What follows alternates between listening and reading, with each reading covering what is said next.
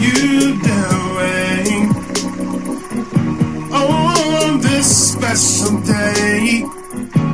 Keeping your motive in a special way.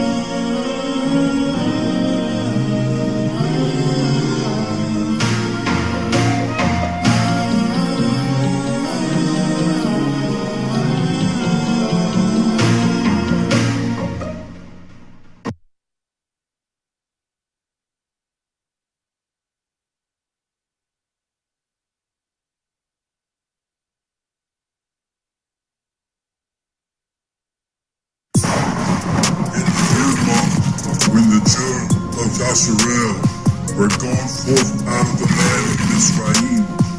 The same day came they into the wilderness of Sinai. For they were departed from Rephidim, and were come to the desert of Sinai, and had pitched in the wilderness, and there Yasharel camped before the mountain. And Shemaiah went up unto Elohim, and Yah called unto him out of the mountain, saying, Thus shalt thou say to the house of Yaakov, and tell the children of Yasharel, You have seen what I did unto the Mizraimites, and how I bore you on eagle's wings, and brought you unto myself. Now therefore, if you will obey my voice indeed, and keep my covenant, then you shall be a peculiar treasure unto me, above all people, for all the earth is mine. You shall be unto me a kingdom of priests, and a Kodesh nation. These are the words which thou shalt speak unto the children of Yasharel.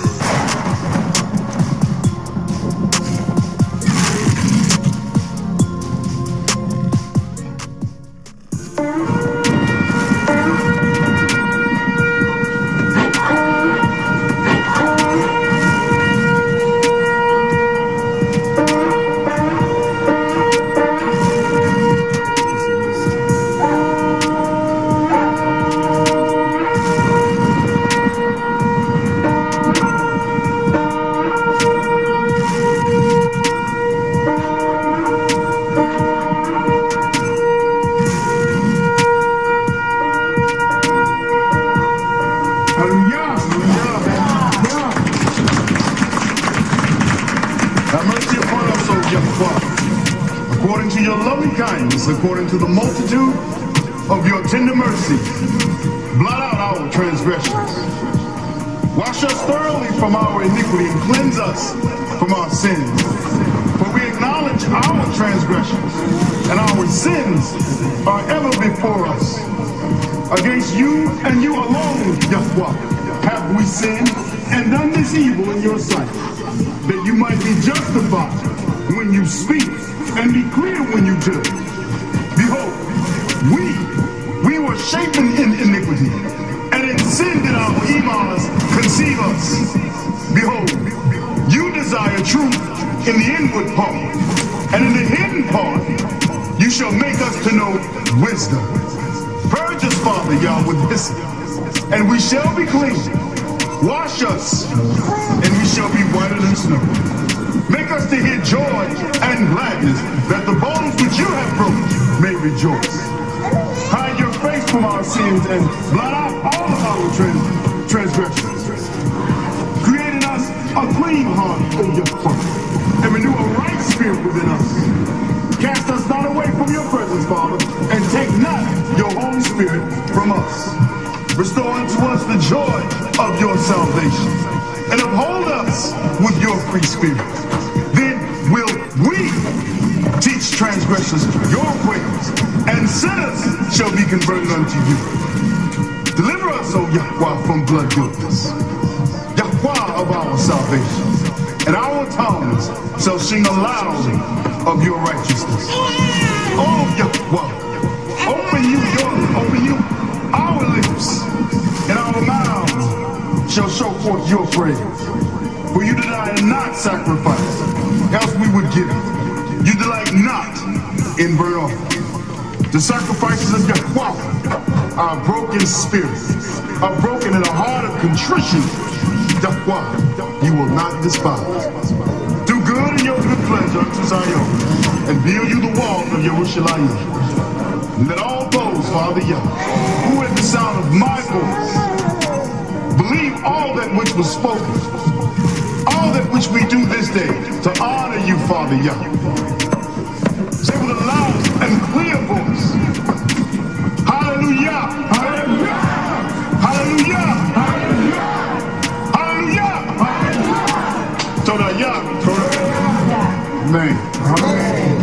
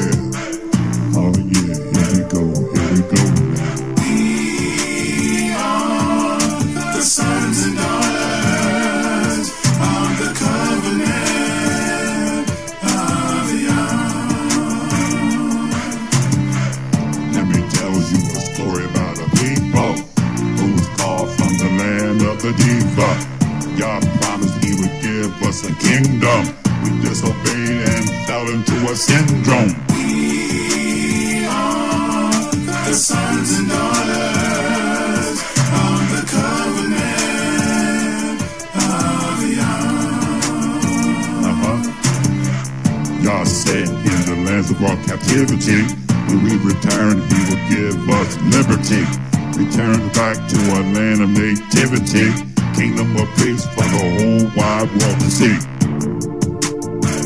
Oh yeah. Here we go now.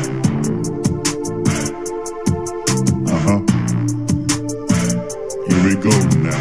We are the sons and daughters of the covenant of Yah.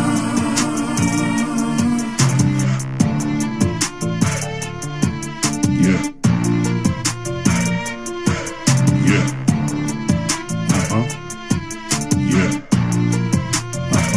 Oh yeah. We are the sons and daughters of the covenant of Yah. We will reign for 1,000 years with him. Kings of peace, having God's law with him. We will pay for the trials and tribulations. That's when the world will pay us our full reparations.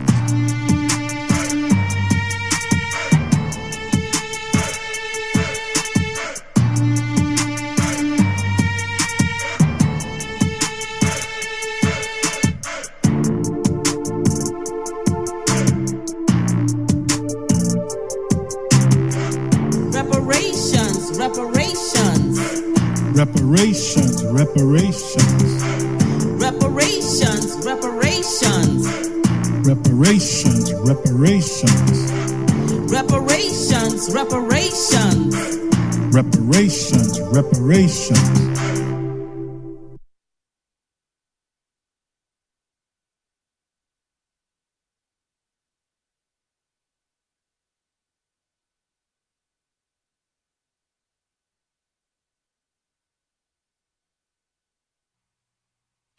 All right.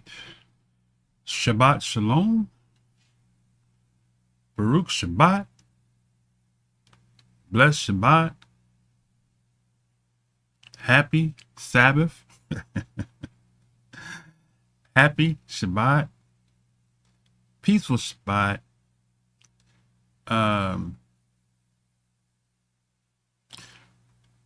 To all the Israelites, different people have different ways in which they greet, but it's all good.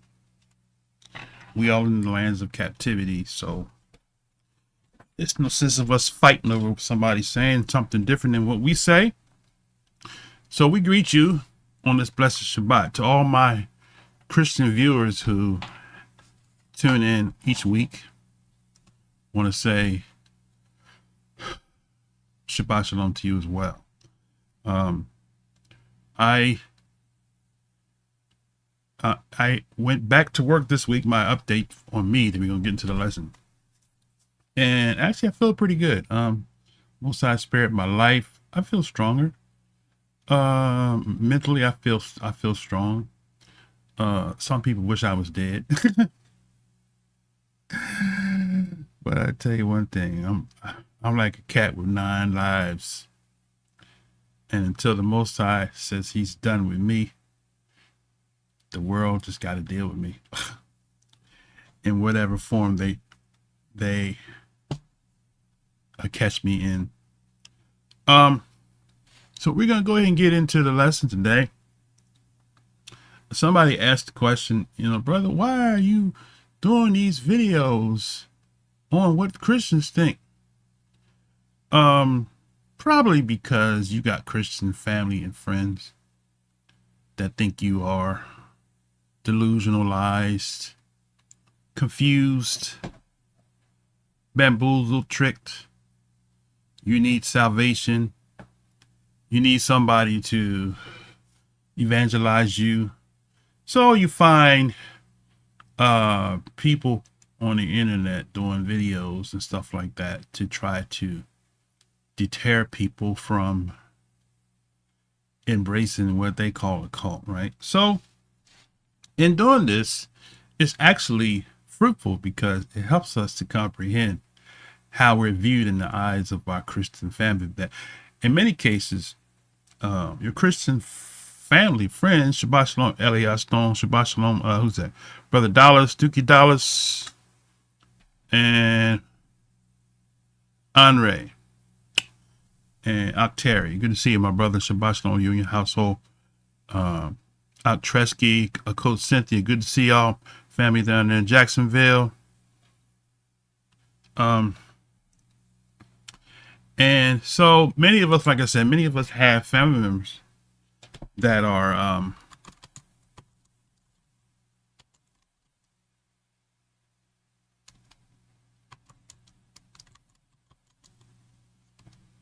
Christians, and hold on a second.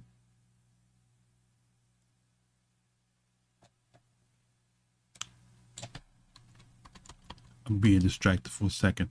I'm talking to Oktresky. Cowboys had preseason game yesterday. I was trying to see, did they win last night?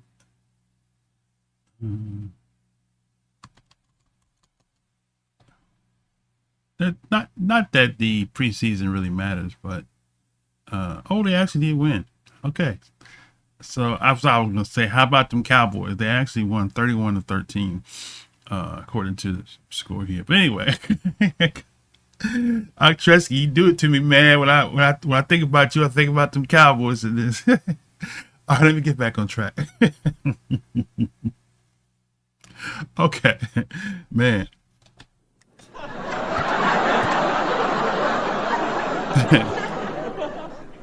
Yeah, so we have family members. It's like we're speaking in tongues. Oh my goodness. I couldn't get it out. I was tongue tied. I was like, no. But we have family. Man, take your time, brother. My tongue is falling out this morning. You know, teeth and tongue is falling out. Let me slow down what I'm trying to say. We have family members who are Christians, right? Who view, and they're still trying to comprehend, what is it that you in, brother?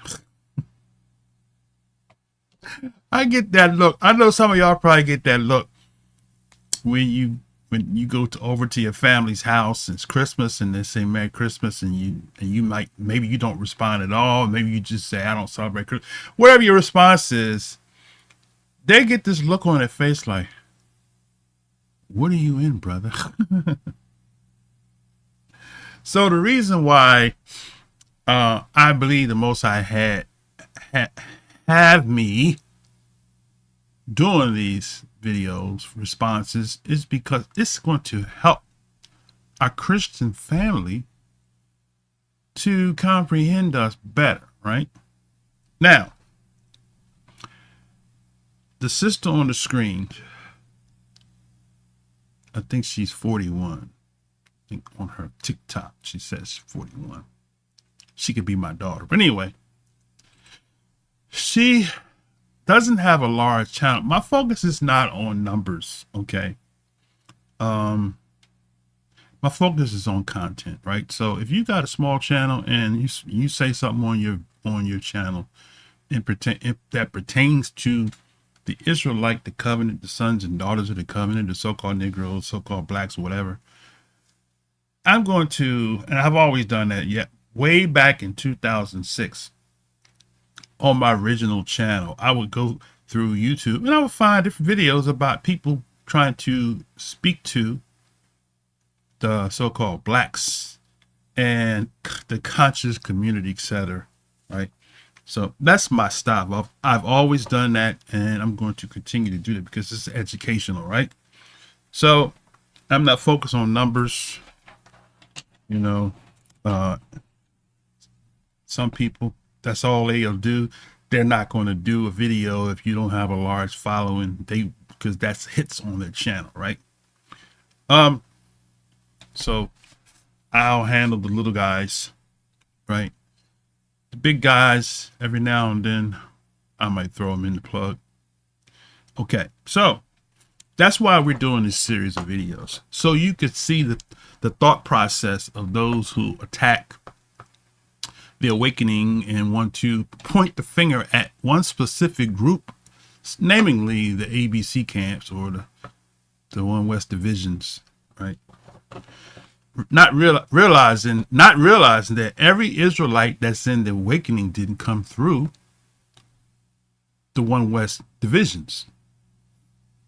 Okay, so that's the reason why once I get finished with my getting out of debt with these credit cards, I accumulated about $30,000 of credit card debt that I've been chipping away at. I praise the Most High for allowing me to get back to work so I can knock that out, because I don't want to file bankruptcy.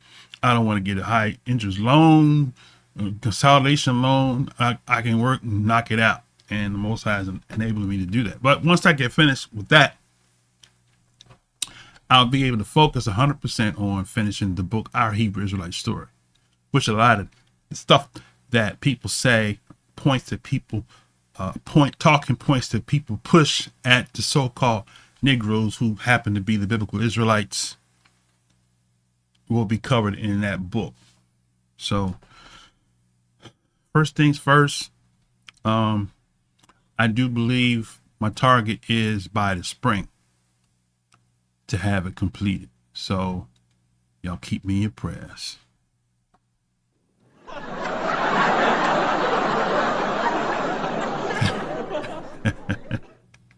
I pushed the wrong button. I didn't mean to laugh. I meant to clap.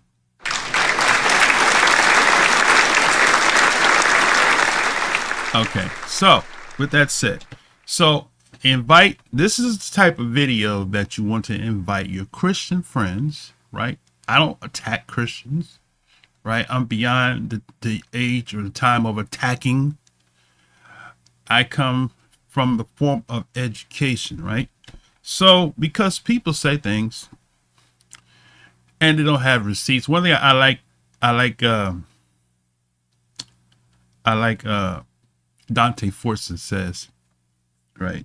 He's a good brother, and I listen to his content since I'm in trucking and I got 5-hour ride one way. I can listen to a whole lot of stuff. But he always says that they Christians that attack the awakening, right, always say stuff and they don't have nothing to back it up. So when they do videos, they always try to manipulate the data that they have, or they'll find some watered down translation to say, see, and we're going to show you in the video that being done, right? So today's lesson is, are the Negroes under the Hamite curse, right? Are the Negroes under the Hamite curse?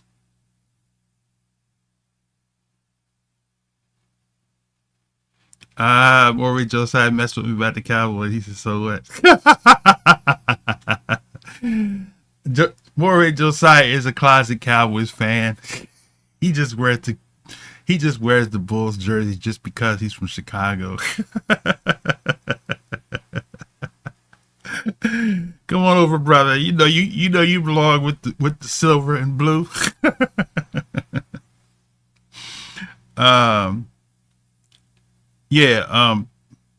Black Cappuccino. That's an interesting YouTube name. He says Dante Fortson has a really great encyclopedia of our history and factual research as Israelites. Yes, he does.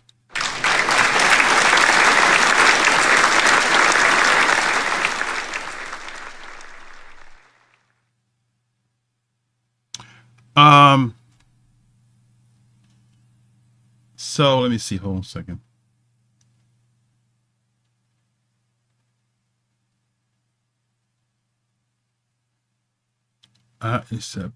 Maury Josiah said, I have a great historical series on his other channel. I'm not sure which one you're talking about. Okay. So yeah,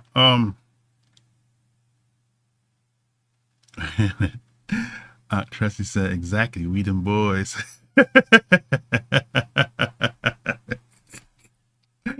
Oh man, I tell you, look, y'all got to deal with me during this football season because you know I'm a diehard Cowboys fan. I'm gonna try to stay focused, okay, during the season. But so okay, now so the lesson today are the Negroes under the Hamite curse. Now, this sister here, you see on the screen. Let me bring her back on the screen here. Her name is, I think she has a website but she's a college professor, educated young lady. Give her props.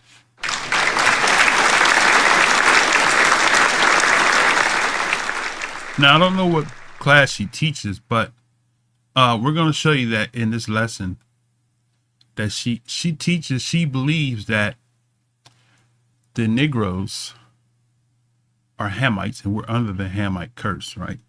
So if she happened to be looking or she happened to see this, I just want her to know that this is nothing to belittle you or to attack you, but to educate you. You're a college professor. I respect your education accomplishments, right? But let's be accurate, and that's not. We're gonna show you in this series today where the thought of the Hamite curse originated, right? And in a nutshell, I'm going to tell you it originated from the people, right, that are trying to present themselves to the world as if they are the people of the book. And those are the 48ers. Okay. If you don't know what the 48ers, if you don't know who the 48ers are, and I don't mean the San Francisco 49ers, but the 48ers, 1948. Okay. So they're the ones that gave that first presentation of the curse of black skin and the curse of Ham on the black race, as they call it, right? So, Shabbat Shalom, sons of Yaakov. Good to see you, my brother. Pray all is well with you and your household. Coach Sherry. Coach Sherry, good to see you. Oh, you talking about the channel, our Hebrew Israelite Story channel? Yeah. I'm glad you mentioned that. If anybody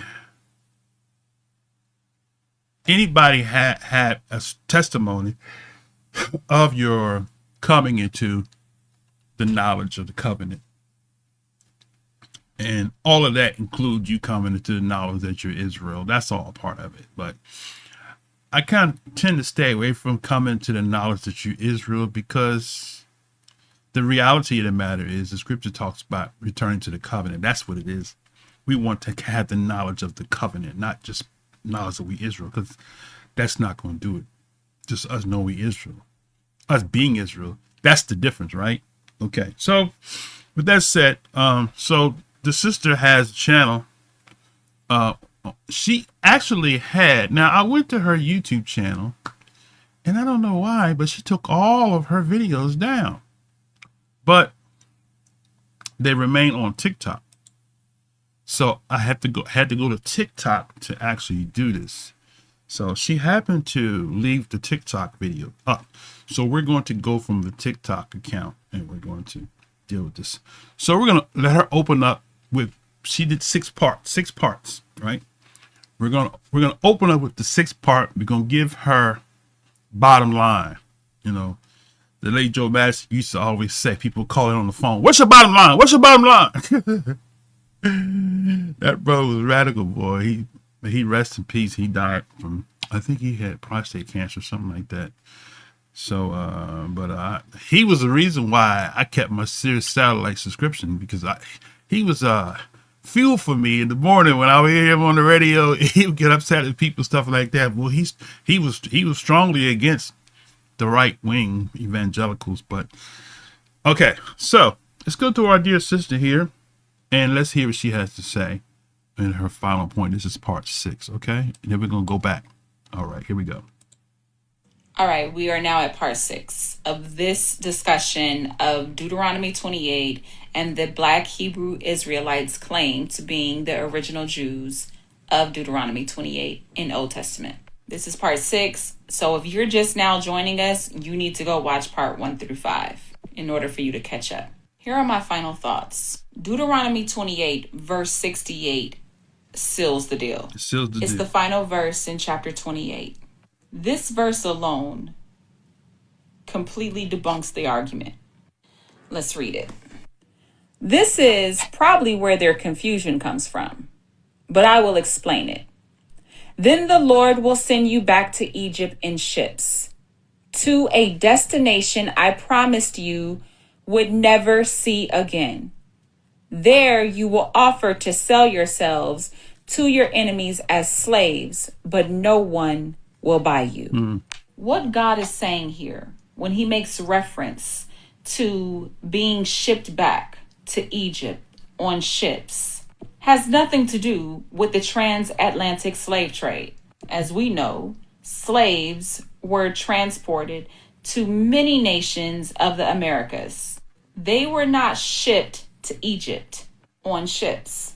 We already saw that in Genesis 10 that the descendants of Ham resided and settled in Africa.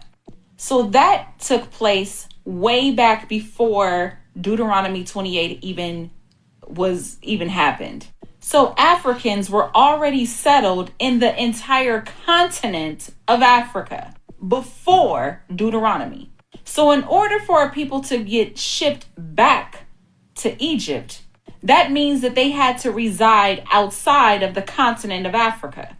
Africans were already in the continent of Africa, including Egypt, because Egypt is in the continent of Africa. Black people came from Africa. Africans came from Ham, not Shem. So Africans were not shipped to Jerusalem. Africans were not captured from Africa and enslaved in Jerusalem, and Jews were not taken from Jerusalem and enslaved in Africa. The term Egypt is used metaphorically by God.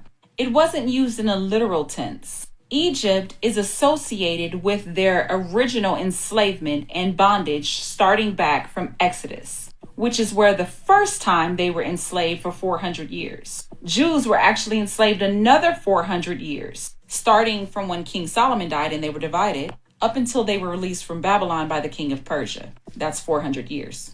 So both the Jews and the Africans were both enslaved. They were both captured. They were both enslaved for 400 years. Jews had it a little bit worse. They were enslaved for 400 years twice. And let's not even talk about the Holocaust. Africans had it bad too, leading up to the African American. Yes, our ancestors had it bad too. Jews dealt with the Holocaust. Blacks or African Americans dealt with segregation. Both of our ancestors had a terrible past. If you ask me, both of our ancestors had God's judgment against them. The Bible tells us in Deuteronomy 28 that these are one of the curses. Enslavement is a curse or a judgment against people for their sin and for their disobedience against God. The 400-year enslavement of the African people was, in fact, a judgment for the African people's idolatrous and paganist ways and customs. The same thing happened with the Jews. But Deuteronomy 28 has nothing to do with the transatlantic slave trade. Blacks are not the original Jews of the Old Testament, and I've proven that. Let's finish this up with this final verse. All right, so we know that Egypt is a symbolism of their original bondage going back to the book of Exodus. So what God is really saying is that he will send them back into enslavement. When he says in ships, he's talking about in major quantities. That was fulfilled. The entire northern kingdom of Israel was conquered by the Assyrians. So their entire kingdom was destroyed. The southern kingdom of Judah was captured by the Babylonians, by the masses, metaphorically speaking, taken into captivity, into enslavement by the masses. This is metaphorically speaking, not literally speaking. Let me explain to you what this means metaphorically. By this time in scripture, the Jews are well over 1 million people. In the book of Numbers, chapter 1, it gives us a census of how many Jews there were. In Numbers, chapter 1, verse 46, the Bible gives us the total number of the Israelites. It shows that the Israelites were in total at this time in the book of Numbers at 603,550.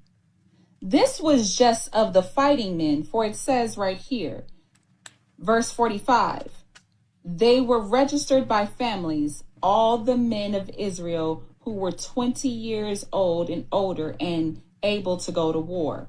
So that means that this number was just the fighting men. This was not the women and the children. So God is going to destroy and bring judgment to over 1 million Jews at one time. So what he's saying is that they're going to be placed back into bondage by the masses.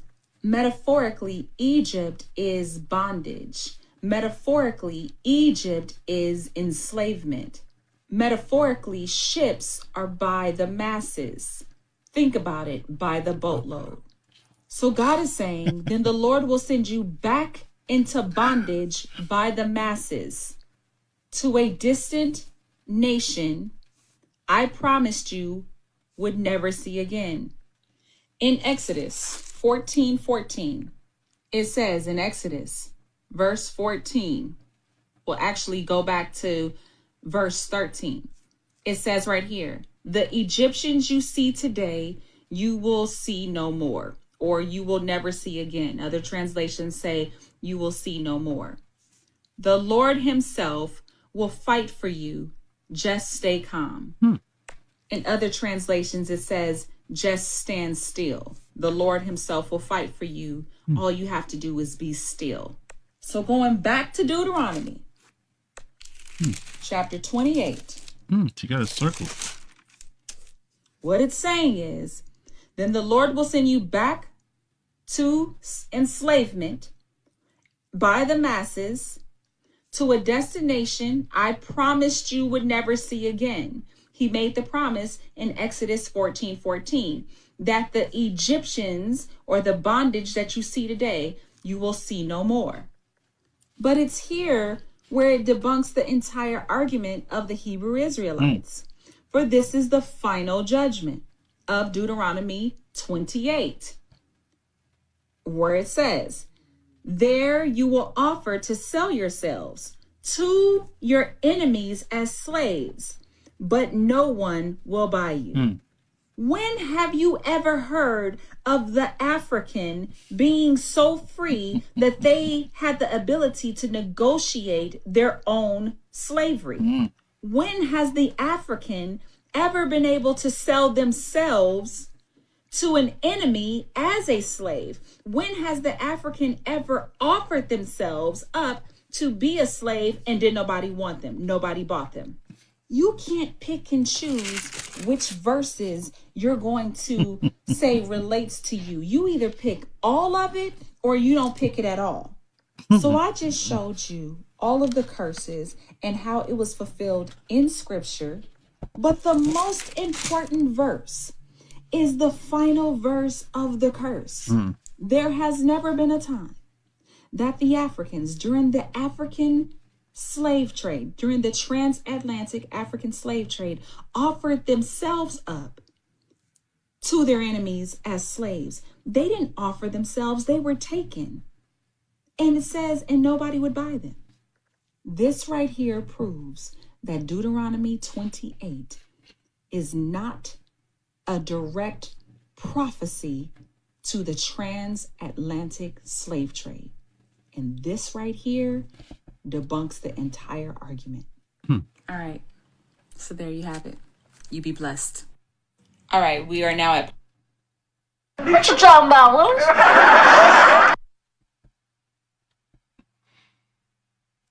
Okay. I wanted to play the whole thing without offering the commentary. Okay. So now, after hearing the beloved sister expressing from her heart and from her mind her proof that we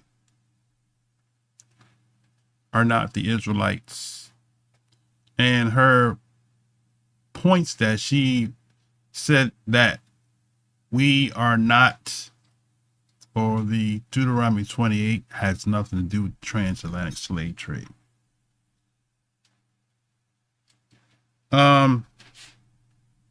So, I mean, you guys have said some interesting things. I'm going to go ahead. I'm going to, she said so much and so wrong. And brother, sons of Jacob said, go easy on her. I tend to go easy on her, but correction sometimes may not come off as being easy, because when you've been indoctrinated, especially with Christian dogma, because she is a Christian apologist, and she might not hold the label, but she actually is in defense of Christianity. And I don't have anything against any Christian that is in defense of Christianity. You should defend, but that's they use that Jude 3. Earnestly contend for the faith, right? So in their mind, that contending for the faith is contending for the faith of the Christian faith. So I don't have anything against any Christian that wants to defend Christianity. Okay. But you can't make Jude be a reference to Christianity, because Jacob, Yehuda, all the apostles, they had issues with Paul. Okay. They even addressed him subliminally in letters that they wrote to the 12 tribes scattered abroad. That's why I don't have a problem when I read something that Paul says and people want to embrace it as the law of Yah. And I'm like, no, because people have an issue. Hebrew Israelites at large have an issue with Paul's stance on a lot of things he says as pertaining to the law of Yah, or the Torah of Yah, the precepts of Yah, right? So now,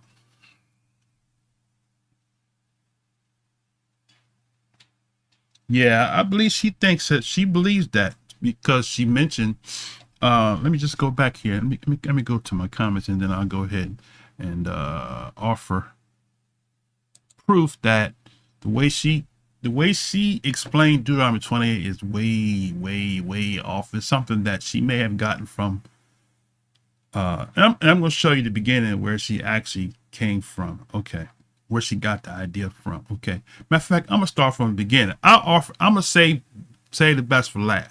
We'll do part 6 last. I'm gonna go back to part 1. Okay.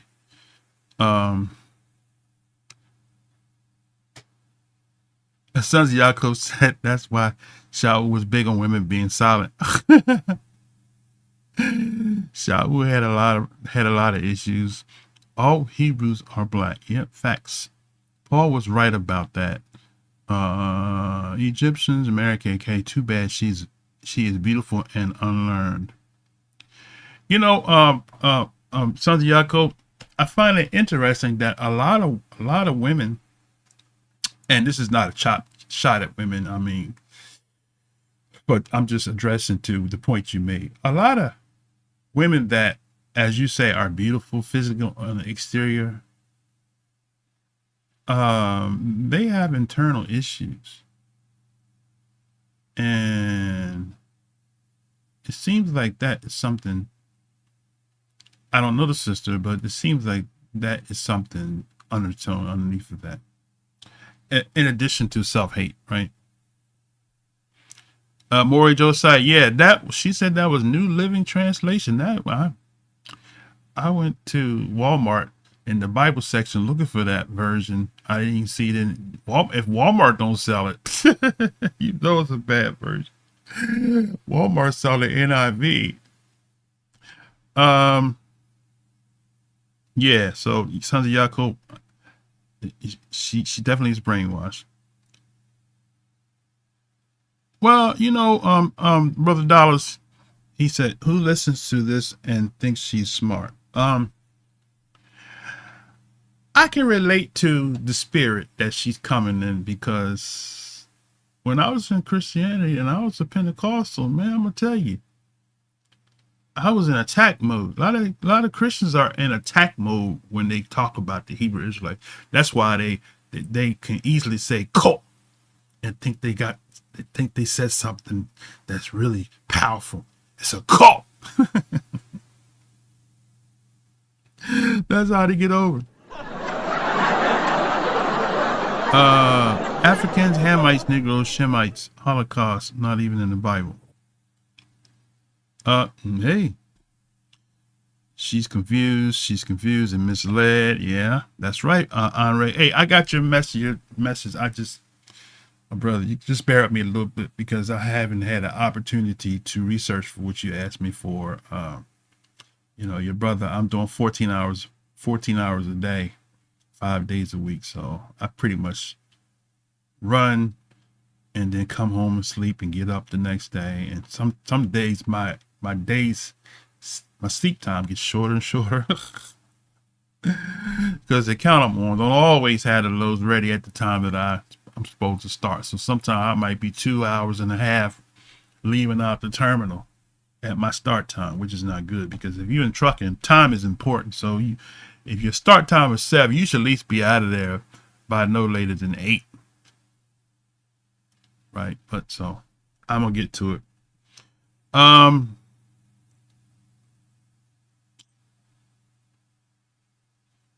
He said, I bet any amount of money that she's got a white JC picture in her house. Probably more than likely she does. Segregation. I don't know. What did she say? Segregation in the video? Well, right, I'm not sure. Genesis 15:3. I see she didn't use the scriptures. 15:3. Okay. What's Genesis 15:3? Hold on a second. I didn't have my Bible software open. Genesis 15:3.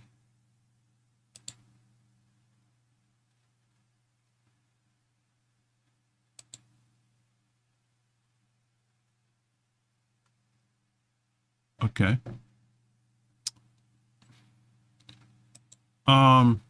Interesting. Okay.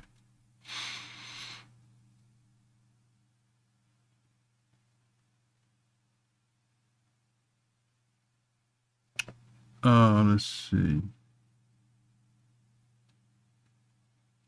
Okay.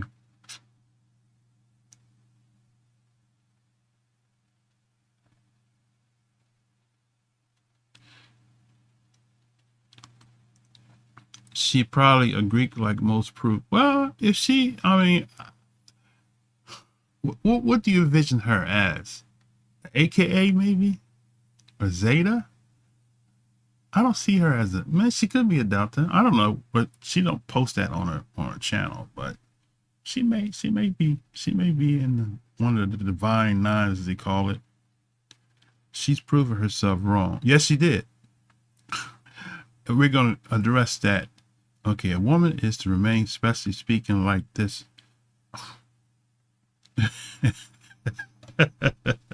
Let's not be. See, you told me not to be hard on her. You get. I'm not gonna go there. Go there and tell her to be silent. Okay. I don't have a problem with women speaking. Just when you speaking incoherently, because a lot of times when you're broken on the inside, you speak from your heart and not from sound, from your spirit. Okay, she doesn't look like the white JC type, but I bet she into Egyptian foolishness. I don't know that much. He says all pagan names. If she goes, she goes. Well, I mean, that's what they do in Christianity. Has she ever read Revelation 2:9-3-9? Probably not.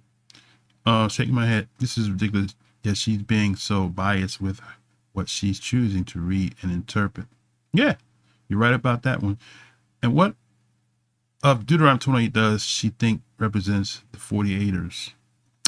None of it. Well, she's going in the history of Israel, and she's connecting them to the history of Israel. Okay. Africans, Hamites, Negroes, Shemites. Okay, I bet she. Okay, did it move back on me? Let me see. Hold on. Please correct her, Moray, when in 2025, you know what? Go hard at her too late in the hour for her foolishness. Yeah. Let her know we are Yehudim, not Jew. No letter J in the Hebrew language is right. Moray Josiah says she and the brother you're about to mention read bad translate. Are you talking about Eric Mason?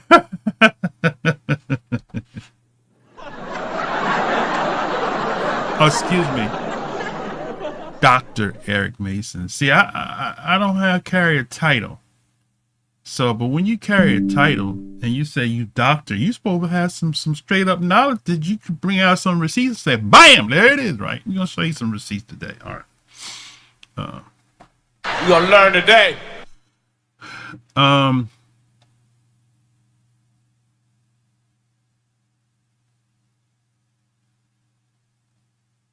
He said, Ari says she twisted the mess out of Deuteronomy.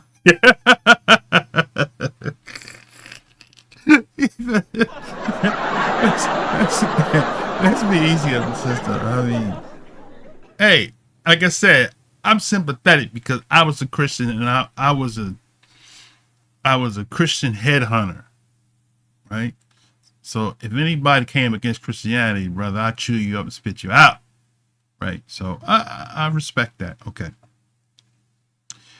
1513. She acted like segregation was the worst thing that happened to us.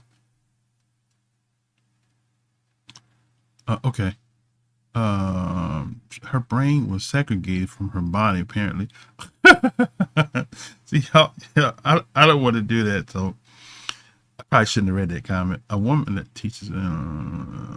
Okay, all right. Baruch Shabbat. Who's that? Kima, man, where you been hiding, man? I haven't seen you in a minute. Good to see you, my brother.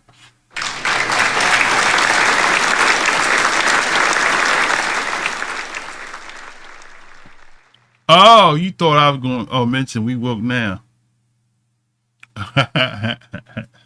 Okay, so now what I want to do is I want to go back because I want to show you the progression, why the sister did the video, and then we're going to address some of the content she said in her series she did, and then we'll wrap it up with part 6. We'll amplify part 6, right?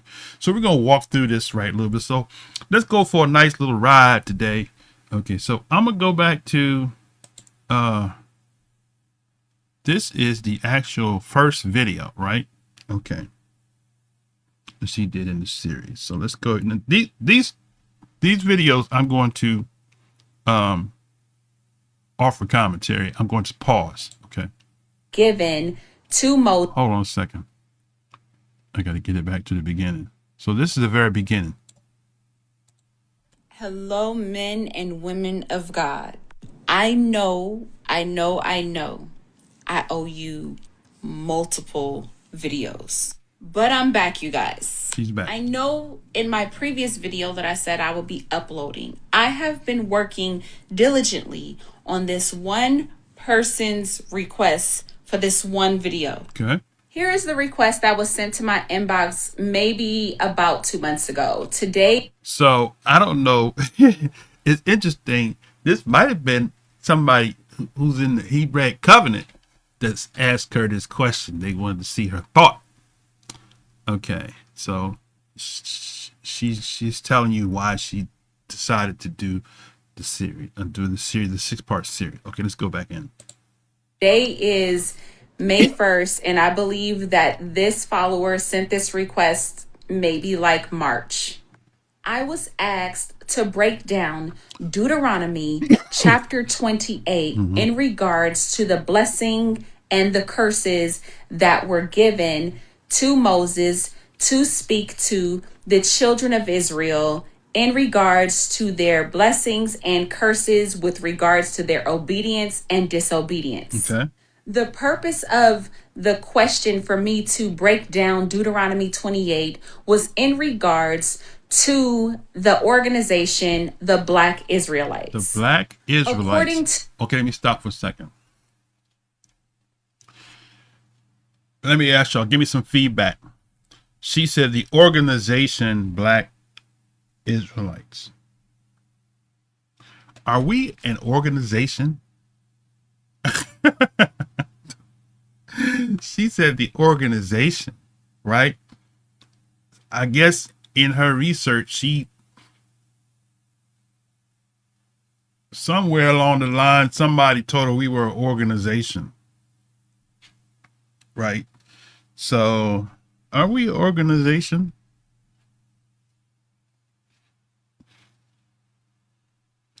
Okay, I'm not gonna go get analytical and go look up the definition of organization, right?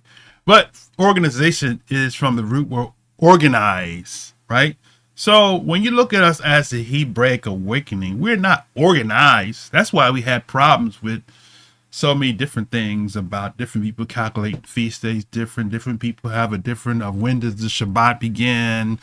Your lunar Sabbaths. You got some people say Yahweh Shai. Some people say Yahuwah, Yeshaya, Yahweh. So we're definitely not organized. So for her to say the organization, then okay. So Shmur, you're right. She's saying she's specifically speaking to One West. And that's true because a lot of people, when they talk about Hebrew Israelites, they basically look at the One West divisions and say, oh, that's what a Hebrew Israelite is. Okay. All right. So no, we're definitely not organized. And even One West, they have their issues with each other. GMS got an issue with a lot of. He's got an issue with IUIC, and they speak about it out and right. General Yohana, they got an issue with Sakari, and so how organized are we? Right, even with the One West divisions, like I just mentioned, there is no unified unless you're part of that specific group, a splinter group of that One West divisions. Right. Okay. The group that's really more synced together, I would have to say it'd be IUIC and then Ricar's group. They're more synced together. Okay. All right. Let's continue. To this follower, they have a relative who is currently a member of the Black Israelite organization. And according to this follower, their family member believes, along with the organization for the Black Hebrew Israelites, that the curses and the blessings associated with Deuteronomy chapter 28 is in direct relation to the Black people also known as the Black Hebrew Israelites. Okay, so now let me just mention this because I know it irks us when we hear it, right? Black Hebrew Israelite is a negative phraseology that's given to us by your buddy. We work now call them the name stealers. He calls them the name stealers. They the ones that want to call us black. So the ADL and all those other groups that are the defamation league, whatever. They're the ones that they say, well, y'all used to call yourself Black Hebrew Israelite. I've never called myself a Black Hebrew Israelite. Maybe the One West Divisions, maybe somebody in that group said that. Okay. But they when they say Black Hebrew Israelite, it's an attempt to kind of negate the reality that we are descendants of the people of Israel according to all the prophecies. The prophecies is how we identify, right? I don't care who's in the land right now. The prophecies even tell you that Japheth shall dwell in the tents of Shem. So because people living there, Corey Minor, he says that. He has a video that says, are the people in Israel today the people of the book? He says, yes. Well, I mean, Corey, doctor, I don't know if you got a doctor's divinity or not. You need to get your refund, get your money back, because they misinformed you because you missed the history class. Because Israel was replaced with the sons of Japheth. That's what the books say. Y'all said Japheth shall dwell in the tents of Shem. That's who's dwelling right there now. That's who's ruling. The Messiah said Matthew's in Luke 21:24 that Jerusalem would be trodden down by the Gentiles. Genesis 10 tells us the Gentiles are the sons of Japheth. I don't care what dictionary you read, you say a Gentile is a non-Jew. That's not an accurate definition for Gentile. They define the word Gentile. And it's the patricians, the elite people of the sons of Japheth. And then it became later on that whole terminology Gentile was a label put on all of the sons of Japheth. We actually did that in a previous lesson. And you can go look on the channel and you can find the lesson we did on that. Okay, so let's continue. Also known as the original Hebrew Israelites. So, of course, I had to do major study into this organization. Now listen. She's gonna tell you how long this is the thing that's interesting about this presentation. She said she had to do a major study. This sister here is a college professor. But watch the timeline, how much time she put into this major study. Let's go. To find out what were their belief systems, what were their causes and arguments, where did the organization come about, or how the organization came about. I had to do some really intense research on the organization in and of itself before I even spoke anything about Deuteronomy 28. Now, if you join my Bible study every Monday night at 7 o'clock p.m., which I post about all the time, you would have also known that we've already covered chapter 28 in Deuteronomy. Because this week we just completed Joshua chapter 9 and half of chapter 10. Joshua comes after the book of Deuteronomy, so we've already completed that study. But this question is not based off of the study of Deuteronomy chapter 28. This question is based off of the organization's premise that is derived from Deuteronomy chapter 28. Not only did I need to do a study on the organization, I also had to do a huge study on this. I couldn't just answer this question just outright. As a Christian and an evangelist, it is important to lead the children of God precisely according to the word of God. That's why I say I believe she's a apologist without naming herself as an apologist. She says she's an evangelist and she is a Christian.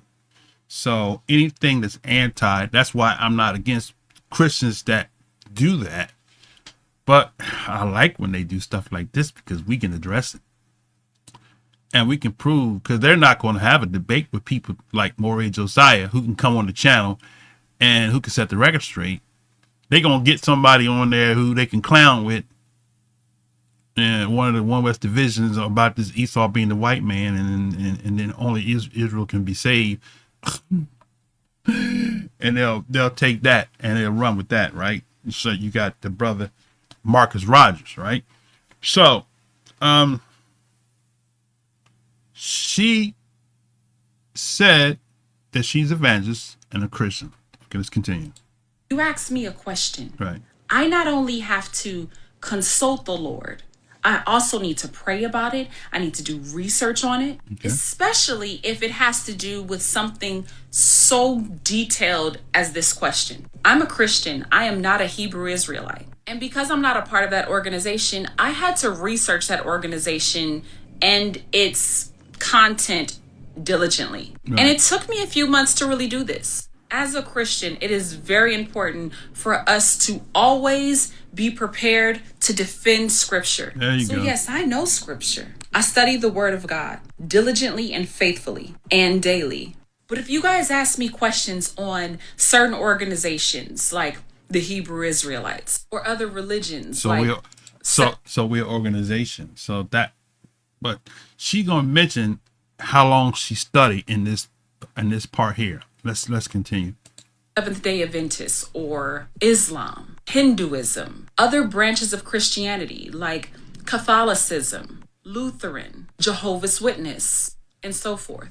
If I am not privy to the information that is within that organization because I'm not a member of it, it requires me to do an in-depth analysis and detailed research on the organization. Its teachings, its principles, its arguments. Look at the cross in her hair. I couldn't help but noticing that. See the cross she got in her locks. She got locks though. I mean, she got the culture look.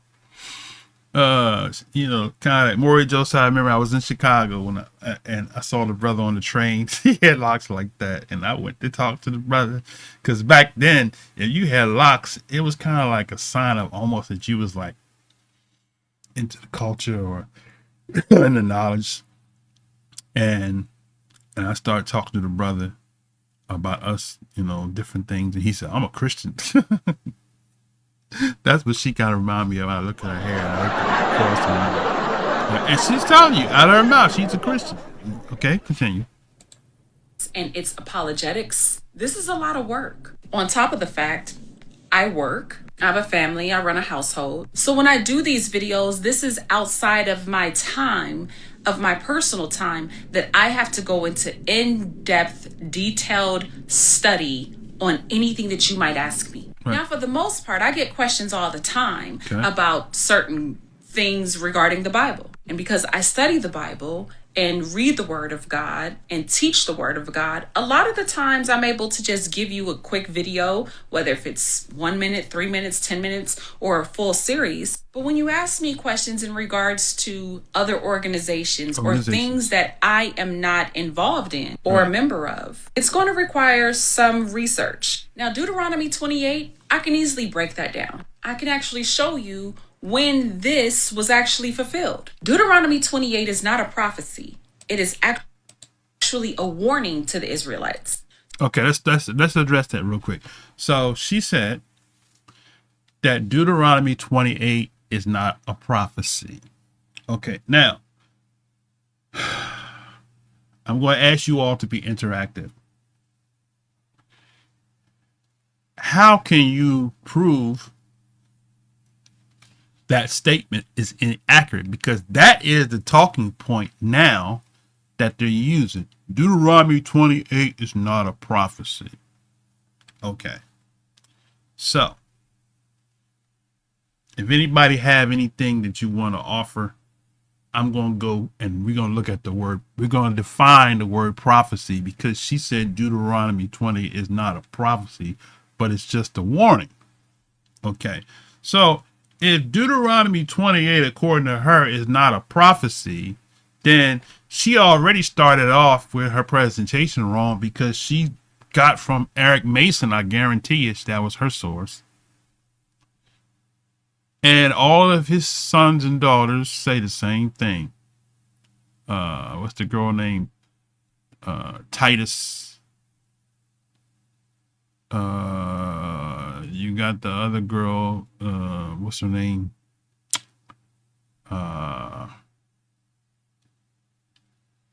don't know if that I heard Vocab Malone say Deuteronomy 20 is not a prophecy, but I do know that. What's the sister name? We did a video on her a while back.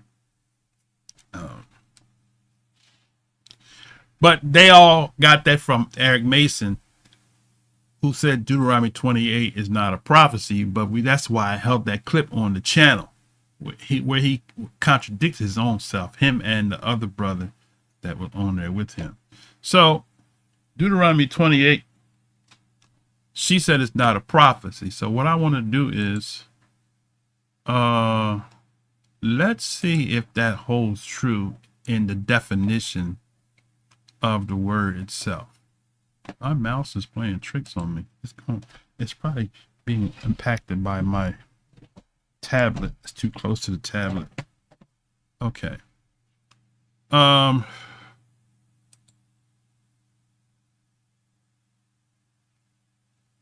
So what I want to do, I want to go to this dictionary. It's called a complete dictionary. I'm going to give you all the link. And this is one of the oldest dictionaries that's available online. I mean, that's available. It's online, but. Okay. So click that link there. And that's going to take you to the Dictionary of English Language. And we're going to go to prophecy. Prophecy. And I'm not exactly sure what page it's on. Let's see. Okay, right here. So it's on page 704. If you go to that link that I gave you, right? It's on page 704. So prophecy is on the left side, right? We're going to read the definition. My issue's not with us this morning. She's in the other room. I was supposed to have pre-recorded the lesson today, but I started the pre-record and I wasn't able to complete it. So I said, well, I'm forced to have to go live and do it. So we're here. All right. So this is prophecy. Prophecy. This actually, for those of you that want to know, this is a complete dictionary of the English language, both with regard to sound and meaning, one main object of which is to establish a plain and permanent standard of pronunciation, to which is prefixed a prosodial grammar by Thomas Sheridan. All right, so I want to feed you related to the Sheridan, who they named Sheridan Road in Chicago after Sheridan Road. Okay, so Thomas Sheridan. This was published in 1790, right? Okay. So if you want that, you can see I'm showing y'all how you can download these at the present time. They're downloadable. Okay. So when you scroll down, you see right here it says PDF. You got all different types of options. You can download text, image, JPEG, index, OCR search text. I've never downloaded these other ones. I just basically go straight to PDF. Sometimes it'll say PDF text. Sometimes it don't necessarily have to say PDF text. PDF text is when you can search through the document like I did and you can find what you're looking for without having to read the whole book, which is a good feature, right?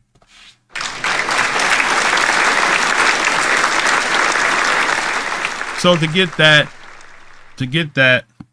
You hit the PDF download button and you download it. I already have it on my computer, so I'm not going to do it. Okay, so now back up to the top. So prophecy is defined as a declaration of something to come, a prediction, right? So that in itself already. So Dr. Eric Mason, you got to contend with this English definition of the word prophecy. When you said Deuteronomy 28 is not a prophecy, we're going to show you that. We're going to show you right in Deuteronomy 28. It defined it as a prophecy by the language, right?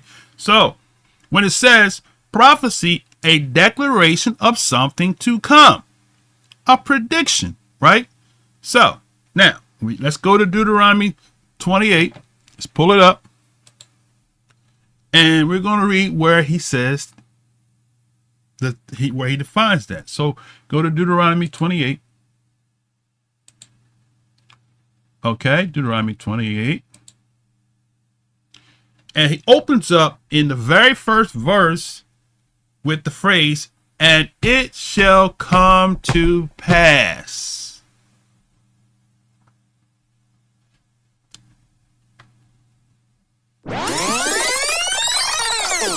And it shall come to pass, right? So the definition, let's go back here again and look at the definition. It said a declaration of something to come.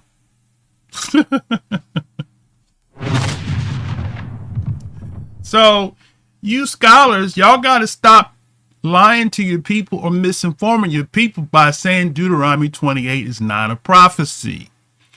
By the definition of the English word prophecy, right? It's a declaration of something to come. Okay?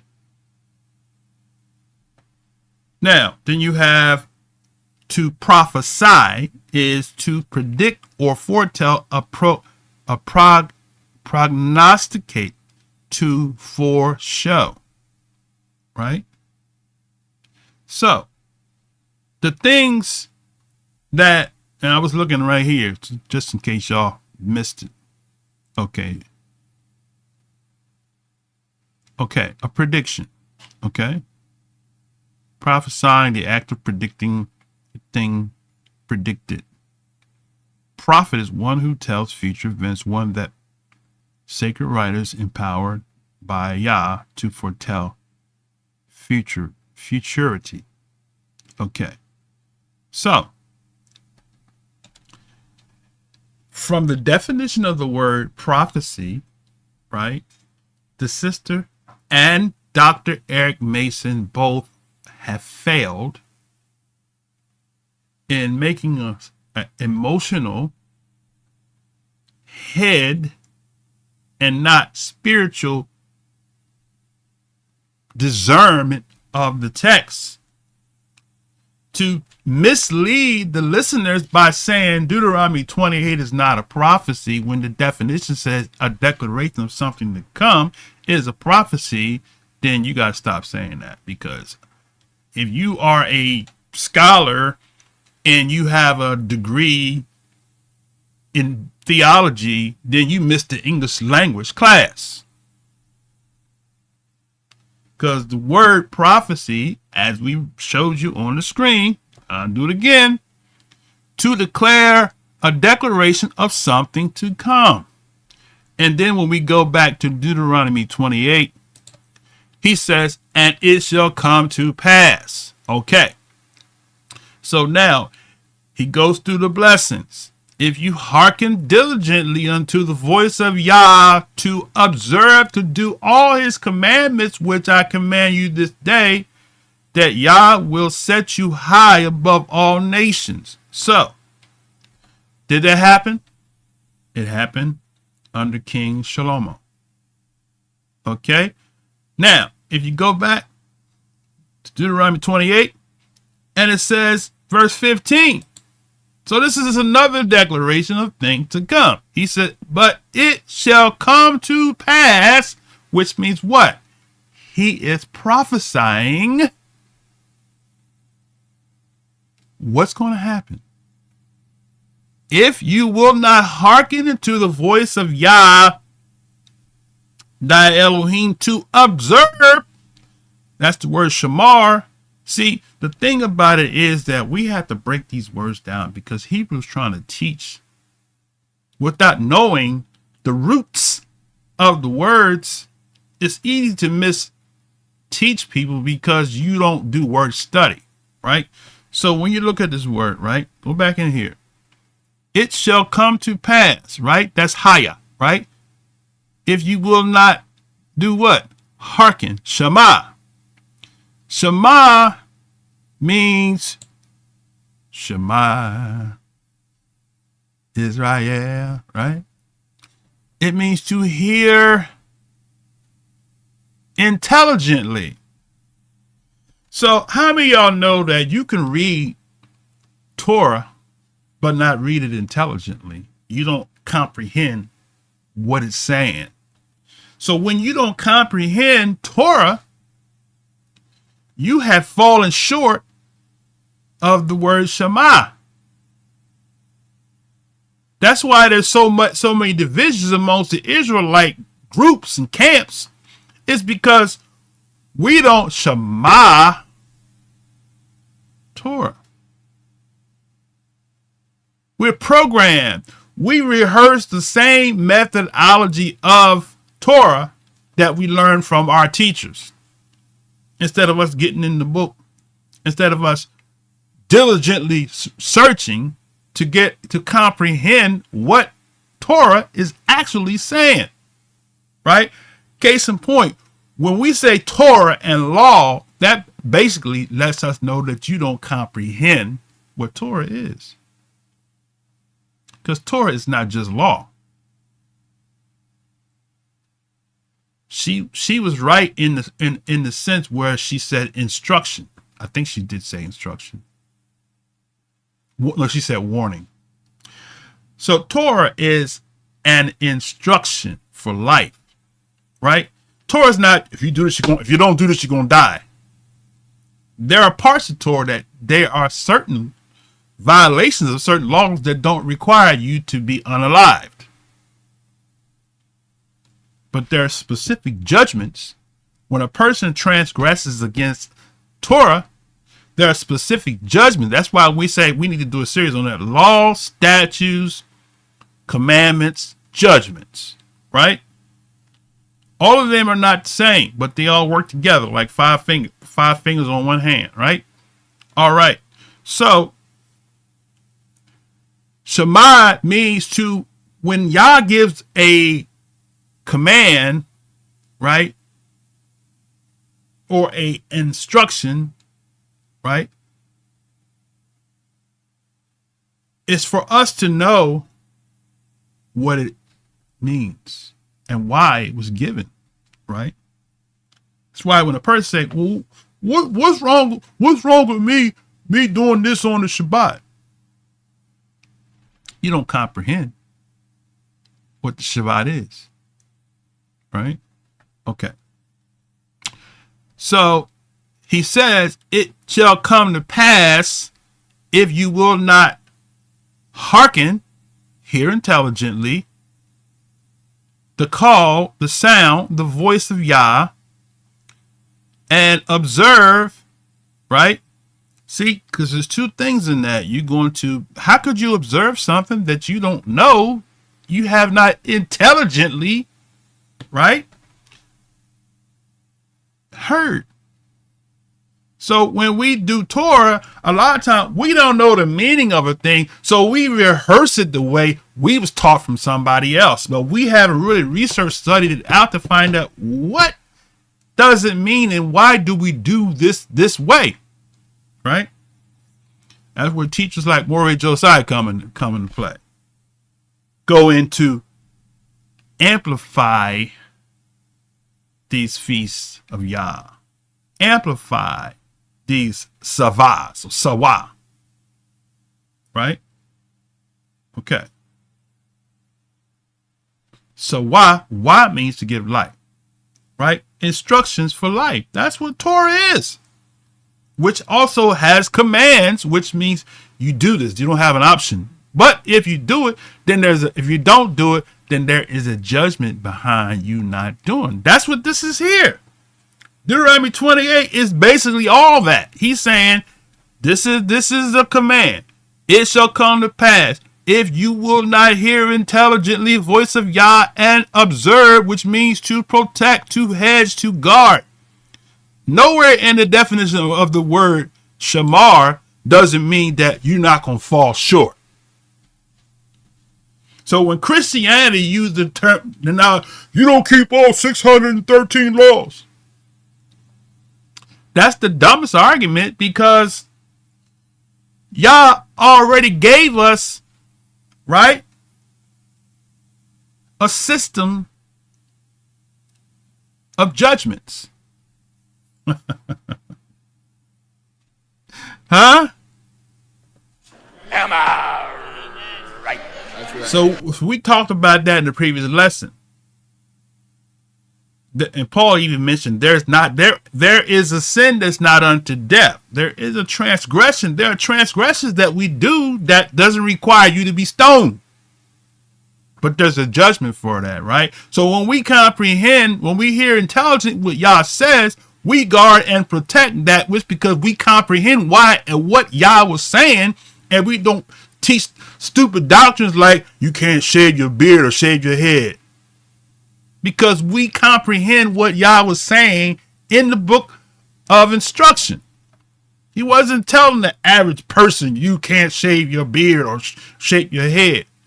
It was a specific instruction for a specific cause and circumstance. But we want to make a doctrine out of something and put people in bondage, and we are passing down what we call a precept, which is a concept.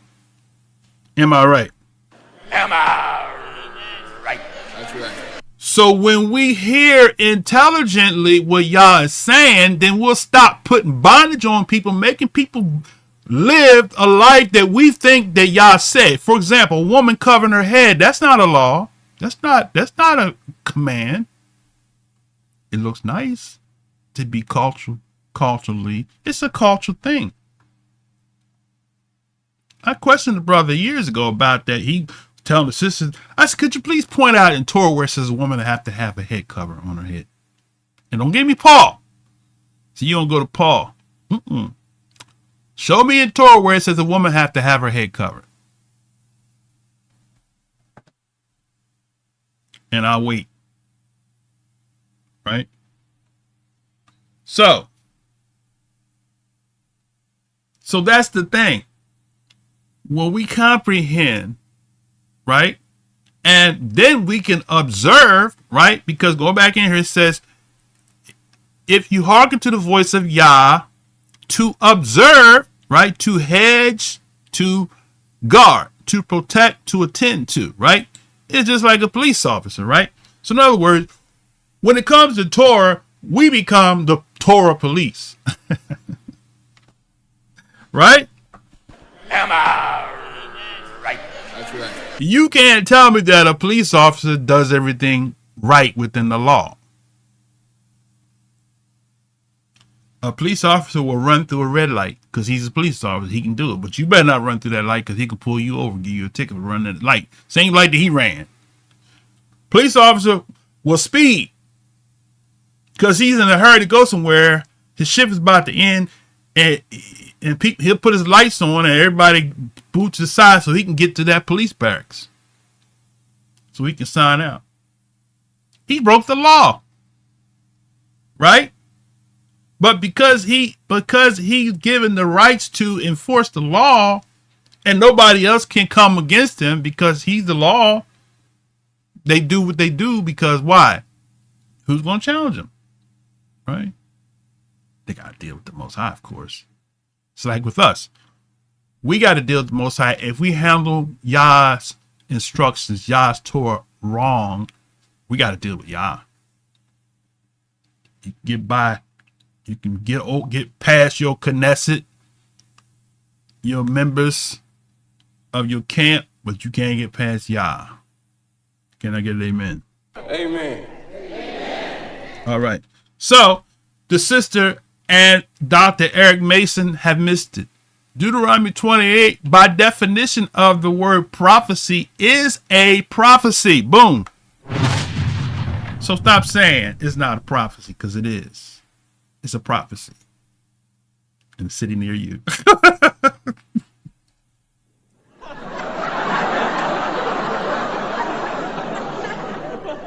Okay. So we prove that opening statement that she made was not accurate. Deuteronomy 28 is a prophecy. And how do we know it's a prophecy? I got this one from Moray Josiah. Let's go to Daniel 9. See, Moray Josiah is my teacher, right? Okay, Daniel 9 with the Ruach's help, of course. We know that man is not the teacher, so I mean, don't nobody take that the wrong way. Okay, it's the Ruach that's doing the teaching, right? Okay, now, so we go to Daniel 9. Daniel says, did anybody give me any verses to share? Let me see. To prove the sister wrong, let me see.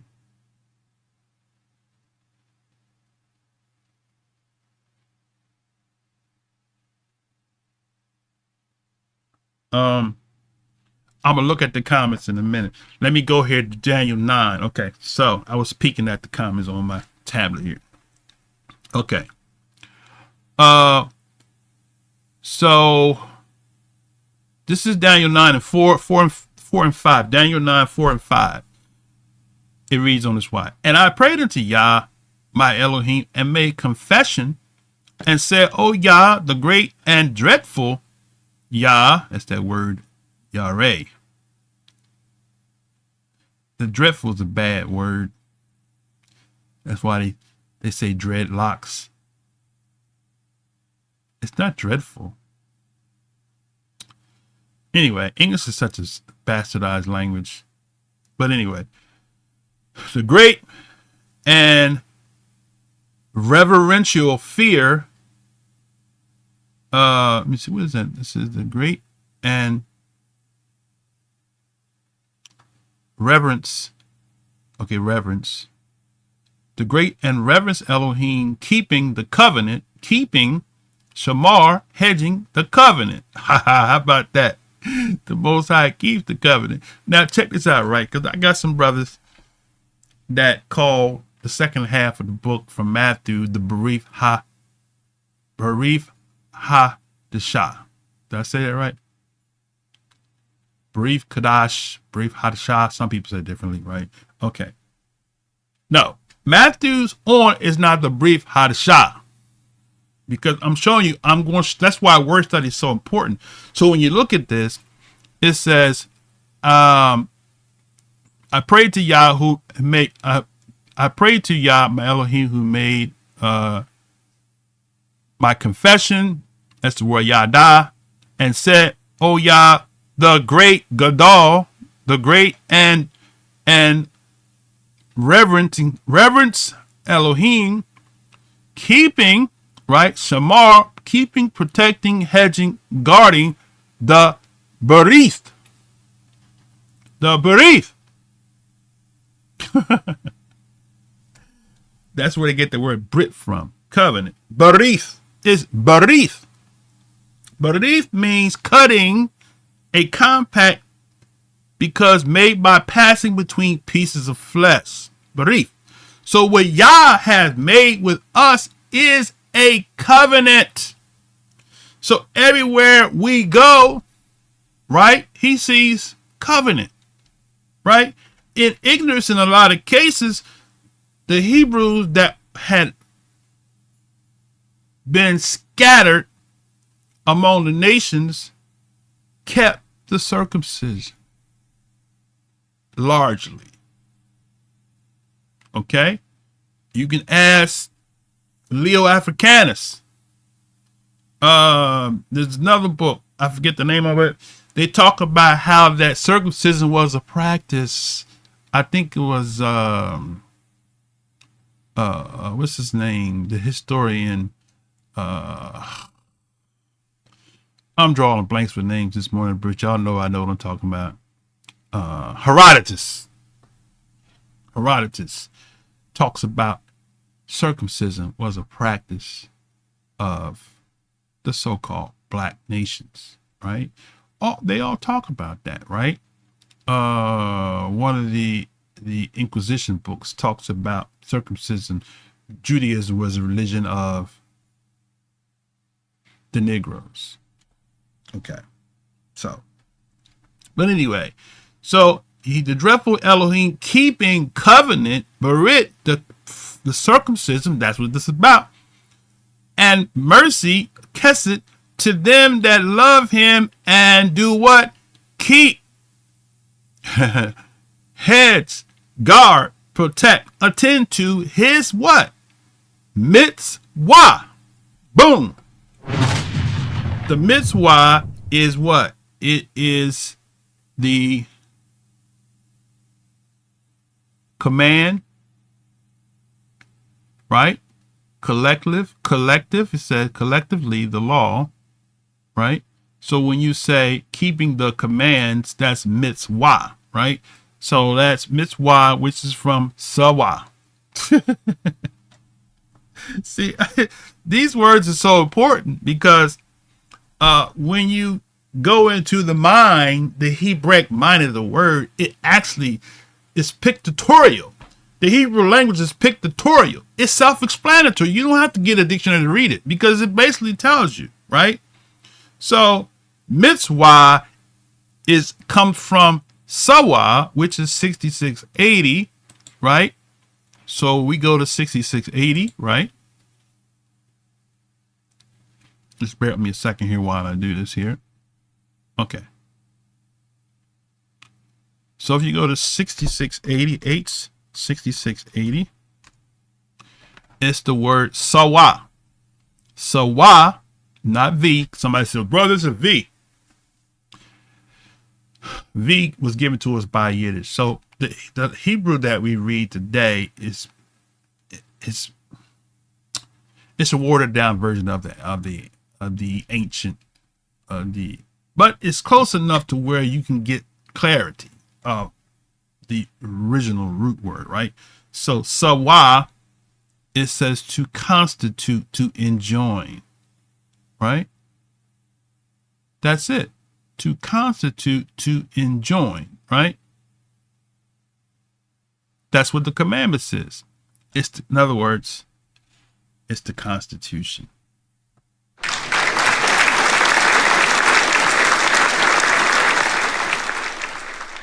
Which surprisingly, DJT continuously breaks the Constitution by some of the things that he does, overriding the three branches of government. But that's another lesson, right? Okay, so with that said, back to Deuteronomy. Daniel. Show mercy to thousands of them that keep, that's guard, protects, his instructions for life. That's what it is, right? We have sinned and have committed iniquity. So we have done what? We have kata, missed. That's where Christians get that word. Sinning is missing the mark. So technically they're right, but what is the measuring stick of the mark? Sawa. So he says we have sinned, right? Have kata, missed the mark, and have committed iniquity, awa, which means we become crooked, and have done what? Wickedly, rasha, we've done wrong, and have rebelled, we've rebelled, marad, we've rebelled, even by departing, right? Turning off away from thy precepts, which is the word mitzvah.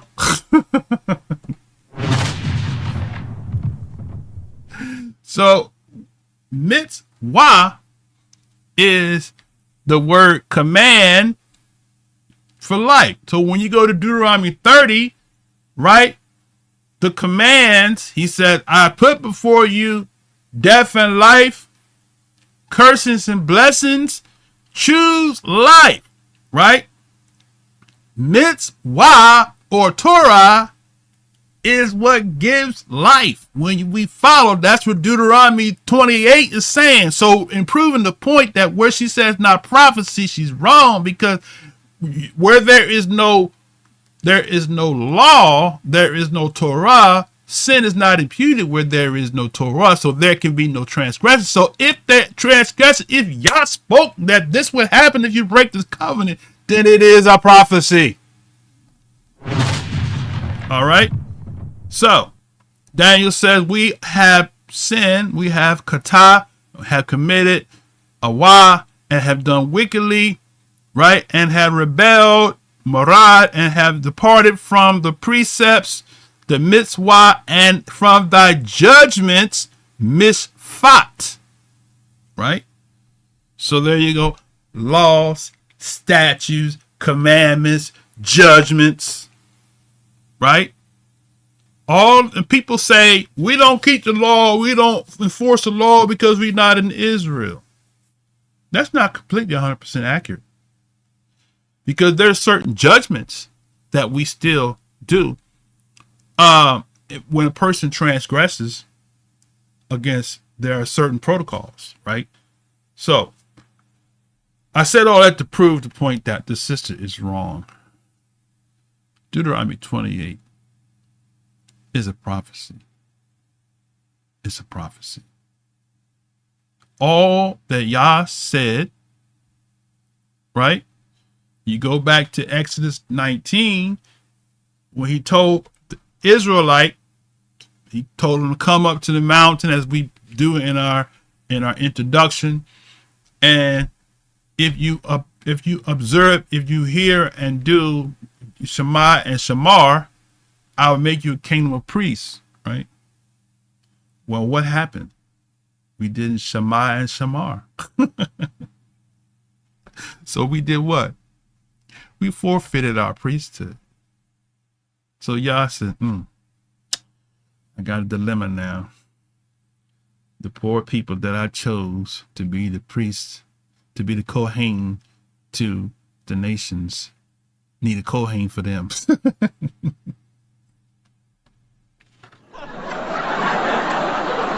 See, every Israelite, when you get into this Torah, right, and you know it, you Shema, you comprehend what it's saying, you come on the same level as somebody who has embraced the terminology more, because Yah requires you to step up higher. You don't have to be a preacher. You just need to know what Yah's precepts is and be able to explain and to educate people why Yah said it and what is the benefit in you doing it. That's what Deuteronomy 28 talks about. When you do this, this is the benefit.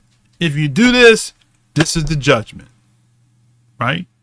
So Deuteronomy 28 is a prophecy. It is a command. It is a mitzvah, a sawa.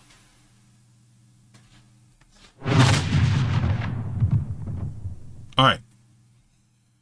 So let's go back to our beloved sister. So if she happened to view this, my sister, you need to correct that part, because Deuteronomy 28, in the definition of the word prophecy, it is a declaration of something to come. By definition, is a prophecy. Okay? All right. Let's go back to the video. Was it this one here?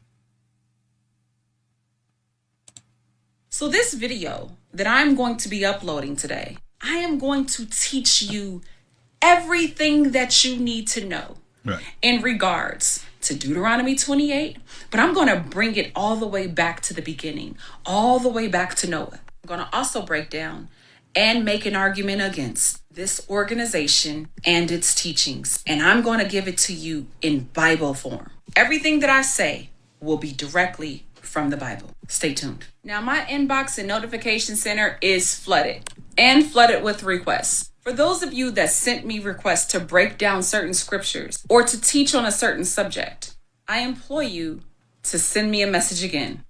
In fact, if you have a question or you need me to address a certain topic or teach you something within the Bible or argue a point or defend scripture or a question that you need answered, write it below in the comments underneath this video. Now she's pretty confident in that she's right. So I mean, you should be confident in what you're saying. But when somebody comes that's got some facts, that's why I like about Dante. He go where the facts lead. You could go where your philosophy is leading you, but the facts is going to lead you somewhere else.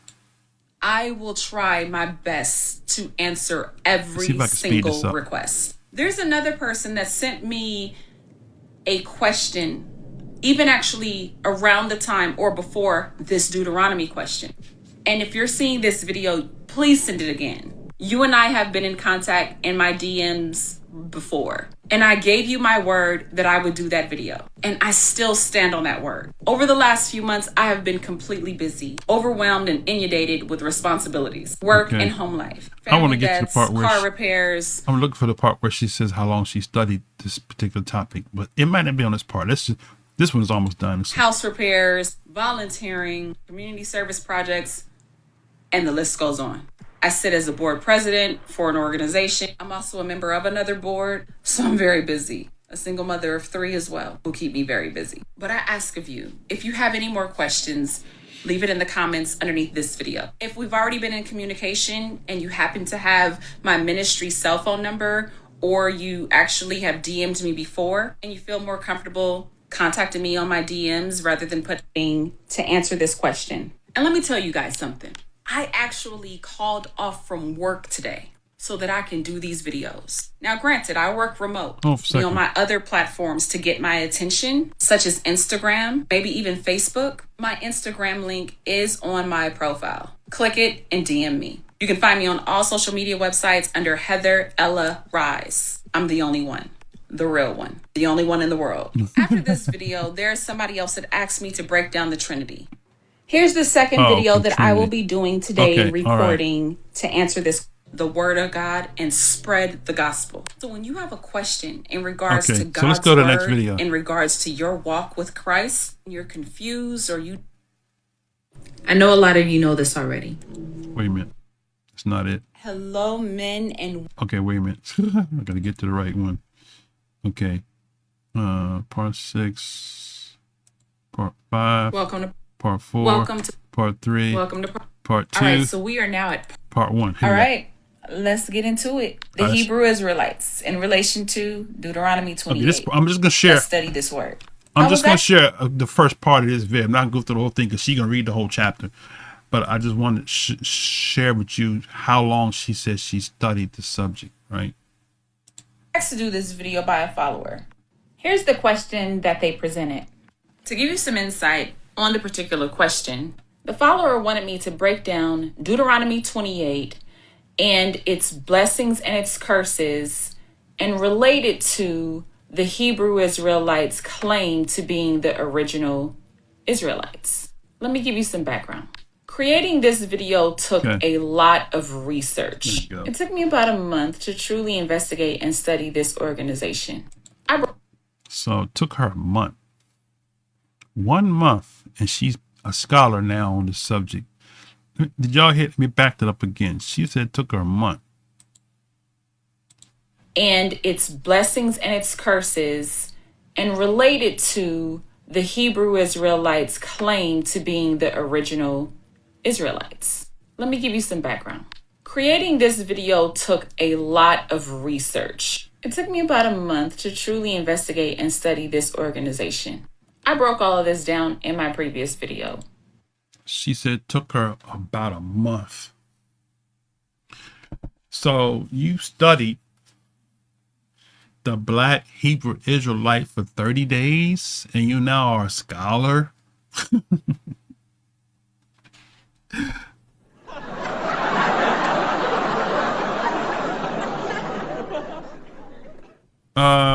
Many of us, Maureen Josiah, can relate to this, and other Maureen and other people that may not be classified or consider themselves a Moray can relate to this. We study all the time, but we don't consider ourselves to be a scholar. But she studied for 30 days and now she's a scholar.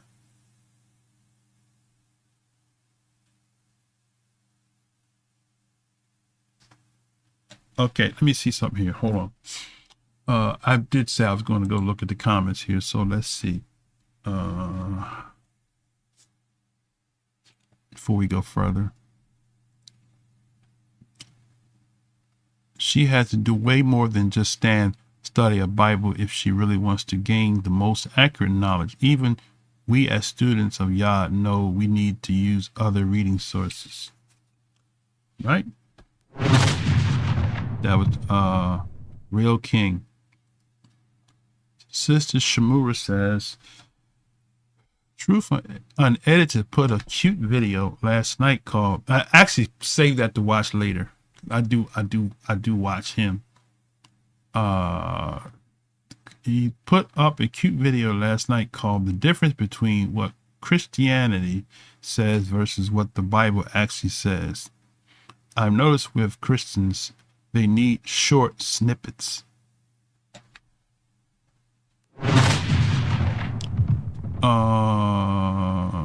That's right, Moray. Something I said, Ray's agreeing. Brother Dollars got the thumbs up on something. How they claim that Yahshua is the word, but he ain't the law? That's a good question. Only through the Ruach Kodesh we can understand Torah, so she is moving off emotions. That's correct, brother. Hearts are wicked, so don't be too emotional. Yeah. Sons of Yaakov, 2 thumbs up. 613 laws is Talmudic, not Torah. That's correct. Christians say they make their own measuring sticks. They got their own, Brother Dollars, they got their own set of what sin is, right? Missing the mark. Okay. Single mother of 3. She has no business teaching no one anything. I'm not going to go that hard on her, Brother Dollars. I get what you're saying. A month? Yeah. She said she started a month. Right. He says she got 3 children and she ain't got time for study. Oh, that's a statement. She got 3 children. She ain't got time to study. Oh, she's a college professor. So she did say she was very busy, right? So let's not go too hard on the sister. I mean, being a single mom with 3 kids and she's a college professor, I mean, that's a great accomplishment. So I'm going to give her props.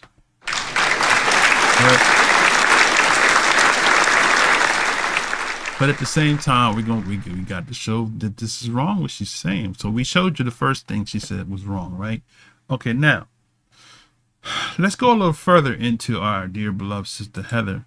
So she starts off, let's go to part 2, right? Because part 2, that's part 1 where she reads the whole chapter. So we're going to skip part 1 because we're not going to read the whole chapter with her. We're going to go to part 2 because she starts getting into explaining. Okay. So this is the part. This is real good. This is the juicy part here, right? Okay. Is it this one here? Let's see. If you haven't seen it, it's on my page, but it's not necessary. Okay. So the Hebrew Israelite movement. All right. So we are now at part 2. Wait, hold on. Let me back up for a second. All right. Let's get into said it. something The about Hebrew Israelites in relation to Deuteronomy part right 28. here. Let's study this word. I was asked to do this video by a follower. Here's the question that they presented. To give you some insight on the particular question, the follower wanted me to break down Deuteronomy 28 and its blessings and its curses and relate it to the Hebrew Israelites' claim to being the original Israelites. Let me give you some background. Creating this video took a lot of research. It took me about a month to truly investigate and study this organization. I broke all of this down in my previous video. If you haven't seen it, it's on my page, but it's not necessary. So the Hebrew Israelite movement interprets Deuteronomy 28 as a prophecy to the transatlantic slave trade. They believe that the blessings and the curses, specifically the curses, is relative to the Black people in relation to the transatlantic slave trade. They believe that the black people are the ancient Hebrewites mentioned Hebrewites. in the Old Testament. This interpretation is the key part to their identity and to their belief. No, that's not the key part. It is a part, but it's not the key part. But that's all they hear. Okay. So what I'm about to do is break down Deuteronomy chapter 28, line by line and verse by verse. And I'm going to prove to you that this chapter is not talking about what they believe. Get your Bibles out, get your highlighter, pen and paper, and let's study the Word of God. Are you ready? Let's jump in. The first thing that I'm going to do is read the entire chapter of Deuteronomy 28.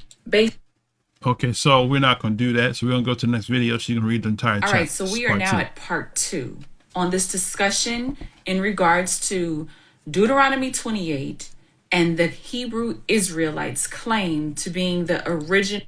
So now, make sure you invite. You got Christian friends. Tell them to tune in, because we're going to answer some of her profound statements that she considered to be proof text, right? So tell them to tune in. We're not gonna bash no Christians. There's no Christian bashing session. All right, let's continue. Original Hebrews in the Old Testament. Okay. If you're just joining us, go watch part 1. Part 1. If not, let's start off where we left off. Okay, part 2. Verse 20 says, "The Lord himself will send on you curses, Right. confusion, Okay. and frustration Okay. in everything you do." Okay. Not some things, not most things, but in everything. Right. Until at last you are completely destroyed Right. for doing evil and abandoning me. The Lord will afflict you with diseases until none of you are left in the land you are about to enter and occupy. Let's stop right there. So the Israelites, we know, are not in the land that they are about to enter and occupy, because this land that they are about to enter and occupy is the promised land. Before I continue on to read the entire chapter. So far, she's right about what she's saying. And so this part of the prophecy, right, was specific to the land that we were to go into. That's the land of Israel, right? So let's give her credit for that part. She's right.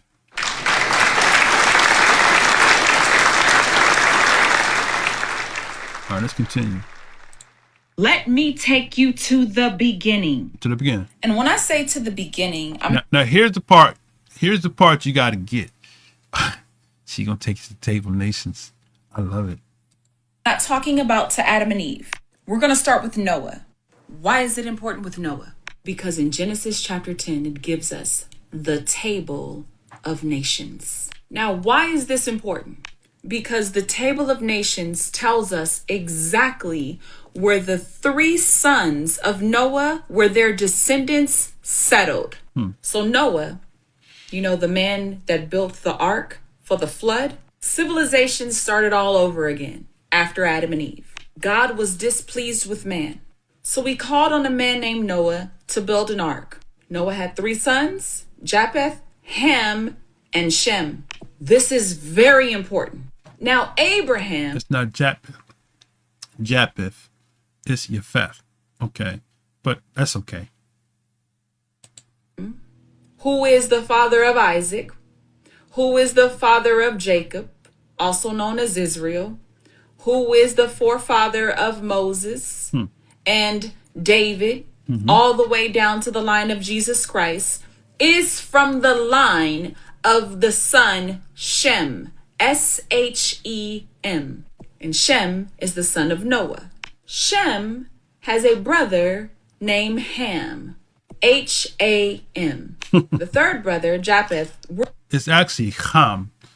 And in some places it's pronounced Hamet.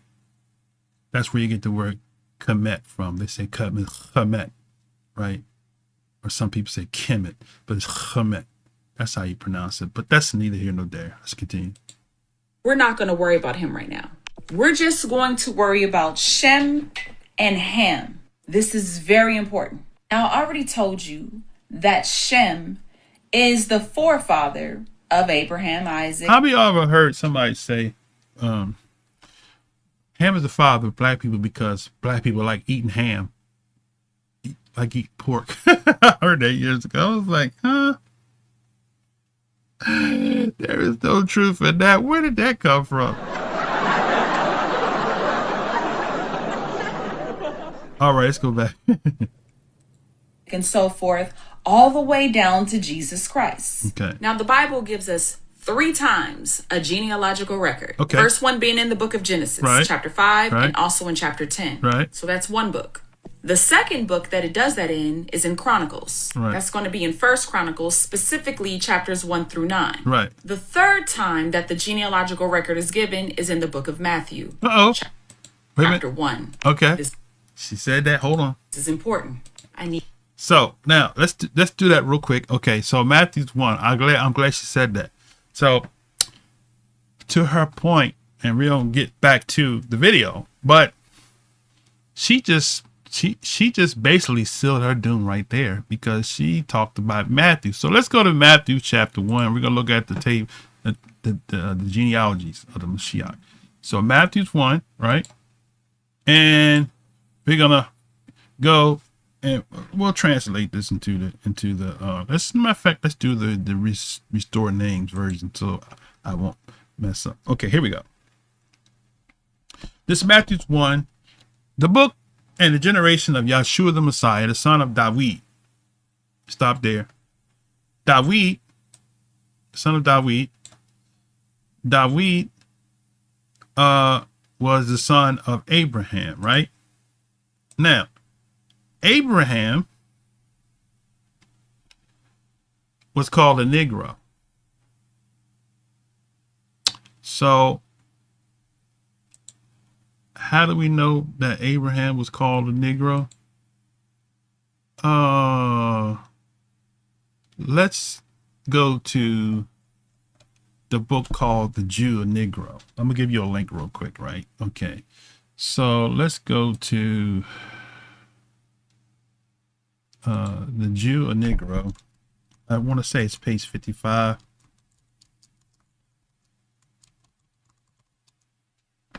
Okay. So let's do this link right here. And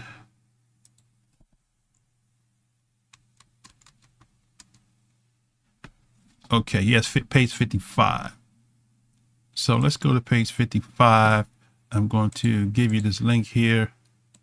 You can go to this page here. You can download this book here. This is The Jew, a Negro, right? Okay. Click that link there. You can go to that page there, and you can get this book here. So it's called The Jew, a Negro, right? So The Jew, a Negro, on page 55. Let's go up to 50. Start at 54. She's talking about the table nation. So it reads here, earliest instances of intermarriage. Now, once again, the reference, we got receipts here. Thanks to Dante Force, and we give receipts. This is The Jew, a Negro, being a study of the Jewish ancestry from an impartial standpoint, something like that, I think. But I don't see the whole full title there, but that's okay. You see it there. By Arthur Talmadge Abernethy. Matter of fact, let's do this here. That's page 55. Let's look at the cover page so you can actually see. Let's go back, and then I'll go back to page 55. So The Jew, a Negro. Let me see. I'm kind of in the middle of this screen here. Let's see if I can pull this over some. Let's do it. Okay, there we go. I should be out the way now, I think. Okay, yeah. So The Jew, a Negro, from an impartial standpoint, by Arthur T. Abernathy, A.M., Ph.D., copyright 1910, right? That's when it copyright 1910, right? So, in actuality, it's probably easier if I download it, but let's do the best we can. If you all download that, you can actually read. So we're going to go to page 55, right? 55, let me see. Page 55, section 7, section 8. Okay. Let's just move this over. Y'all have to download that. I'm going to read it. So I need it in the middle so I can actually see. So page 55, we're going to go to page 54 at the bottom, right? So scroll to 54, and right at it says the earliest instances of intermarriage. It reads on this wise: the beginning of mankind, as we have already stated, was from three men. This is what she's talking about: Shem, Ham, and Japheth. We have learned from Genesis 11:2 that they have traveled from the east and settled in the plain of the land of Shinar. We know from scripture that Abraham went into Canaan about 5 years after Ham's death. Okay, if we accept the usual chronology, for it is believed that Ham lived about 450 years. Let us not forget that the Yahudim of the one clan, those who hold to prophecies, claim their descent directly from Abraham. Any evidence of intermarriage traceable to Abraham's family or his immediate posterity has direct bearing on this contention. What are the historical facts, Sister Heather? Abraham was the son of Terah, who is mentioned in Genesis as a descendant of Shem, and was born in Ur of the Chaldees, who we have already learned were doubtless Hamitic, and we know from Genesis that the ancestors of Abraham had dwelt for many centuries in the land of the Chaldees. Okay. That's interesting right there, right? So what he's saying is the people of Ur of the Chaldees were Hamitic. Okay. She's going to give the argument that all the sons of Ham went to Africa. But here we see he's saying they're Hamitic in Ur of the Chaldees, which is the land where Abraham came from. Let's continue. So he says, Terah, Abraham's father, had been a worshiper of idols. She's going to talk about that in the video in a minute, that black people worship idols. And so therefore you're cursed with the curse of Ham because of we became the enemies of Yah. Black people. Okay, that's her point she's going to make, right? We're debunking that ahead of time by reading this part here. So Terah's father had been a worshiper of idols, and what is more important, the people of Mesopotamia are referred to by Yah as the brethren. When the call was given to Abraham, get him out of Haran, where his father had died, Abraham's father Terah was the son-in-law of Nimrod. According to Eastern authorities, this would give us added proof of the direct descent of Abraham himself from Negro ancestry.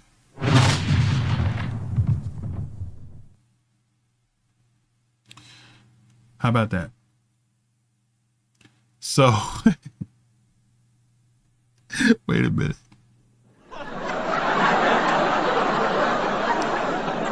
So if you start with the great-great-great-great-grandfather, right? And they call him a Negro. And then we go to the one drop blood because he's saying that Terah's mother was a descendant of Nimrod. Terah, look at it. It says Terah, Abraham's father Terah was the son-in-law of Nimrod. So in other words, according to their records, Abraham's mother was a Negro.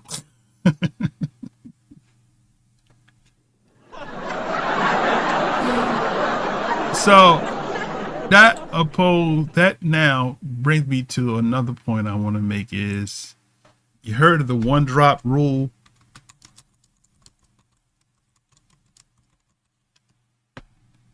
Okay. The one drop rule is an informal but deeply influential social and legal concept in the United States that defines anyone with any known trace of black ancestry as black, regardless to their heritage. This system of hypodescent emerged from slavery and was codified in law into upholding white supremacy and segregation, served to maintain a strict racial hierarchy until the outlawed by Supreme Court in the late 20th century. Boom. So, dear Heather, and all the other Israelites, all the other Christians that want to attack, you start with the great-grandfather. So, if the great-grandfather Abraham was a Negro because his mother was a Negro and he's got that one drop rule, then that would in fact make the father of Isaac, the father of Jacob, and the father of the 12 tribes. You guessed it, a Negro.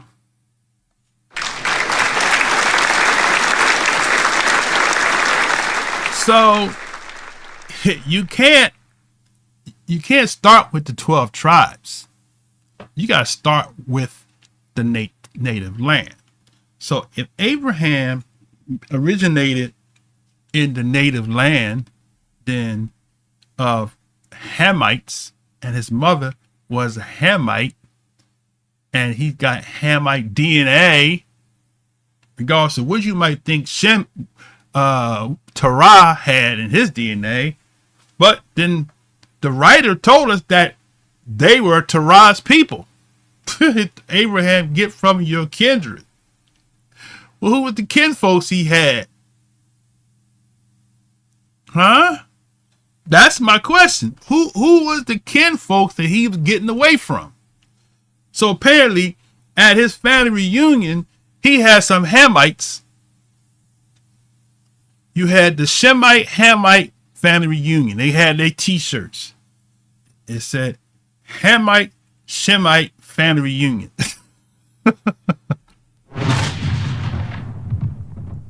Am I right? So to be accurate, you can't start with the 12 tribes. You got to start with the great-great-grandfather, right? Say Israel, okay. That's grandfather, Jacob, great-grandfather, Isaac, great-great-great-grandfather. So 3. So Abraham is the great-great-great-grandfather of the 12 tribes, and he was a Negro. All right. Now, see, y'all messing with the right one. Let me show you something real quick. Let's go to, let's see, hold on a second.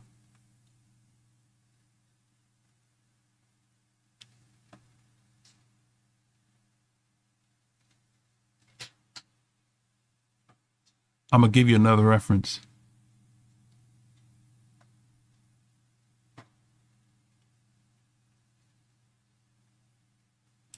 Let's try this. Let's try this here.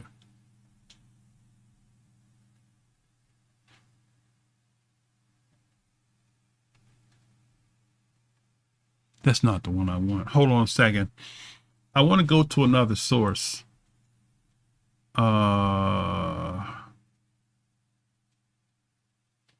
Just bear with me a second here. I want to share this one with you. Let's see.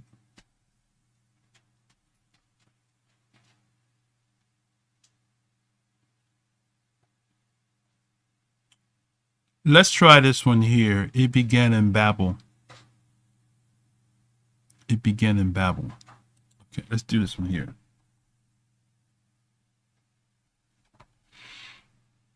So this is another reference called It Began in Babel. I'm going to share this with you. Y'all can download this and put this in your archives. Lion Pride, good to see you, my brother. Okay, so that's It Began in Babel, right? So let's go to that one there. It began in Babel. This is page 368. On 368, he says, where did the Negroes come from?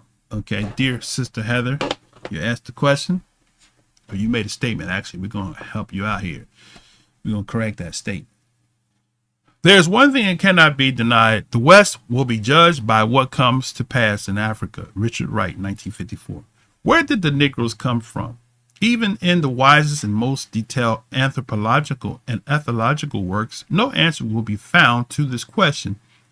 Though there are all kinds of hypotheses, suppositions, and questionable indications, black-skinned people, as we have heard, lived in southern Asia and Oceania, right? Negroid skulls have been dug up at various places in India, East Asiatic region. All indications point to the fact that Asia was the cradle of the black race. Here, a dark-skinned variation of Southern Asiatic primitive man may have developed the characteristics which we today denote as Negroid, a form of humanity looking perhaps something like the much regretted Tasmanian lady, the last of her race, Lala Rook. The African Negroes are of even more Negroid type than the darkest races in Asia and South Seas. Their skin color is generally darker, their hair woollier, their lips more prominent and short. The whole appearance is more Negro-like than that of Tamil or Papuan. According, they must be the pure original Negroes, and the black race must have had its birth in Africa. But apart from one or two exceptions, there is no proof of this. So what is this is Herbert Went and James Kirkup. So in 1958, he's telling our dear beloved Sister Heather, you're saying that we originated in Africa. He's saying there's no proof of that. He's actually saying that, let me read it again because somebody missed it. He says, black-skinned people, as we have heard, lived in Southern Asia and Oceania. Negroid skulls have been dug up in various places in the Indian East Asiatic region. All indications point to the fact that Asia was the cradle of the black race.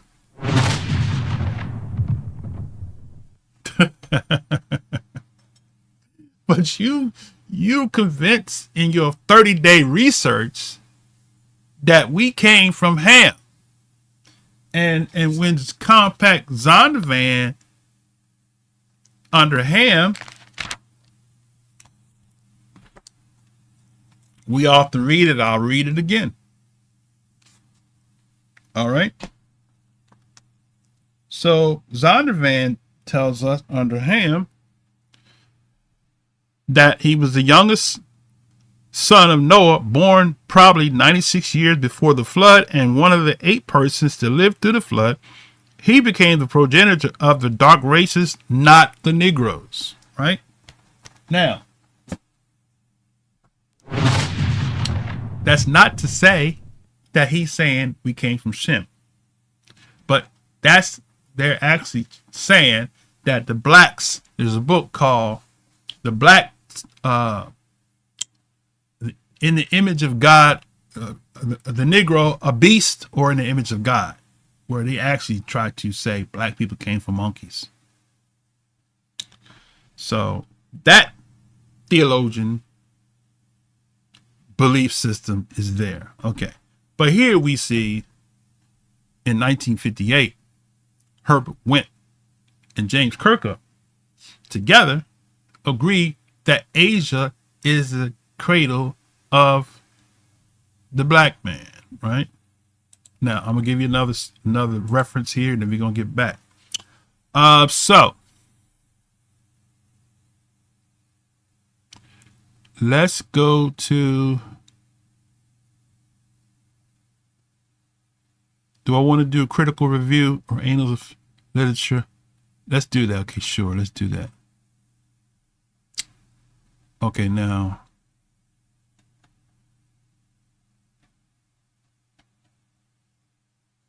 Hold on a second. Let's not do that. I think that was a different reference I used. But that's a good book for what I'm going to present probably a little later on. What I want to do is let's go to Harry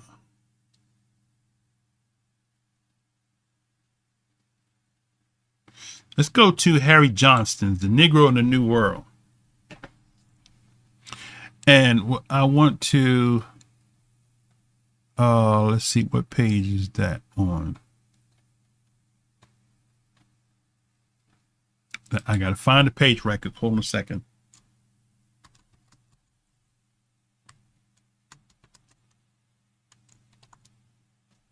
Hold on. Spare with me a second here.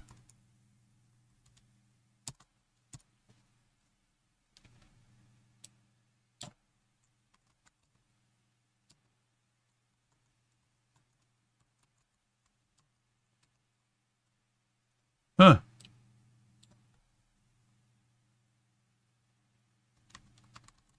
Hold on a second, brothers and sisters. Here, okay, here it is, page 27. I got it. Page 27. So here, take this link here. Okay, I have downloaded the book, but for the sake of the lesson, I'm gonna use this particular link. Ben Israel, good Shabbat to you, my brother. Hallelujah. Good to see you. Okay, so this here, click that link there. This is called The Negro in the New World, right? So let's go back here. The Negro in the New World.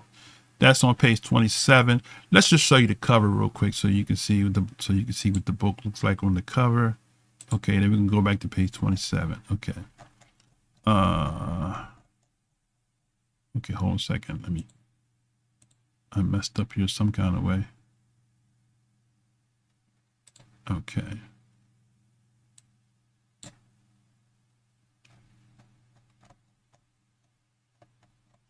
Okay, some kind of way. This is hard, but let's see.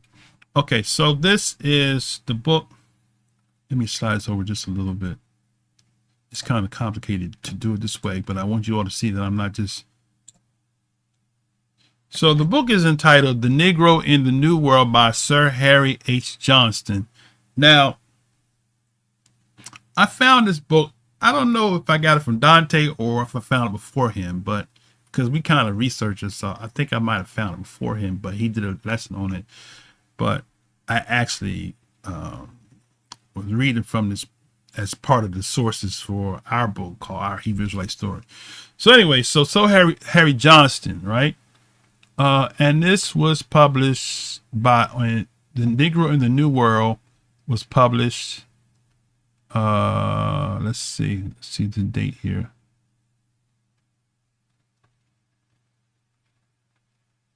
I don't know. Let me see. I don't see a date. Where is the date at? Okay, 1910. There it is. 1910. The Negro in the New World, 1910, right? So we're going to go to page 27. So let's go to here. And we're going to go to page... I'm sorry, y'all. I need to blow this up. So if y'all have the link, just go to the page 27 with me, because I got to, for some reason or other, they make this small. And it should be, let's see if I can make it small. Let me see. Hold on a second. Let's see.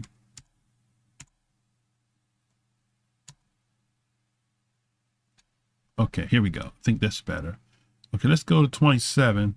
Let's see, 27, page 27. So let's go up.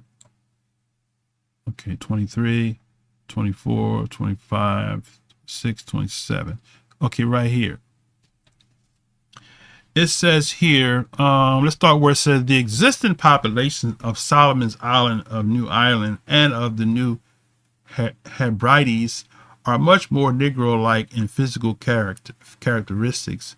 In fact, perhaps the people of New Ireland are the most nearly akin to African Negroes of all the Asiatic or Australian peoples. Asiatic Negroes also seem to have entered Australia from New Guinea and to have passed down the eastern part of the continent until they reached the peninsula of Tasmania, not of course without mingling with the Australoids. There is a Negroid Melanesian element in the Fiji and as far west as the Hawaii archipelago and among the Maoris of New Zealand. In a much less degree also in Burma, Annam, Hanam, Formosa, the Ryukyu Islands, and southern Japan. Now, here's the part I want you all to take away, right? He said the Elamites of Mesopotamia appear to have been a Negroid people with kinky hair. Did y'all catch that? He said the Elamites of Mesopotamia appear to have been a Negroid people with kinky hair. All right, now look at the pictures he got here, right? Okay. So for the sake of it, for dear beloved Sister Heather, Ham is in the family of Shem. It was a marriage, right? And the Elamites, right? I'm going to show you, since you said Table of Nations, you smart young lady, so let's do what you do. So we're going to come back to Matthews 1 because I ain't done with Matthews 1. So let's go to Genesis 10, right? And let's go to Shem, right? So Shem, the father of all the children of Eber, the brother of Japheth the elder, and even to him were children born. Unto the children of Shem are the first. I can't get. I'm so tongue-tied. When I see stuff that's like profound, boy, my tongue get twisted. I be like, duh, duh, duh, duh. All right.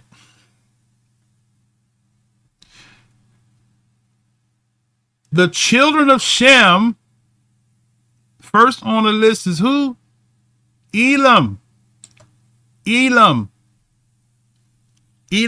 Asher, Arphaxad, Lud, Aram. Elam is where you get the Elamites, right? Okay, now in the King James Plus, Elam. Okay, hold on. Elam means hidden,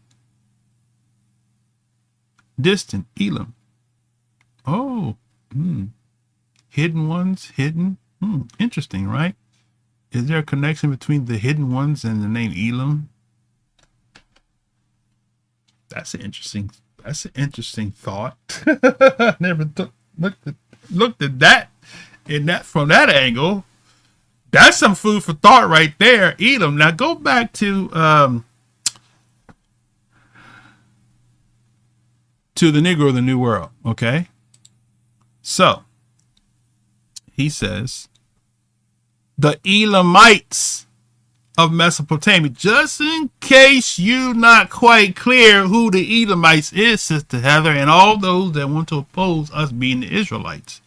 Just in case you don't know who Elam is, the Table of Nations tells you that Elam was the son of Shem and the Elamites of Mesopotamia. Now let's do this. So we're going to help you out there, Sister Heather.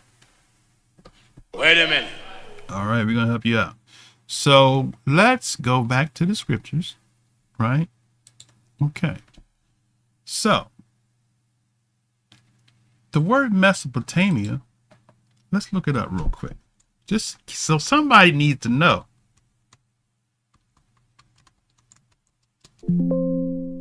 Okay, I can't spell Mesopotamia. Hold on one quick second. The land between the rivers. Okay.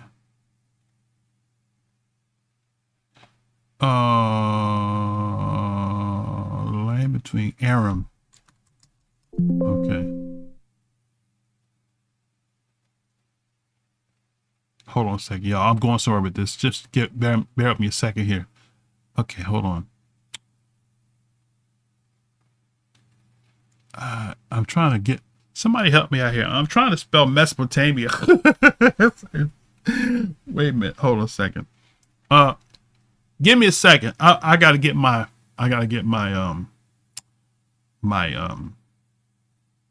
phone so I can search right quick. Hold on a second. Be right back after this message.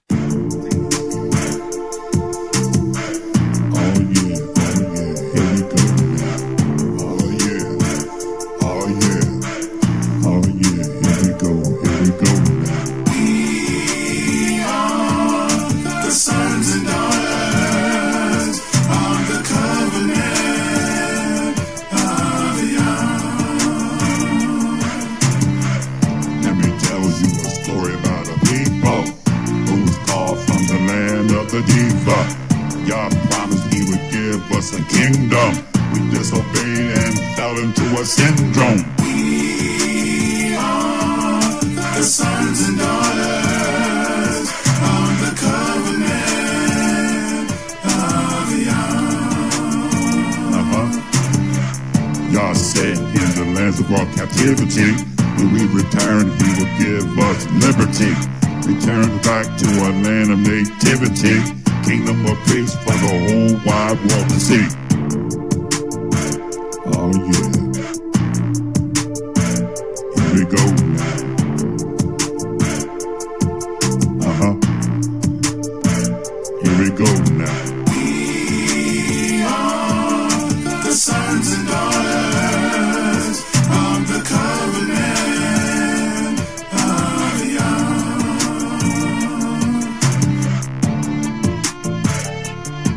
Yeah.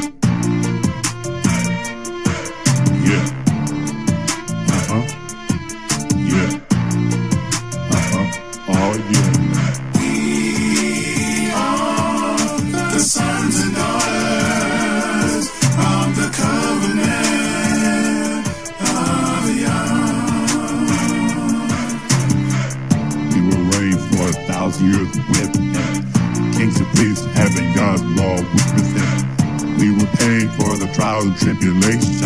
That's when the world would pay us our full reparations.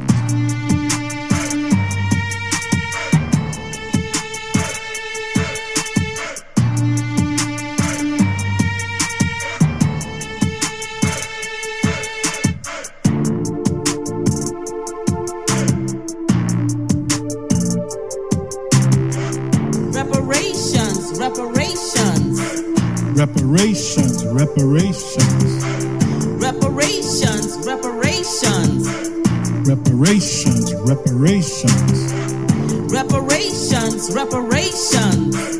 reparations, reparations.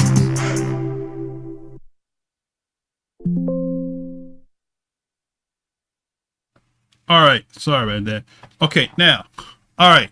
So Genesis 24, I wanted to show you because we're talking about the Mesopotamia, right? So now that is not the name that the land was originally called, right? So we're gonna go to Genesis 24. I want to show you what the land was called before the Anglo-Saxons translated the text into the Anglo-Saxon language, right? So if you go to Genesis 24, verse 10. It says, and the servant took 10 camels of the camels of his master and departed, for all the goods and his master were in his hand. and he rose and went to Mesopotamia, unto the city of Nahor. Okay, so there you go. There you go. So Mesopotamia is right here, and it says it's let me see, hold on a second. It's Aram Naharaim, Aram Naharaim, which means the land of Aram between the two rivers, right? So in Genesis, right, the land that we call Mesopotamia, which we're connecting the dots, because let's go back now to Harry Johnston's The Negro in the New World. So now we go back into here, we see now the Edomites of Mesopotamia. So, in other words, all those people that lived in the land of Aram. Y'all not ready for me? Were Negroes. That's what the writer's saying. That's what the archaeologists that dug up the skulls, he told you in the it began in Babel. So you can't just talk out the side of your mouth and like you talking facts, and you haven't done no real thorough research on the land of the people. And you can't say that all black came from Ham, because we're showing you here that the scholars are saying that all of them that was in that Mesopotamia were Negroes. Now let's go back to Harry S. Johnston. So Harry S. Johnston says the Elamites of Mesopotamia, just in case you're not clear who he's talking about, the Edomites of Mesopotamia appear to have been a Negroid people, boom, with kinky hair. Who got kinky hair? Let me see something real quick. Kinky hair, woolly hair. We did this last week. Okay. What people are known to have kinky hair? I wonder what the answer's going to be. Anybody got any idea?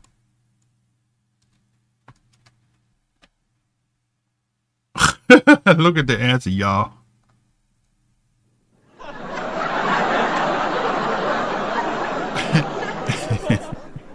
The people with kinky hair, also known as type 4 of coily afro textured hair, are primarily indigenous people of sub-Saharan Africa and Melanesia. While this hair type is most common in the population, it can also be present in individuals other than racial and ethnic groups. Kinky hair has characterized by its tight, dense, spiral, or zigzag curl pattern.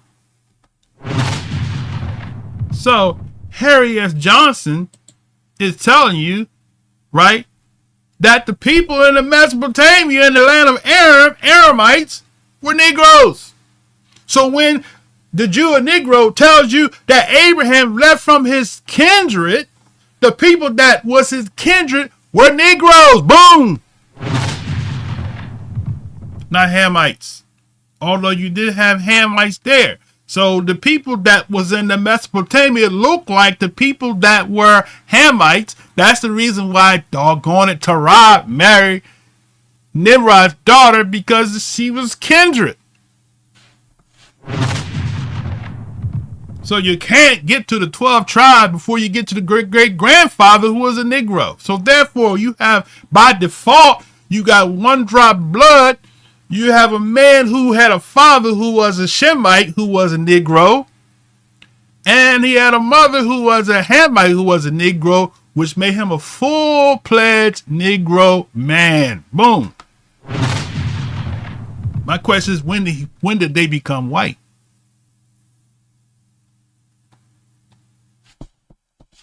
Am I right? But y'all want to embrace this, see,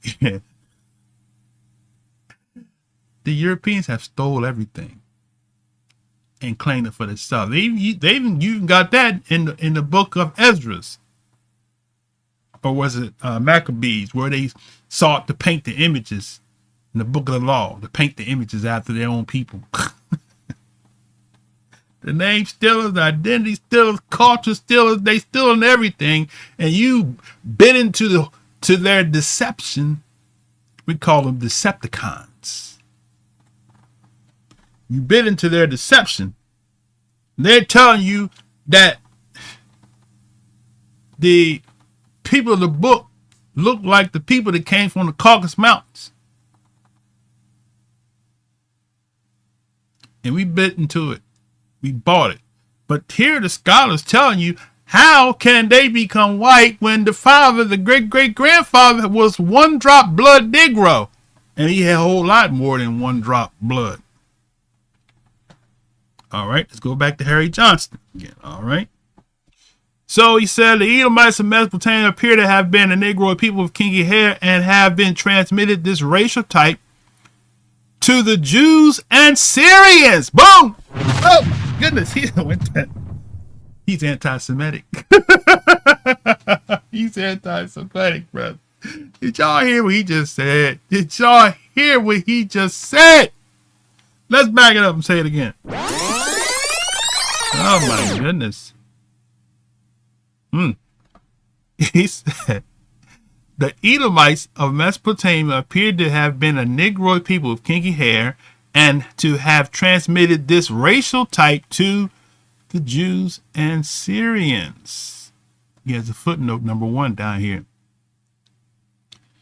It says the Jews are composed of 3 or 4 separate racial elements. The Asiatic Negroid strain. Sister Heather, you didn't read this part, did you? You didn't do your due diligence. That's probably why she took the video down off of YouTube, but she don't know.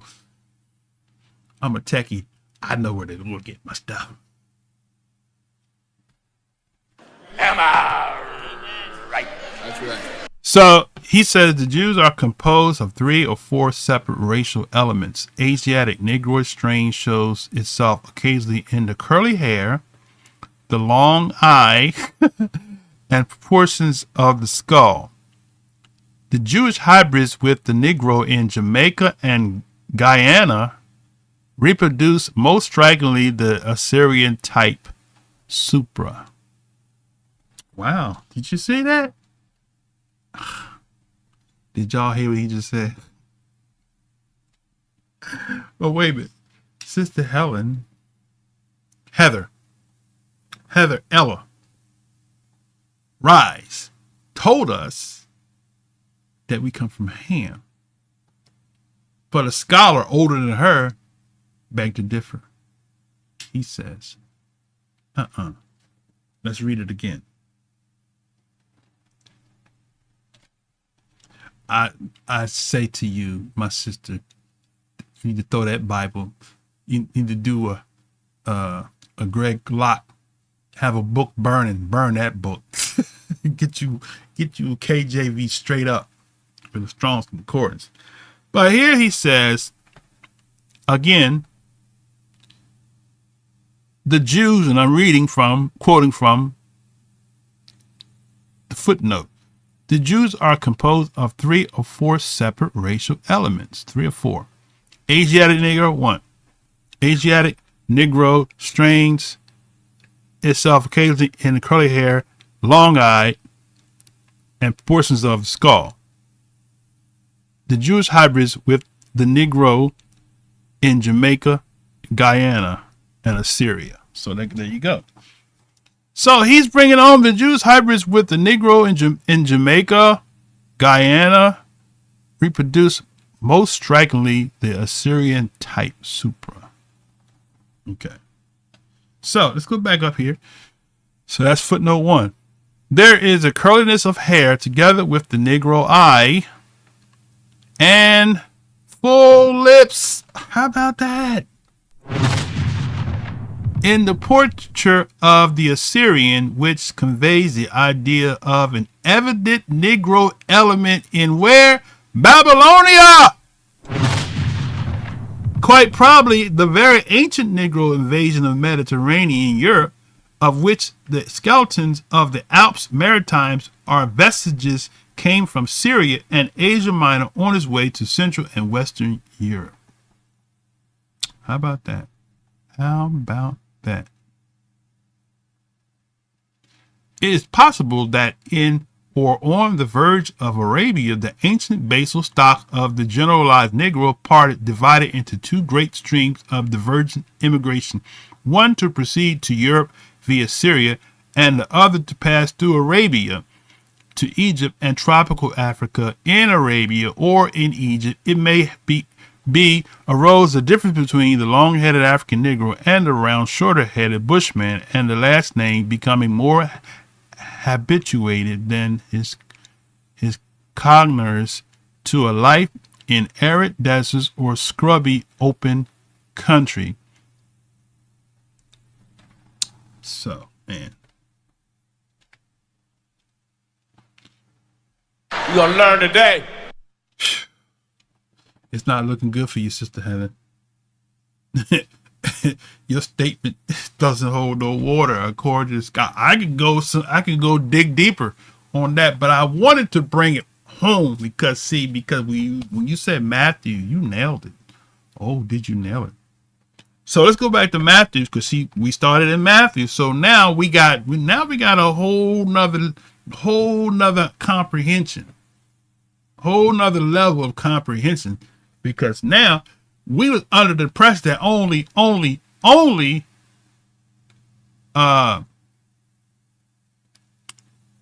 the Shemites were in the land, and that they were different color than the Hamites. But the scholars tell us they look the same. They interbreeded, intermarried. He called them hybrids. It was a racist statement. He called them hybrids. But in the land, right, before Japheth began to dwell in the tents of Shem, it was black land. Matter of fact, that was the original Negro land. And he just told you that all the people shifted from there into Africa. So they didn't settle. She said they settled in Africa, right? They settled in Africa later on with Shemitic people. Am I right? That's right. So you got to go back to the table, my sister. No disrespect to you and your accomplishments and your education, but you're wrong on this subject big time, bigly, as Trump would say, bigly, right? All right. So enough of Harry Johnston. So now back to Matthews 1, because I'm not done with Matthews 1. So we go to Matthews 1, right? All right. So we done proved to you that Abraham was a Negro. So he was the great-great-grandfather of Israelite nation. One drop makes him a Negro, but we discovered he had a whole lot more than one drop. So the blackness didn't start with the nation of Israel. It started with the father, the great-great-grandfather, Abraham the Negro.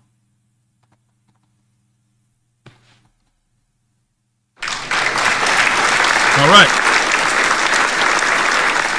So, back to the table nation. Back to Matthew 1, the genealogy of the Mashiach, right? So we'll go back. I'm going to go through the restored names version because I don't like to see all them pagan names. Okay.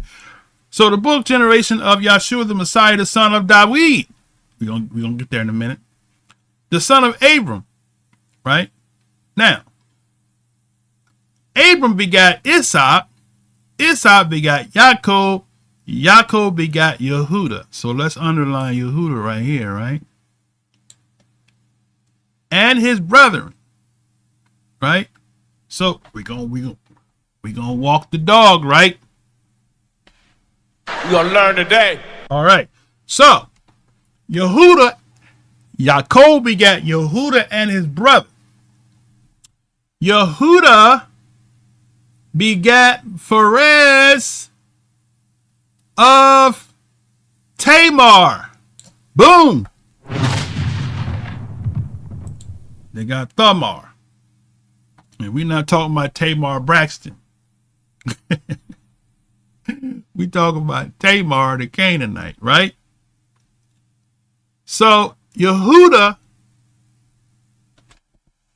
had a son, right, by the name of Pharez by Tamar, who was, are you ready for this? A negress. So, even if you discount everything I said, now we got one drop rule. Yehuda is a progenitor of Dawid, right? So through him, he had a negress wife, Tamar, who was a Canaanite, and Pharez begot Ezra. Ezra begot Aram. Remember, we just told you about the Aramites, right? The Aramites were Negroes. And Aram begot Aminadab, another Negro. Aminadab begot Nashon. Nashon begot Salmon. And I'm not talking about salmon the fish. It spelled like it too. Salmon begot Boaz of Rahab. Okay? So now we add another. So now we go back. As you say, the blood got thinner, right? It got blood thinners and it became more white according to your acclamation, right? So now we gotta get some more black back in this line. So Boaz begot a son by Rahab, right? She was a Canaanite. So you got another. So we got some more drops in that line there, sister. All right. Boaz begat Obed of Ruth. Oh, wait a minute. Ruth was a Moabite. Moab.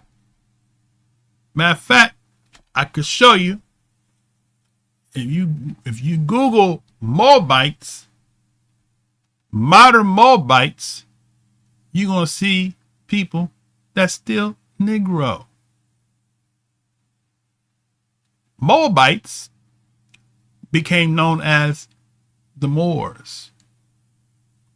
They migrated into, just like he just said, they came from Asia and they immigrated into Africa. So there you have a settlement of Shemitic people and Hamitic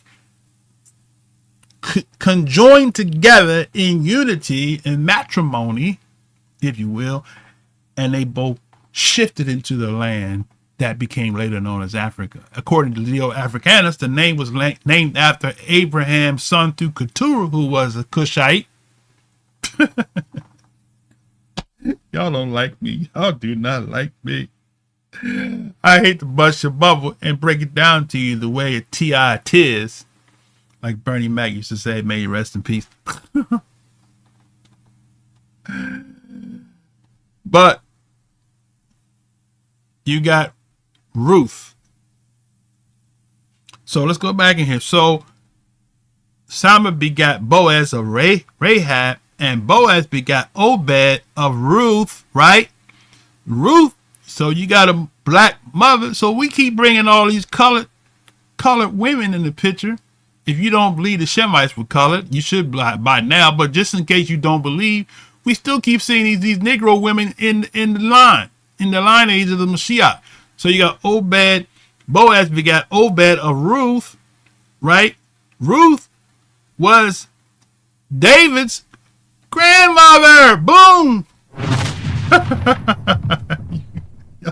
You're losing the battle.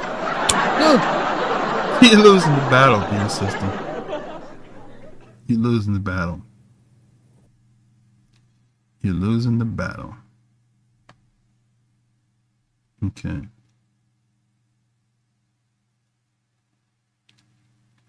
Have you ever been swallowed up? Wait a minute. Stop the madness!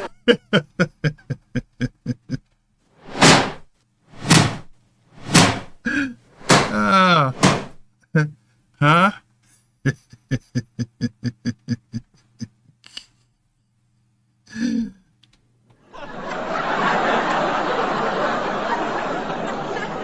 That's an oops upside the head right there. So now, see, they say you shouldn't educate the Negroes. When they know stuff, they gonna tell it. All going straight, I'm gonna tell it. Right? So Ruth was a Moabite, right? A Moor. Right, I'm bringing it home so you can see. A Moor was a terminology that they called people that was black. Now, just like Negro, right? Moor. So Ruth was a Moabite, right? And Ruth begat Obed, Ruth begat Obed, Boaz begat Obed of Ruth, right? And Obed begat Yeshai, right? And Yeshai begat David the king. Boom. So question. What color was King David? You ain't gonna talk to me because you've been indoctrinated with Eurocentric theology and you think that these was Middle Eastern looking people. You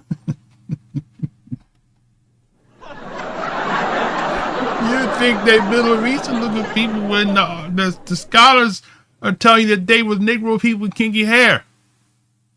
So when did their hair become straight and blonde and blue-eyed?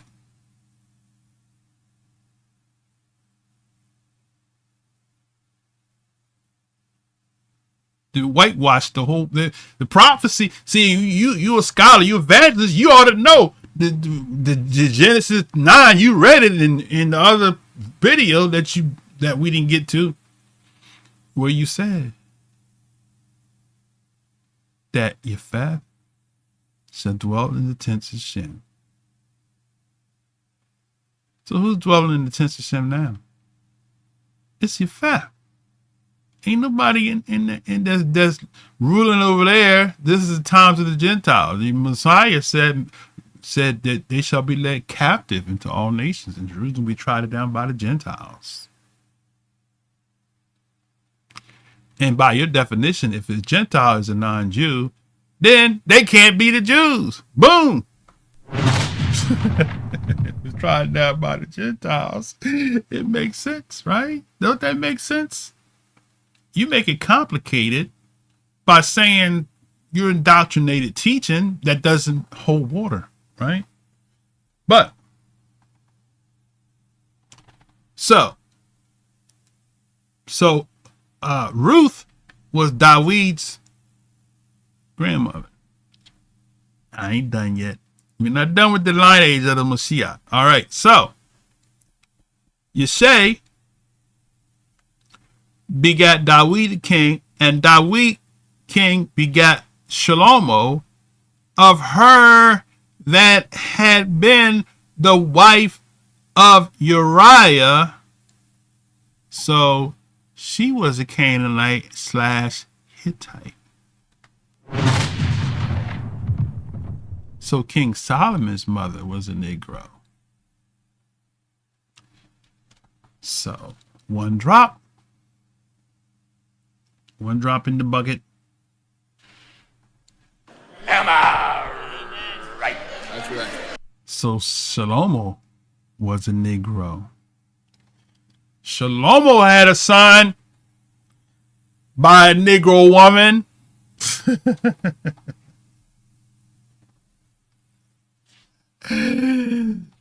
They kept going into the Hamitic bloodline, right?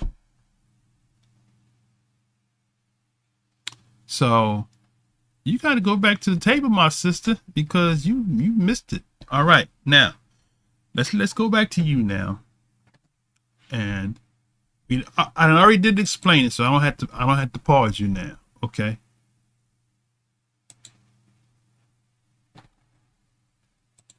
Need you to follow me, okay?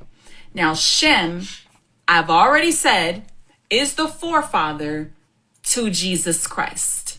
So everyone that God is talking to in Deuteronomy and all throughout Old Testament is from the line of Shem. And these Israelites are going to lead us into New Testament.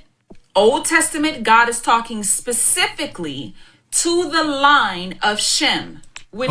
Okay, so she says specifically, but that's not 100% accurate, because the Most High also dealt with the other nations.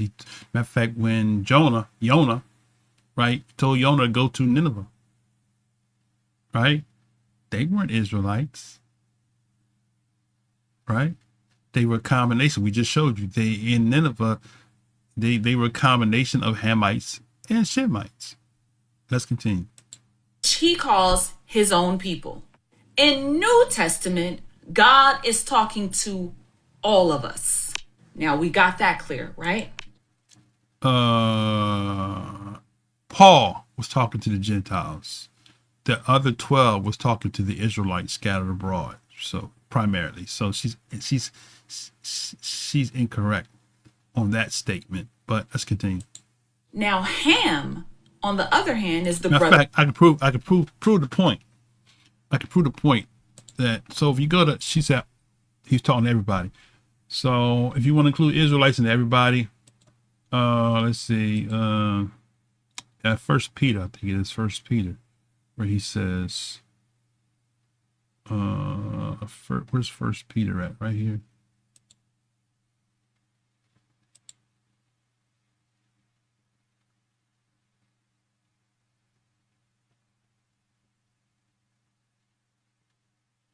Uh, 12 tribes. Let me see, hold on a second. I'm looking for a specific one.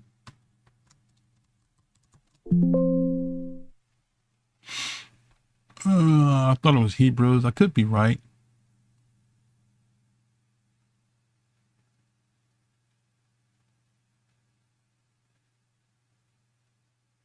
Oh, it's Yaakov. So I was wrong. It's Yaakov 1:1. Yaakov, servant of Yahweh and the Master Yahshua, the Messiah, to the 12 tribes which are scattered abroad. And Shimon Kepha, he says it in a different way. He says, Kepha, to apostle of Yahshua, the Messiah, to the strangers scattered throughout Pontus, Galatia, Cappadocia, Asia, Bithynia. So he basically was talking about the 12 tribes. Okay, he phrased it differently, right? So that's not an accurate statement. Okay, everybody wasn't the target. Paul's target was the Gentiles. He was apostle to the Gentiles. To prove that,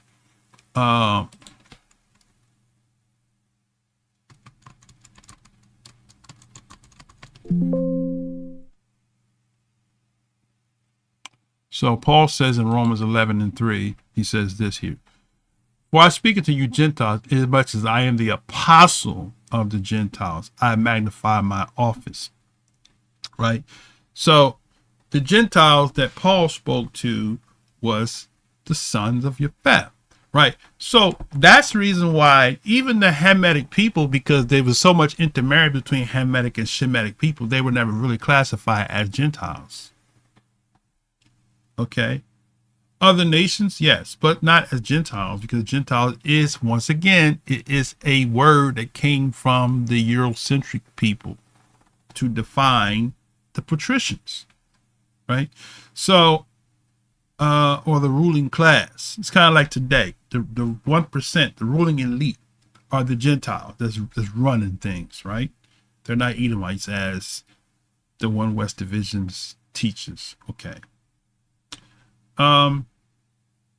So Paul was apostle to the Gentiles, so she's incorrect in that statement. The only person that spoke to the Gentiles was Paul. Let's continue. To Shem. So Shem's descendants are the ones that are going to be led to the promised land. Ham's descendants settled in Africa.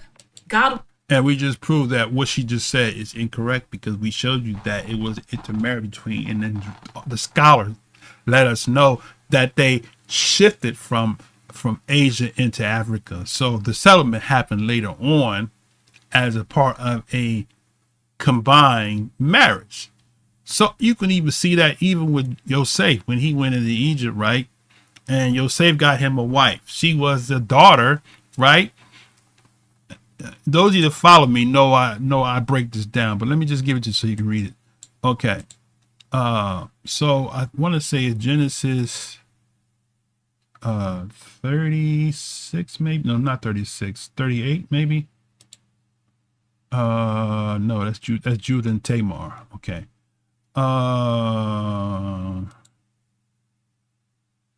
Okay, 39.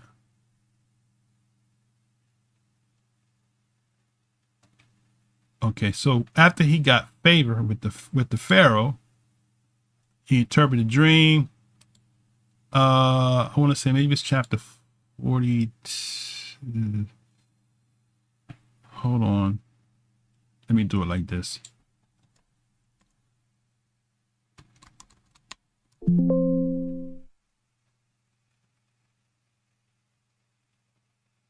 It's 46 and 20. 46 and 20. So it's right here. So Yosef in the land of Egypt were born Manasseh and Ephraim from Asina, the daughter of Potiphar, priest of On, born to him. So Manasseh and Ephraim, if the dear sister is correct in saying black people came from Ham, then there goes some more black drops right there. And Ephraim and Manasseh. No matter how you come at this thing, you're gonna get some Negro in this whole scope of things, right? Because if you embrace the terminology or the classification that Ham is the father of the black races of people, you cannot deny that one of the 12 tribes' sons, Joseph's wife, was a Negro then. Boom.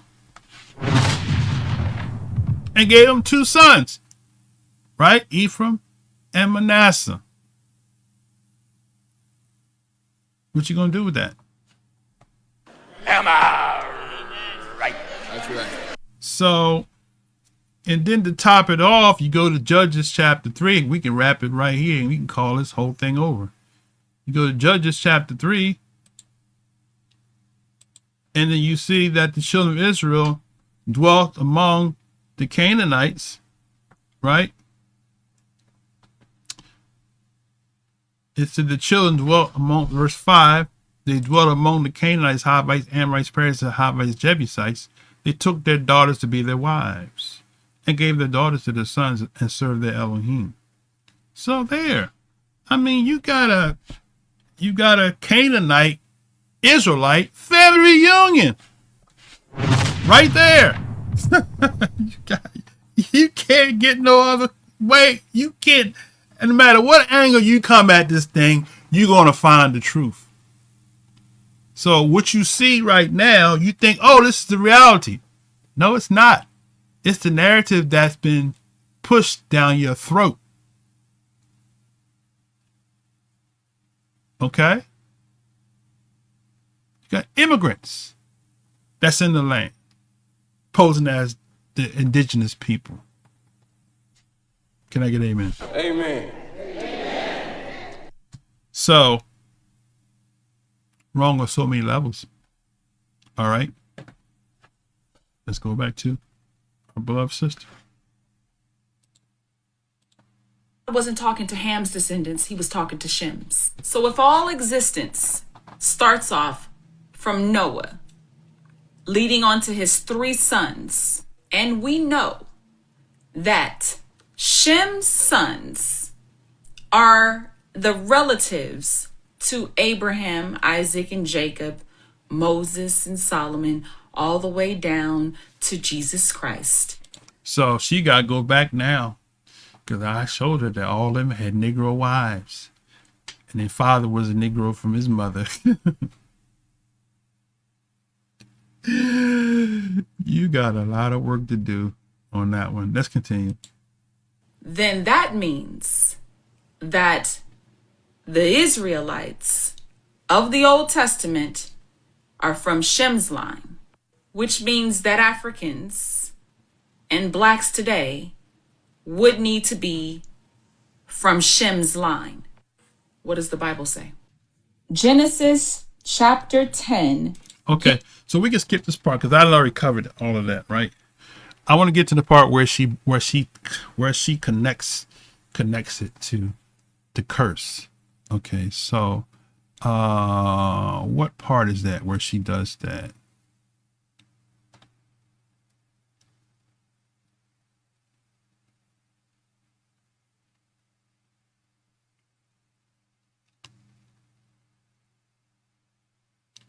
Let's just finish because she's gonna say some stuff that is not biblically sound in trying to define. Let's go back to that video. She's gonna say some stuff that's not going to biblically connect the dots. Gives us the genealogical record of Noah and his 3 sons. It starts off by saying, this is the account of the families of Shem, Ham, and Japheth, the 3 sons of Noah. Many children were born to them after the great flood. We're going to focus on Ham and Shem.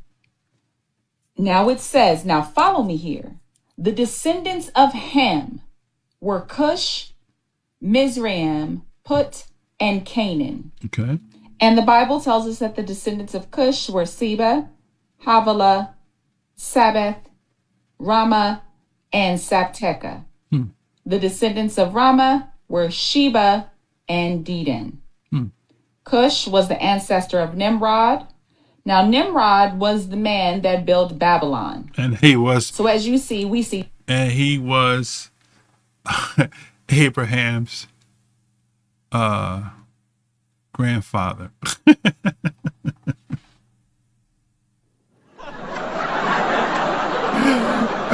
And we just read that Nimrod's daughter was Abraham's mother. So Nimrod, she's pointing to Nimrod, a Cushite. When you look at Cushion name, you got all kinds of Cushite names amongst the Israelites. Right, that's a whole other lesson. You can look at the names and you can see that these are African people, right? Even in the name of the sons, right? They all had African sounding names, right? Okay. So Nimrod was Abraham's grandfather. Let's continue. 2 names right here that are already, we know that are already God's enemies. Canaan, which is the land that's going to be taken from him and his descendants and given to Seth's children and descendants. Seth? Wait a minute. She meant to say Shem. But the land wasn't taken from them. They, like I just showed you in Judges 3, they dwelt amongst them and they became a united family. They became Hamitic Shemites. Hamitic Shemites.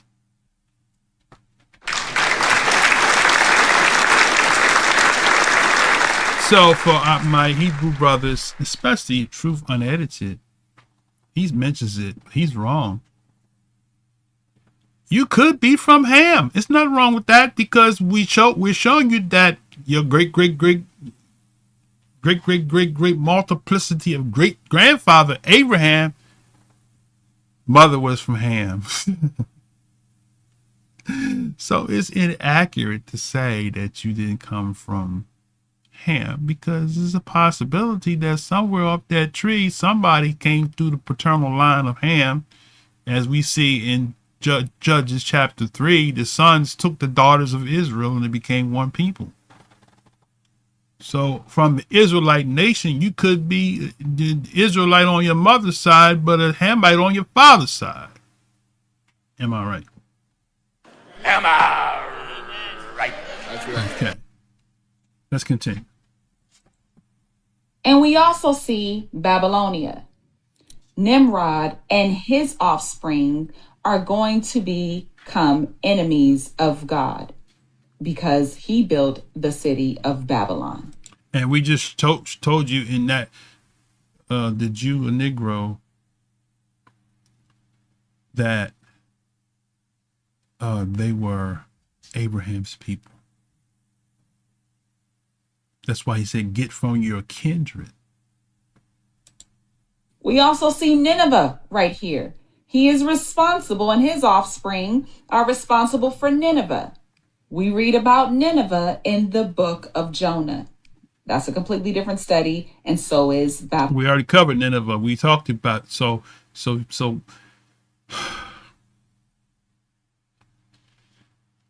you can't make Nineveh be non-associated with Shem because they were Abraham's people on his mother's side. Continue. Babylon. I can break that down in another study. Moving forward. Okay, please let me know when you do that because I like to do a response video to that. Now, Mizraim, who is also the offspring and the son of Ham, is the ancestor to other peoples that are enemies of God. Wait a minute. Why they only was the enemies of the Most High? Well, because she's not gonna say nothing about Yefeth being the enemies of the Most High. Only the black people. Self-hated. Let's continue. Such as the Anamites, and here are the Philistines. They come from this line. And then you have Canaan, who is also the son of Ham. Canaan's sons, Canaan is also a son of Ham, is the father of Sidon, who is the father and the ancestor of the Sidonians, which is where you get Sodom and Gomorrah from this line. Enemies. Canaan is also the ancestor of the Hivites and all of the other individuals that are enemies of God. Who married the Israelites in Judges 3, which we just showed you. Moving along. Now, Shem's descendants are those of... Notice she's reading from a commentary. Bible nations descended from Noah's sons. Okay, let's let her talk. The Hebrews, the Chaldeans, the Assyrians, the Persians, and the Arameans, also known as the Syrians. Arameans. Ham's descendants are those of the Canaanites. These are going to become enemies of God. The Egyptians. Why she keep saying that? Are they the only ones enemies of the Most High? They also become enemies of God when we get to Exodus. Well, right. Not necessarily all of the Egyptians, but Pharaoh. But still, the Egyptians, because they practice idolatry. And the Philistines. So wait a minute. So I got to do this because she's making this all about the black people curse, and that's where she's going with this. But what did Paul say to the Gentiles? Right? He said, let's do it this way. Let's go out of here.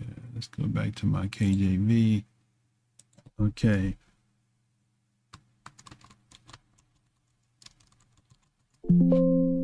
Okay, this is Corinthians, 1 Corinthians 10:22, right? This is Shaul talking to the people that he's called to minister to. Shaul says, but I say that the things which Gentiles sacrifice, they sacrifice to devils and not to Yah. And I would not that you should have fellowship with devils. Boom. So you can't make this a black curse because the only people that worship idols was black people. So black people, this is what she's trying to say. The curses that we experience, the slave trade and all of that, is because we curse of Ham. And therefore, since we are the curse of Ham, we got sent into slavery because we're the enemies of the Most High. That's what she's saying. But those Gentiles, they didn't worship devils and all of that. So they were on the good side. of the Most High. But Paul said that they sacrificed the devils. So everybody, all the sons of Adam transgressed, including the Israelites. Okay, let's continue. Why do we have to do these things? Who were also enemies of God, the Hittites and the Amorites, which God tells Abraham that it's these individuals that are going to become, that's going to make him so angry that he is going to destroy all of them. And they all were not destroyed. As a matter of fact, we have another lesson we did on the subject. We showed you how that matter of fact, some of the people over in this part of the world are Canaanite and Edomites, who we classify as indigenous people. As a matter of fact, the author of the book,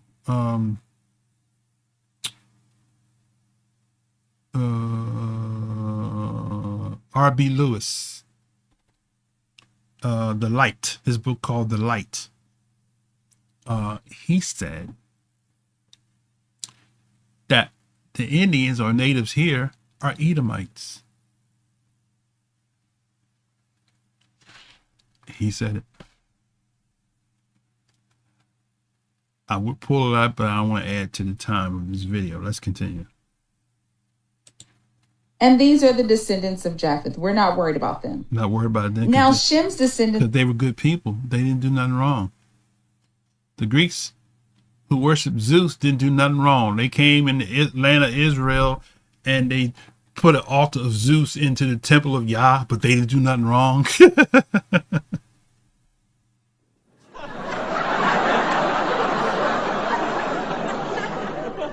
Let's continue.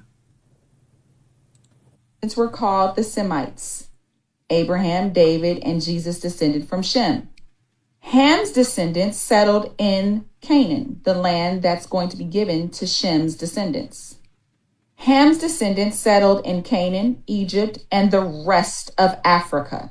Okay. So, wait a minute. So, how inaccurate that is, we showed you that Cush begat Nimrod, who was from Ham, and a large portion. Let me see if I can pull up a map right quick. Let's see. I want to pull up a map of the settlement of the sons of Noah.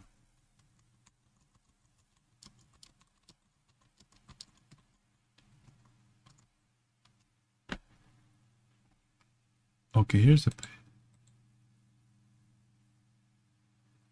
Okay, let's see. Let's do this here.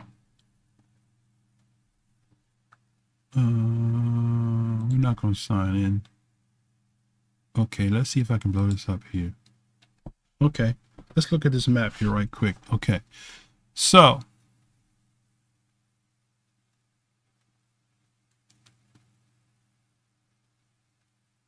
this they have some of the sons missing, but this map shows in the white Hittites, Amorites, Canaanites, Philistines, Mizraim, Put, descendants of Ham. Japheth is up here, Madad's over here, and Shem is the blue, right? Okay. But it doesn't show the rest of the other sons. Let's see if I can. There's a better.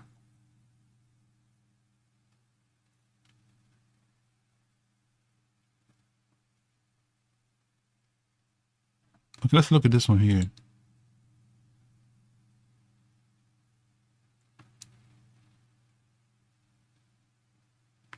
That's not a good one either. Okay, there is a better map. I have it. I can't find it.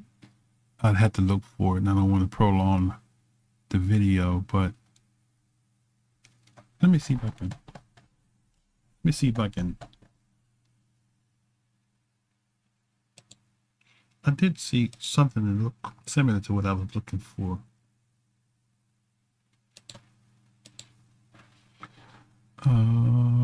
Let's try this one here. Okay. This is the one I wanted right here. we saw this type of correct address. Okay, let's see. Hold on a second. Let's go back. This is the one I want right here. Why is it not? Okay, let's see if I can blow it up. Let y'all see what I'm looking at. This one here. Let's see. Let's blow it up a little bit. This is called The World Known to the Hebrews. So here you can see the sons. All these names you can't see. It's real small. But these sons over here are part of the Hamite stock. They lived in the Arabia Peninsula, right? You got Japheth up here. You got Ham. And Ham is sharing parts of the land of Shem, including the Ur of the Chaldees, the Cushite, Nimrod, right? The scripture tells us that Nimrod's kingdom was Babel, right? In the same Genesis 10, and it says that Cush begat Nimrod, right? Began to be mighty one in the earth, and the beginning of his kingdom was Babel, Erech, Akkad, Calneh, and Shinar, out of which went forth Asher to build Nineveh and Rehoboth Calah. So, the author of the Negro in the New World and It Began in Babel and the Jew Negro, they are all simultaneously in agreement that that land consisted of Hamitic people and Shemitic people who was classified as family. Okay.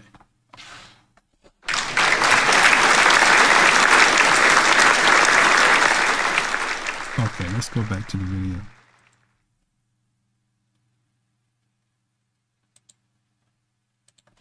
Africans are from Ham's descendants.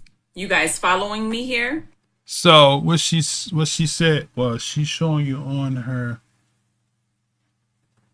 notes, commentary notes, which is not accurate. That's where she's going wrong. She's reading from these notes here. Ham's descendants settled in Canaan, Egypt, okay, and the rest of Africa. Well, the rest of Africa that he wants to put here became, as we showed you from the other writer, they got there after they shifted with the Shemites. Japheth's descendants settled for the most part in Europe and Asia Minor. And that's not true. Okay, all right. So they all was at one place. Those are later settlements because we just showed you. Boyd Dawkins will tell you straight up that in Europe it was a bunch of Negroes. This is what the author James Kirkup said, right? So no, she's wrong there. Ham's descendants settled in Canaan, Egypt, and the rest of Africa. So okay. Africans are from Ham's descendants. You guys following me here? You learned something today, didn't you? I'm not even done. Now we're going to learn today. Part 3. All right, part 3. Welcome to part 3. Let's see. We're discussing. Let me see. I'm going to try to wrap this up. Okay. I want to show you where she makes another error here. And let's go. Let's just go ahead and play it. Deuteronomy 28 in relation to the Black Hebrew Israelites and their claim to being the original Israelites in Old Testament. If you're just joining us at part 3, I recommend that you go watch part 1 and part 2. If not, follow along. So we left off in part 1 and in part 2 in Deuteronomy 28 verse 21. Let's continue. So this is where we left off. So in Deuteronomy 28, we have the blessings and the curses that were given to the children of Israel. I went over this in parts 1 and 2. I recommend that you catch up and check out those videos. So where we left off is, it says, the Lord will afflict you with diseases until none of you are left in the land you are about to enter and occupy. Now I want you to understand that Deuteronomy 28 is not necessarily a prophecy. It is a warning. So she's wrong. We proved to you it is prophecy. Continue. It's a warning that tells us, if you do this and obey, you will be blessed. That's the definition of prophecy. But if you don't do this and obey, you will be cursed. So it's a prophecy. So it's not necessarily a prophecy. Wrong, it is is. a warning. Oh, it's a prophecy. These curses did in fact come upon the children of Israel. Because you didn't prove it wasn't a prophecy. We proved it was. So the proof is on you. You got to prove that it's not a prophecy. You didn't provide any receipts to prove that it was not a prophecy. We provided receipts to show you that it is a prophecy. Continue. In Old Testament.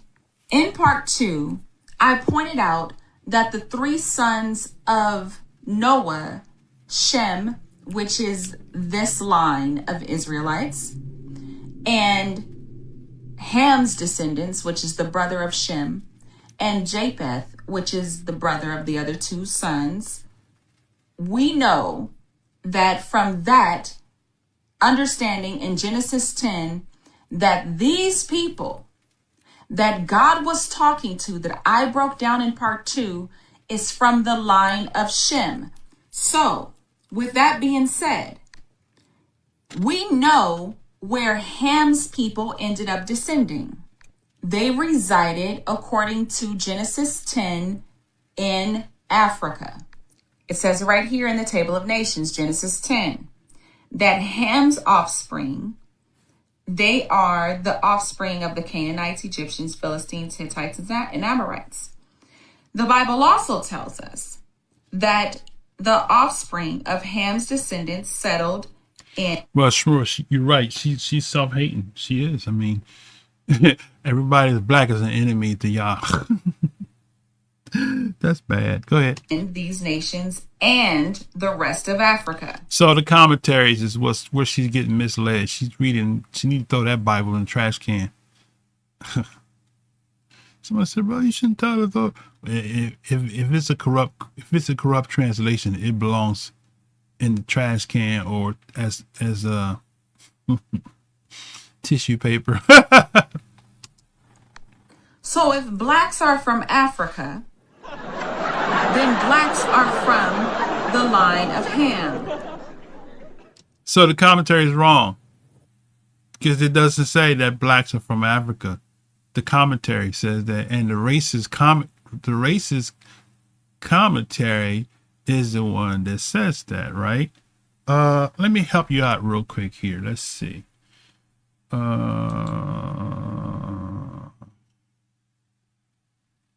on a second. I want to do this.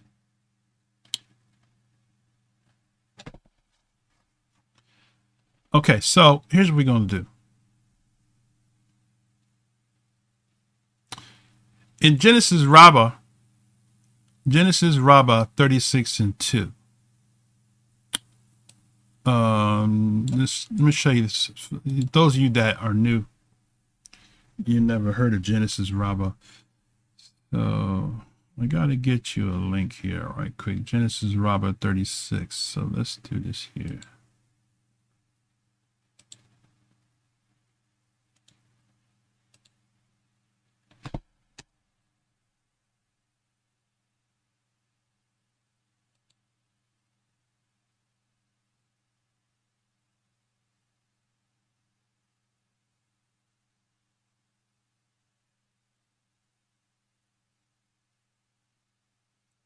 Okay.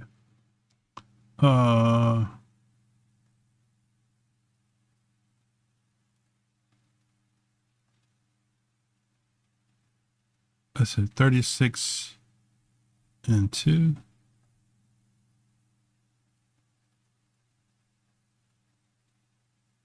Okay, so here, I'm going to give you this link here. This is Genesis Rabbah. Okay, Genesis Rabbah.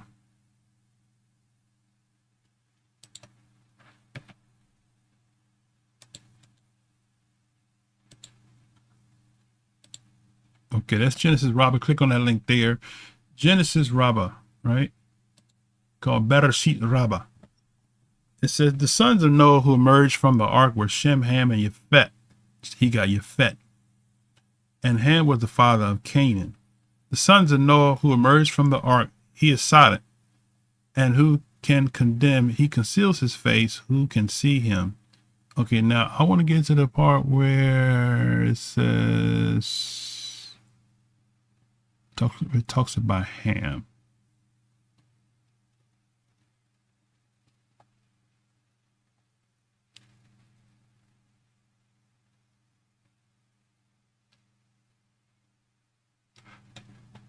Okay, here we go. Right here it says, and Ham was the father of Canaan, the father of the debased one. These three were the sons of Noah, and from these the whole earth was dispersed. Okay. Let's go.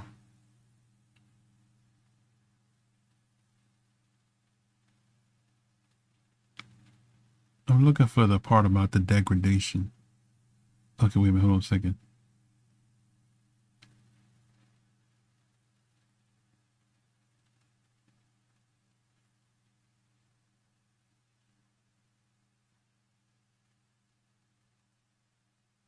Just bear me a second here.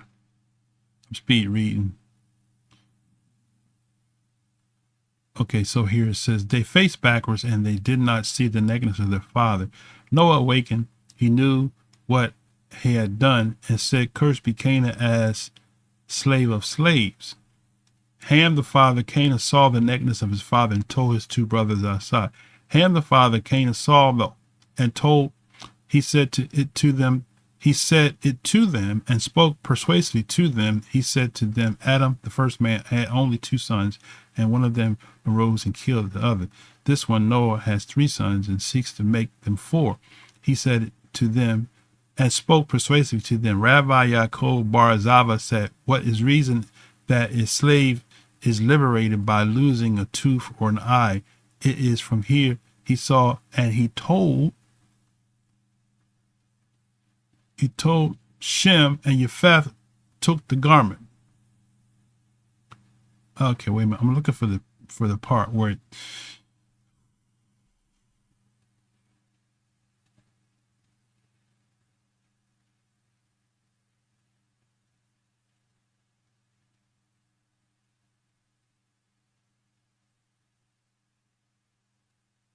just spare me a second. They got it buried in here.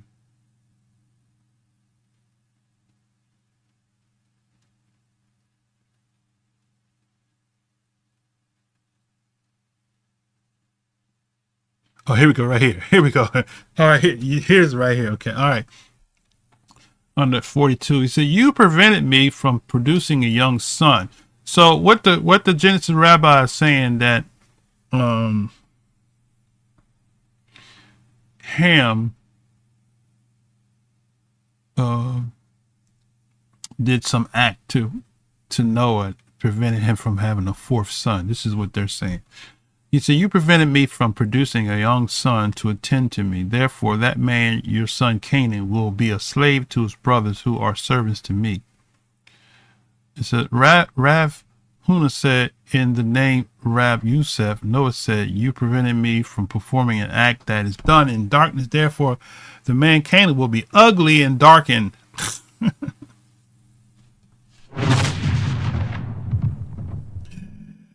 The man Canaan will be ugly and darkened. Rabbi Huna said, in the name of Rabbi Yusef, he said to him, you prevented me from producing a 4th son, therefore I am cursing your 4th son. And Rabbi, both Ham and the dog engaged in sexual relations in the ark. That is why Ham emerged darkened, and the dog is exposed when mating. Rabbi Levi said, this is analogous to one who imprinted his own coinage with his image inside the king's tent. The king said, I decree that his face should be blackened and his image defaced. So Ham and the dog engaged in sexual relations in the ark. That is why Ham emerged darkened, and the dog is exposed when mating.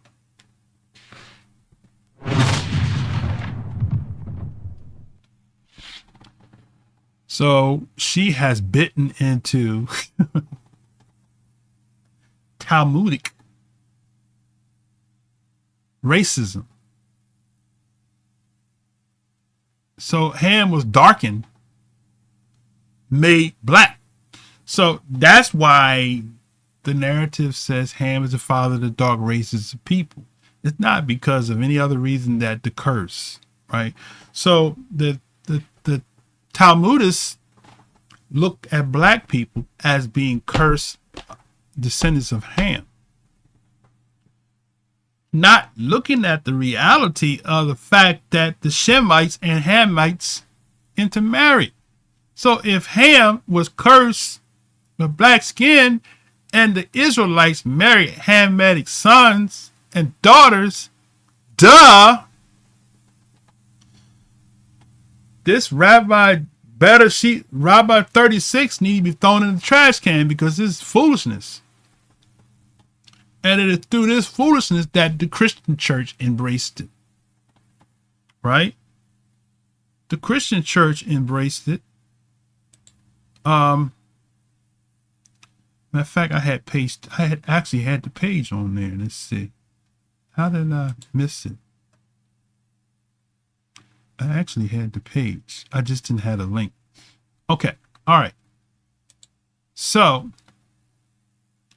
he said, to his father, Canaan is treated as substantive, deriving from kana, to subdue, subject, hence subjection, transfer, lowliness, and degradation. Okay. So Rabbi 36 and 5 and 7 says, Ham, the father of Canaan, saw and told his two brothers without. He said to his brother, Adam had two sons, but one rose and slew the other. And then this man Noah had three sons, yet. Okay, so that's the part we read. Okay, all right.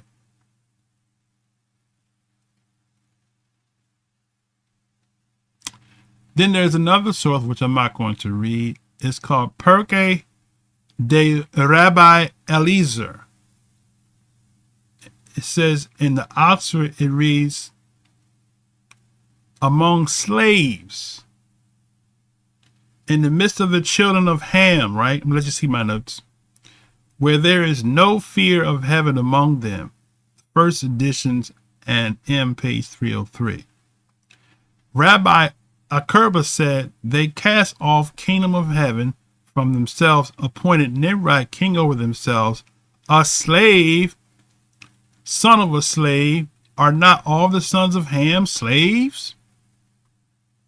And woe to the land when the slave rules, as it is said, for servant when he is king. Rabbi Simon said, Abraham spoke to Isaac his son, saying, this servant is suspected of all the transgression of Torah, and deceit is in this servant, as it is said, he is a Canaanite. This is in that's still the Rabbah. Servants of slaves were called Canaanites in consequence of Noah's curse upon his son Ham, whose son was Canaan. That's Bothra. Okay. Noah awoke from his wine, and he knew what his younger son Ham had done unto him, and he cursed him. It says, see Genesis Rabbah. On references to church fathers, see Ginsburg, a book of the ignorant Negro, a book for the ignorant Negro. He blessed Ham his sons, making them dark like the raven. That's page 172 of the Rabbah. That's 36. Luria reads as an imitation black and comely. Okay, the land where the Shekinah of the Kodesh one, blessed be he is in the midst, and shall I go to the unclean land in their midst, right? So then So it goes from the Rabbah, the Jews, Talmudists teachings that black was cursed, that all Hamites, the Negroes were Hamites, so therefore they was doomed to be slaves to all the other brothers of Shem and Yefet, right? Then you have Justin the Martyr. He says, this is Justin the Martyr in his dialogue with Trypho on page 284. I'll give you the links if anybody want to see the links.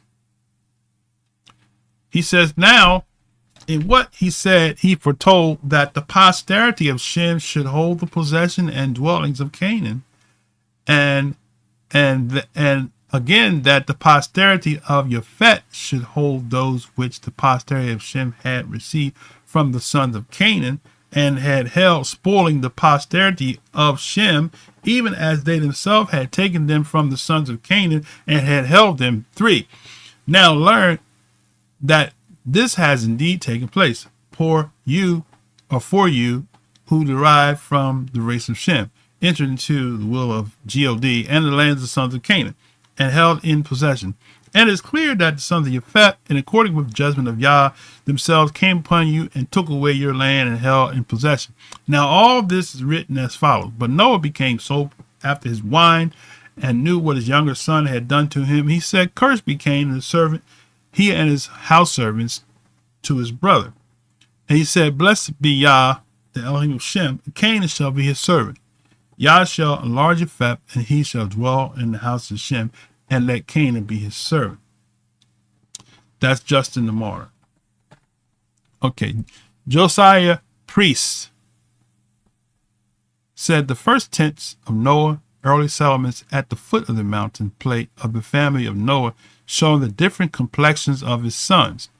Arguments and reasons against the amalgamation of the races at first. Arguments that Noah's curse of Ham was God's judicial decree that slavery was thus entailed upon the Negro race. Character of Ham from his youth till the curse. The argument that the curse was not a prophecy but a decree, a judicial.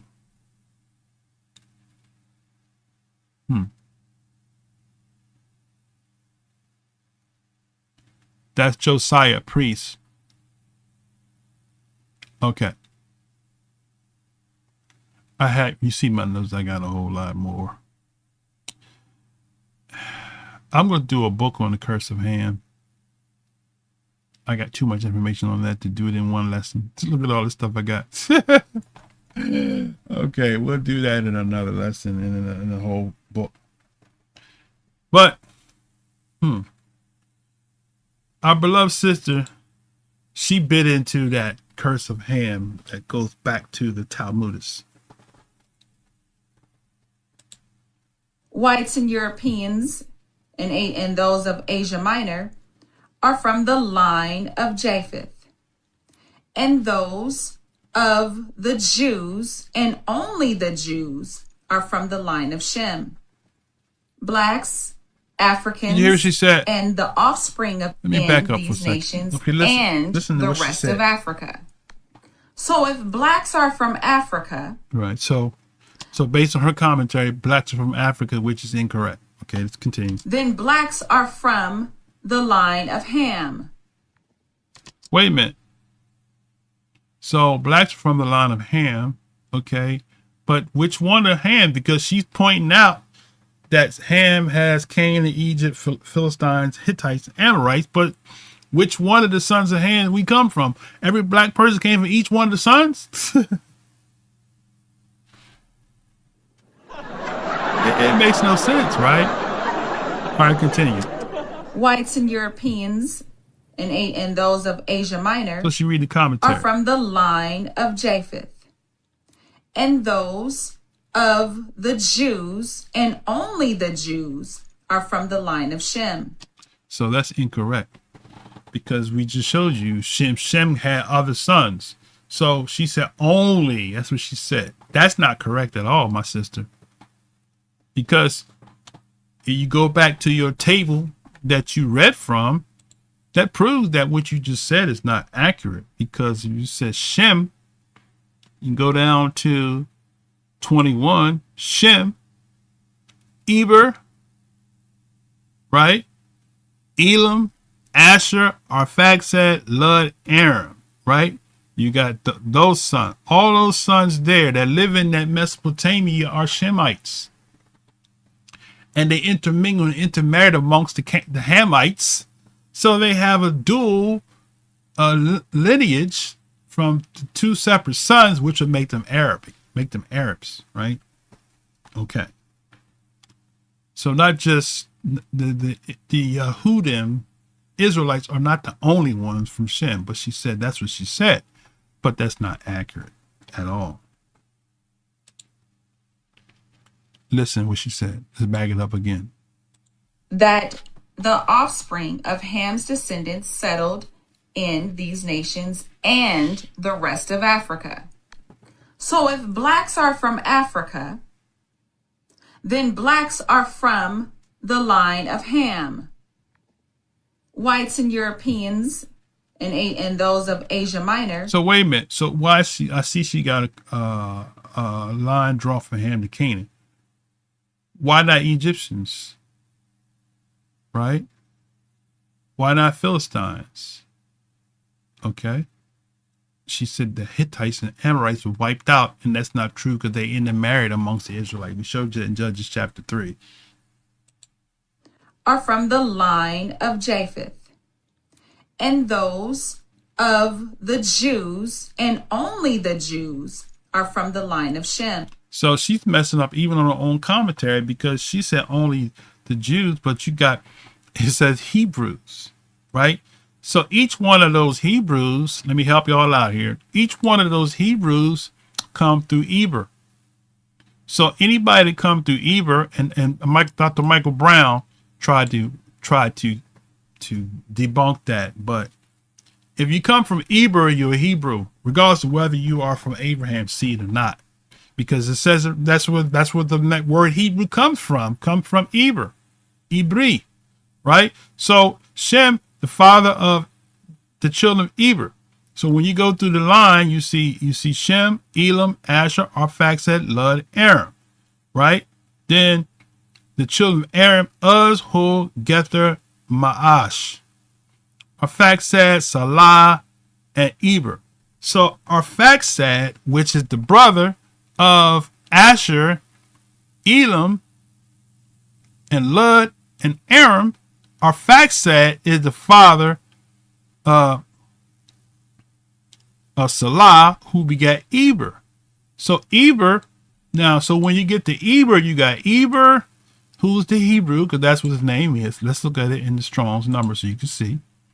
Right, Eber. Right? Let's move this out the way.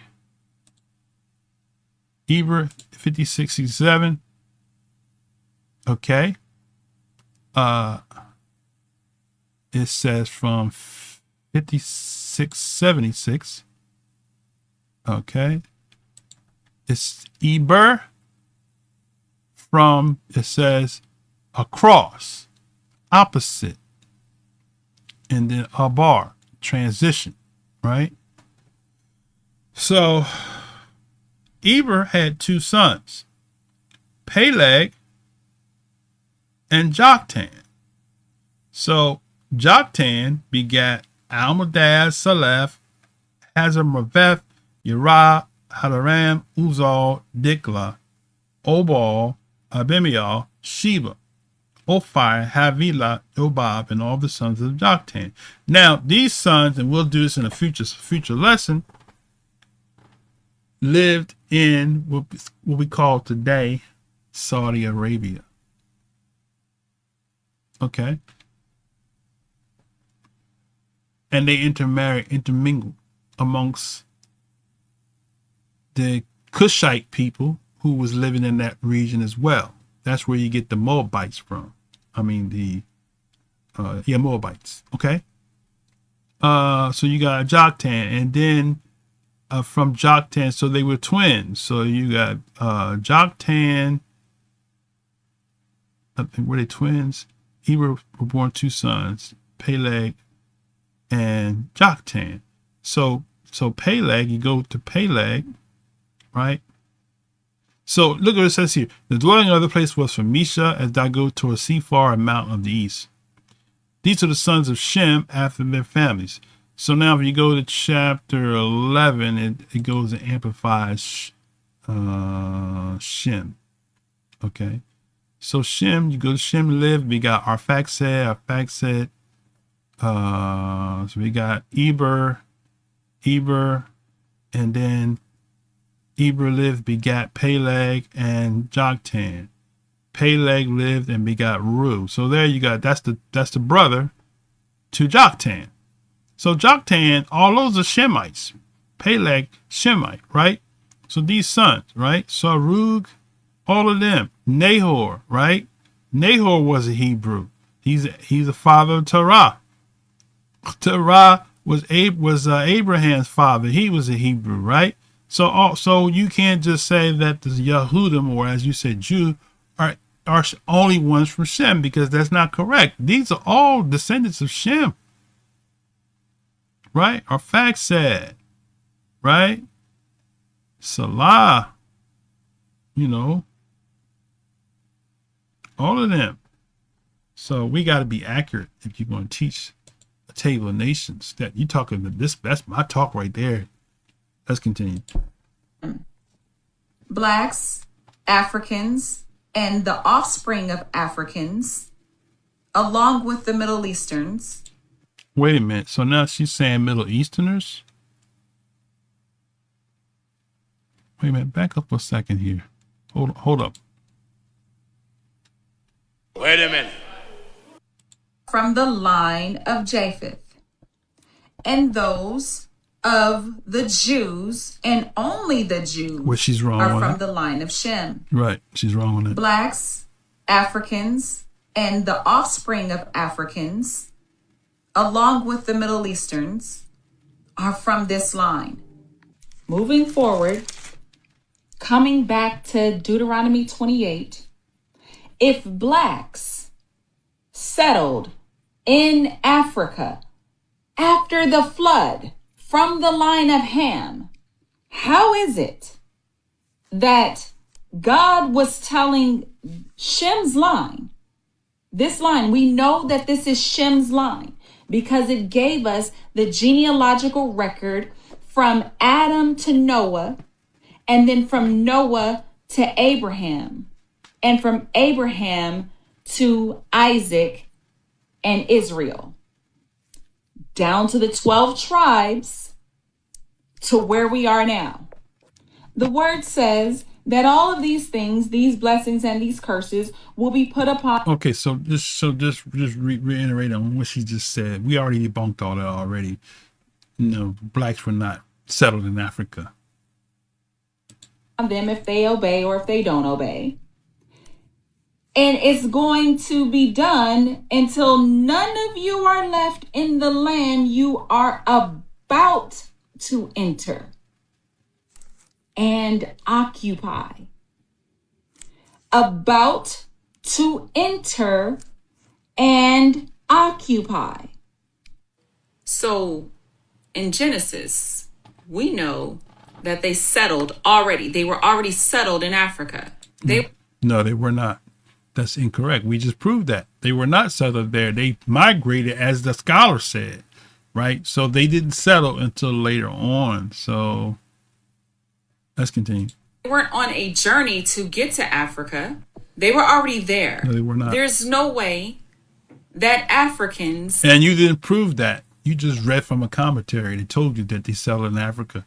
Where's the proof? There is no proof. You offer no proof other than the commentary.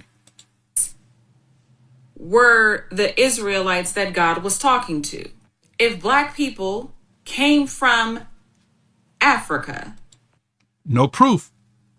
You provided no proof of that. You just read from a commentary. So all of this really is just hot air right now. from the beginning after the flood, there is absolutely no way that blacks or Africans were the original Hebrew Israelites. No way. The Bible gives us the record. So she didn't prove anything. She just made a statement without supporting document. So according to the jury, it's all speculation. Everything she's saying is speculation because she hasn't provided any receipts to prove her point. She's made a statement without any supporting document other than the fact that something she read from a commentary with who the reference, where is that reference coming from? Because he's trying to tell you that the Hamite settled in Africa, and she jumps up and she throws her own little spill on it and says they were already there. Where does it say that they were already settled there? What about the Canaanites? What about the Cushites? Right? We read from the source, and I could pull some more receipts out that tells you that they were in Asia. The Babylonians were kindred to Abraham, his kinfolks. His mother was a Cushite, daughter of Nimrod.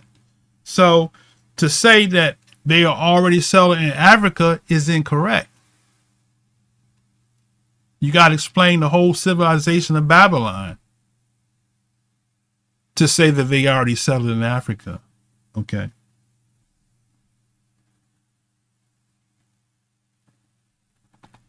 So my brother,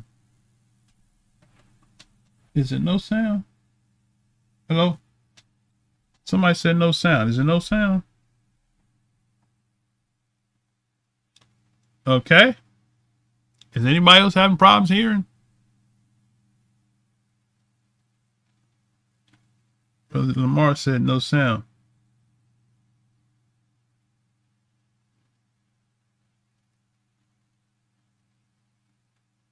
Okay. All right. So the thing is, the point I'm making is she's speculating things, right? We don't deal in speculation, right? We deal with Torah, which we have to have receipts. You can't make a statement if you don't have anything to support. You go to court with speculate with assumptions, right? The judge is going to say that's mere speculation. Okay? Overruled. Your statement is being overruled. Right? I'm saying to the judge it's mere speculation. She's not providing any receipts to say we from Africa other than something she read in the commentary. Who didn't provide receipts to say we came, because we bit into that narrative that we came from Ham. But who taught you that? The scripture didn't teach you came from Ham, right? There is no proof historically that we came from Ham, right? There was marriages between Ham and Shem, so we don't know for a fact which son we came from or daughter a combination of both or just one singular solo. We don't know. It's all speculation, right? She's speculating. Okay. Let's now continue to read the remaining chapter of 28. And let me break down every single verse. Okay, we're going to go to the next part in a second. Forward. And I will be able to show you throughout Old Testament who God was talking to, and that these blessings and curses that were spoken only to the Hebrew children of the Old Testament was already fulfilled. So from here, meet me over at part 4. Welcome to part 4. Okay, here we go. We are discussing Deuteronomy 28 in relation to the Black Hebrew Israelites and their claim to being the original Hebrews in Old Testament. I left off in part 3 with proving that Blacks and Africans are from the line of Ham. Once again, speculation. She didn't prove nothing. She just made a statement. She read from the commentary of the New Living what is it, New Living Bible, or she actually gave it at the beginning. Okay, continue. Jews are from the line of Shem. Ham and Shem are brothers. They are both the sons of Noah. In Genesis 10, it gives us the genealogical record of where Noah's sons descended and settled at in the nations. Shem is the forefather of the Jews of the Old Testament. You can find that in Genesis 10. Ham is the forefather of Africans and Middle Easterns. That's also in Genesis 10. So Ham is the forefather of Africans and Middle Easterns.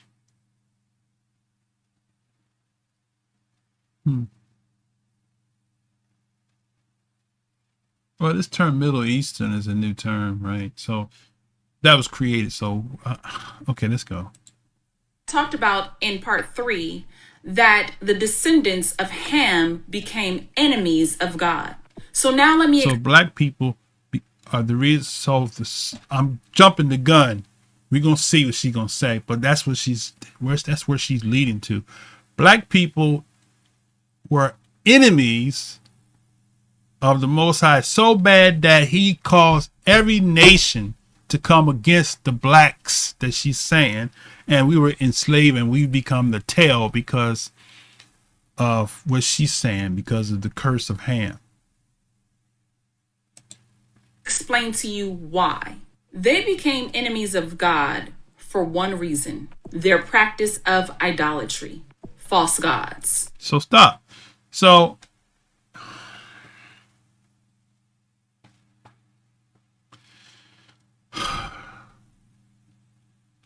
if you go to let's go to Genesis 11 real quick. We can debunk that real quick.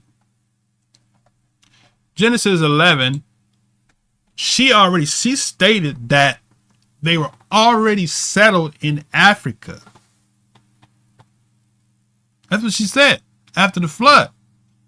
Now, we're going to show you what Genesis 11 says. Genesis 11 says the whole earth was of one language and of one speech. So what does that mean? After the flood, they were all still dwelling together. Right? It came to pass as they journeyed from the east that they found a plain in the land of Shinar, right? And dwelt there. Who dwelt there? They came off the boat, the 3 sons. They all came off the boat and they went to the land of Shinar. They said one to another, "Go to, let us make brick and burn them thoroughly." And they had brick for stone and slime had they for mortar. And they said, "Go to, let us build us a city and a tower whose top may reach unto heaven. And let us make us a name, lest we be scattered upon the face of the earth." So at present, they were not scattered. They were still there in one place. They were all speaking one language. It wasn't that they settled in lands. It was the Most High dispersed them from there. Watch this. Yah came down, verse 5, to see the city and the tower which the children of men built. And Yah said, "Behold, the people is one. They have all one language. And this they began to do. And now nothing will be restrained from them, which they have imagined to do. Go to, let us go down there, confound their language, that they may not understand one another's speech." So, here is the judgment.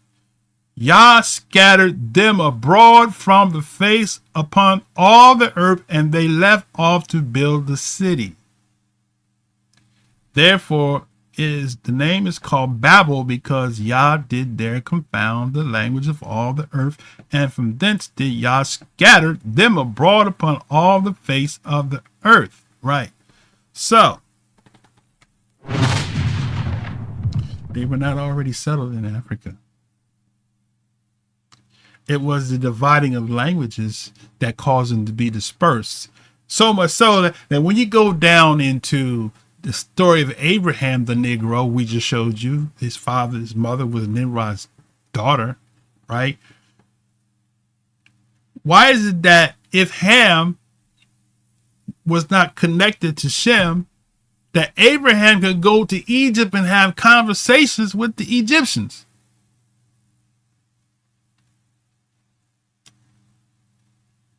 Right? How is that possible? How is it possible that the Egyptian Pharaoh wanted his wife, wanted Abraham's wife? Inquiring minds want to know. Okay. So it's a lot that you're missing, my sister. So the proof, you haven't proved that the land was already settled. But the scholars and those of you that's just coming in, you got to go back to the earlier part of this lesson. We covered it. The Jew or Negro, it began in Babel. The Negro in the New World, those are three sources we used. We read where they actually explained that they settled. They came from Asia into Africa together as a combination of people with Negroid features. Okay. Let's continue.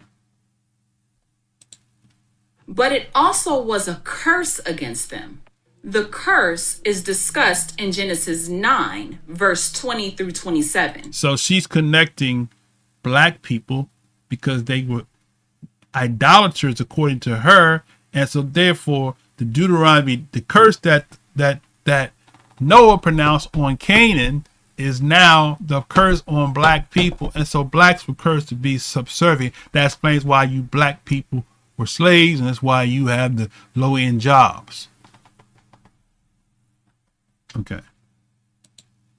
So because of the curse that led them to become enemies of God, God's plan was to destroy these individuals because they refused to repent for their idolatrous ways. So both the descendants of Ham and the descendants of Shem, which are the Israelites, and the descendants of Ham, which are the Canaanites, the Amorites, the Hivites, and all the other individuals that are mentioned in chapter 10 of Genesis, God also will bring judgment upon them as well. Both descendants of both brothers will both reap judgment from God. Now, So question I got. So, and if any of y'all have any questions, feel free to comment. I'm looking at the comments here. Yeah, she's off, our kill. She's off. Real kill.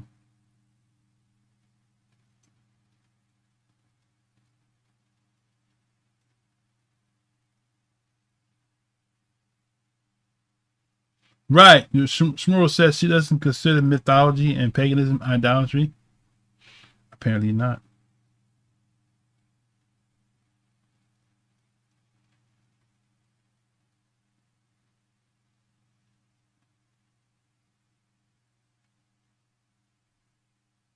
Okay, Lamar, you got bad weather down there. Yeah, so I knew it was your connection.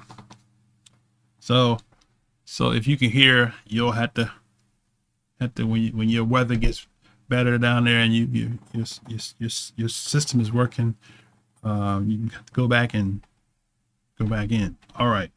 So man, this sister, she's way out there. So her synopsis is that blacks, she's bit into that theory, right? That blacks inherited the curse of Ham. And we can show you a list of theologians in this nation that taught that. And that's where she got that from. Okay. Now, when God brings forth judgment, it is for correction. And if you choose to obey the judgment and God, you will be spared. In New Testament, you will be saved. In Old Testament, you will be spared. In Old Testament, God dealt with sin immediately. In New Testament, God is more long-suffering.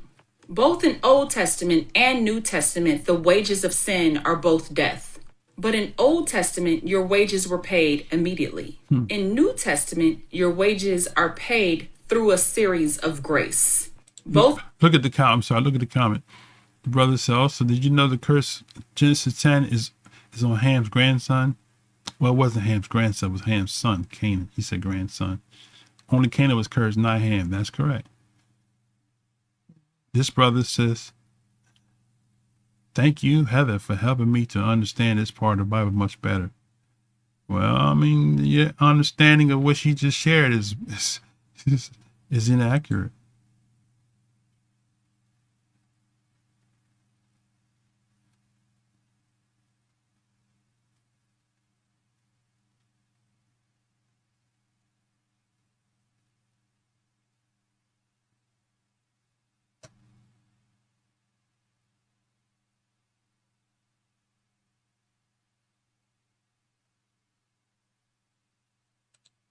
I'm reading the comments here.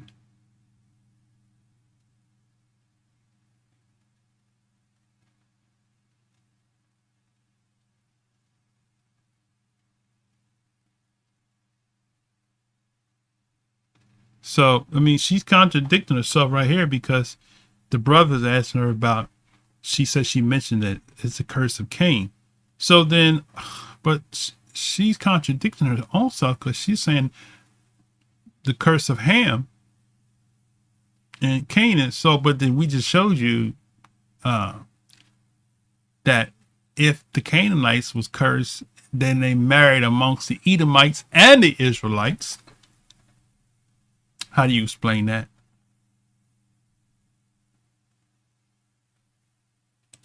Both come with judgment and both require repentance, but they're both handled differently. So the curse was discussed in chapter 9 of Genesis.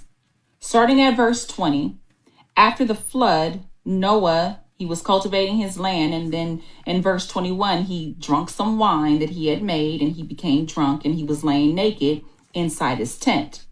Now, Ham, which is the youngest son. Okay.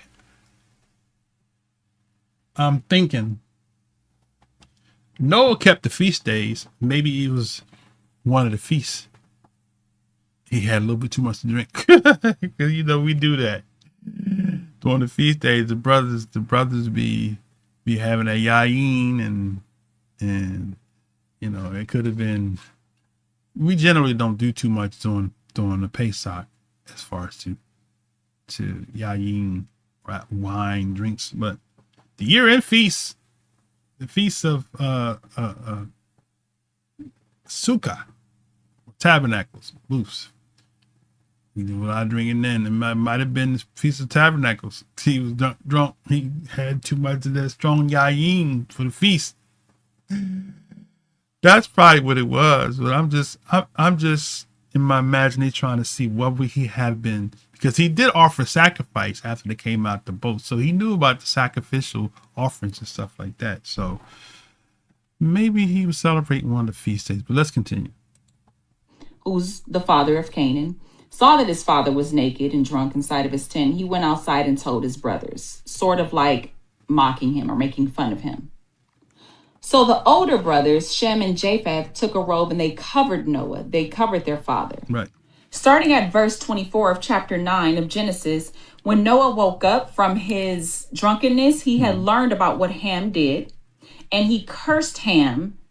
He actually cursed the son of Ham, which is Canaan. Okay. So he tells him, may Canaan be cursed. Canaan is Noah's grandson. Okay. He says, may he be the lowest of servants to his relatives. Okay. Then Noah said, may the Lord, the God of Shem, be blessed, and may Canaan be his servant. So Noah had pronounced a curse on his grandson and stated that the grandson and his descendants would serve Shem and his descendants. So based on your argument, the black people came from Canaan, not Ham, because she said in her comment to the guy, she said, let me look over here to the right here. So let's look at the comments over here. The comments are real good because they help to explain what people are saying. So Greg G said, also, did you know the curse of Genesis 10 was on Ham's grandson, which we already read that it wasn't his grandson, it was Ham's son. Okay. She said, correct. I pointed that out already in part 1 or 2. This is part 4. Go back and watch it. Okay. He said, you did, but you were implying that the entire of Ham, all Africans were cursed and not just Canaan's line. She did say that. And I think this is what allows white supremacy to continue to use this as to why we, he didn't finish, as African Americans, were allowed to be mistreated. I just want the truth put out there so this lie can be put to an end. He said, good post, however. She says, ask that question and replace that word with humanity. Canaan's line didn't settle in Africa, just Ham's line. So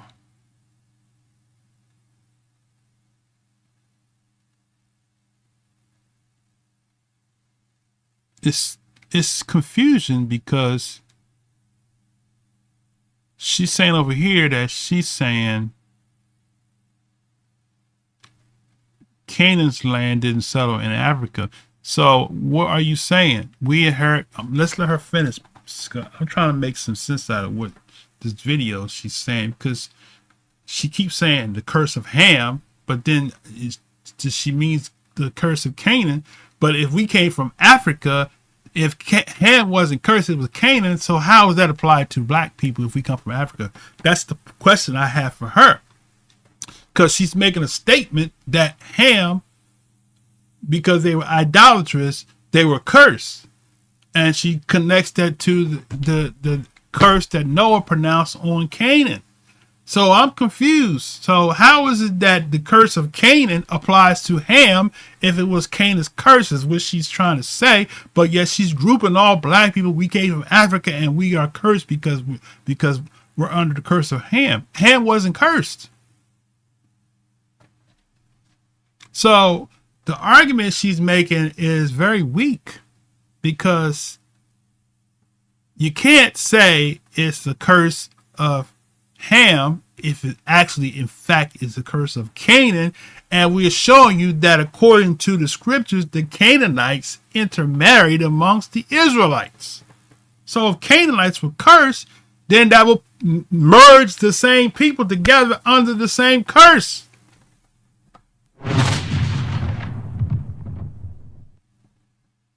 Am I right? So, my dear sister, you're very confused in this video, and I don't know how anybody could say they helped them to understand, because your comments and your video are saying different things. And that his descendants would share in the prosperity of Shem and his descendants. I'm back this up here. Canaan, father. Starting at verse 24 of chapter 9 of Genesis, when Noah woke up from his drunkenness, he had learned. Uh-oh. What happened? Don't tell me she deleted the video.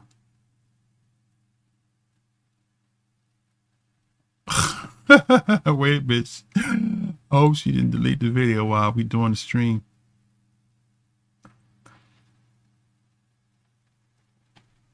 Okay, wait a minute. In relation to the black, tells him, may Canaan be cursed. Canaan is Noah's grandson. Hold a second. So the older brothers, Shem and Japheth, took a robe and they covered Noah. They covered their father. Starting at verse 24 of chapter 9 of Genesis, when Noah woke up from his drunkenness, he had learned about what Ham did, and he cursed Ham. He actually cursed the son of Ham, which is Canaan. So he tells him, may Canaan be cursed. Canaan is Noah's grandson. He says, may he be the lowest of servants to his relatives. Then Noah said, may the Lord, the God of Shem, be blessed, and may Canaan be his servant. So Noah had pronounced a curse on his grandson and stated that the grandson and his descendants would serve Shem and his descendants, and that his descendants would share in the prosperity of Shem and his descendants, and Canaan and his descendants would be the servants of both brothers. So ultimately, Canaan's descendants become the enemy of God. And because of this curse, God is going to bring forth judgment against them and their offspring. So the reason why I'm telling you this and giving you background to this is because the Hebrew Israelites believe that the curses that are in Deuteronomy 28 are relative to them and their ancestors with regard to the transatlantic slave trade. Their claim is that they are the original Hebrews and the original Israelites in Deuteronomy. Well, I guess she don't consider herself to be one of us. She said they. I would say we, because she's one of us. She might not believe it, but they say that they are. All right, go ahead. All throughout Old Testament. And the curses that are talked about in Deuteronomy 28 became... She's going to have a punchline in a second. I don't know, I already told you where she's going, but you're going to see in a minute. ...fulfilled against the African people during the transatlantic slave trade. That is not true. Now, you could make an argument and say that because of the curses that were pronounced on Noah's son, Ham, could have been a result of that curse why the Africans were enslaved. The Bible tells us that Ham's y'all hear what she just said? Listen. Testament. And the curses that are talked about in Deuteronomy 28 became fulfilled against the African people during the transatlantic slave trade. That is not true. Now, you could make an... So she just made a statement, but now she's saying you could make an argument. Listen. Argument and say that because of the curses that were pronounced on Noah's son, Ham, could have been... She said Ham, but in the comments, she says she didn't say Ham. She clarified it in part 2 that it was Canaan. So now she goes back to saying Ham. Which is it, dear sister Heather?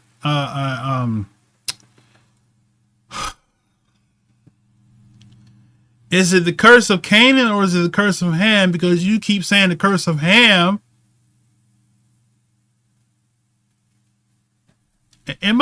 Somebody help me out now. Am I misinterpreting what she's saying, as they say in Christendom? Are the original Hebrews and the original Israelites in Deuteronomy, all throughout Old Testament. And the curses that are talked about in Deuteronomy 28 became fulfilled against the African people during the transatlantic slave trade. That is not true. Now, you could make an argument and say that because of the curses that were pronounced on Noah's son, Ham, could have been a result of that curse why the Africans were enslaved. Stop. You see what she just said? She said, wait a minute. You could make a case and say that we inherited, and I'm paraphrasing it, the curse of Ham. She keeps saying the curse of Ham, but the text don't say the curse of Ham, but this she said in her comments that she was saying the curse of Canaan. So if Canaan was Ham's son, then Ham could be cursed, because we already showed you in the previous lesson that Ham was blessed by his father Noah. So therefore Ham's descendants couldn't be cursed, because apparently, according to the historical document, Canaan was the youngest son. So it's Mizraim is Africa, Phut is Africa, and Cush is Africa. So how are all black people, if we come from Ham, cursed if only one son of Ham was cursed? And she don't see where that's contradiction. The only thing will be left would be Canaan. And we showed you that the Canaanites and the Israelites, they intermarried. So could you make the argument that both the curse that was upon Cain became a curse? Here's what you need to look at, right? Could it be possible that the Most High gave Deuteronomy 28 the blessings and the curses because he knew that Israel was going to marry the cursed people, the Canaanite stock. That would make more sense to anything, really. So it's a merger, because if Canaan was cursed to be a servant and Israelite was pronounced to be the kings, and if you break the covenant, you're going to inherit the curses, but you married the cursed people and you follow the cursed people's deity, then by default, you inherit the curse that was pronounced that was on Canaan, because you intermarried the Canaanites, and therefore you inherited the curse for breaking the covenant. How about that?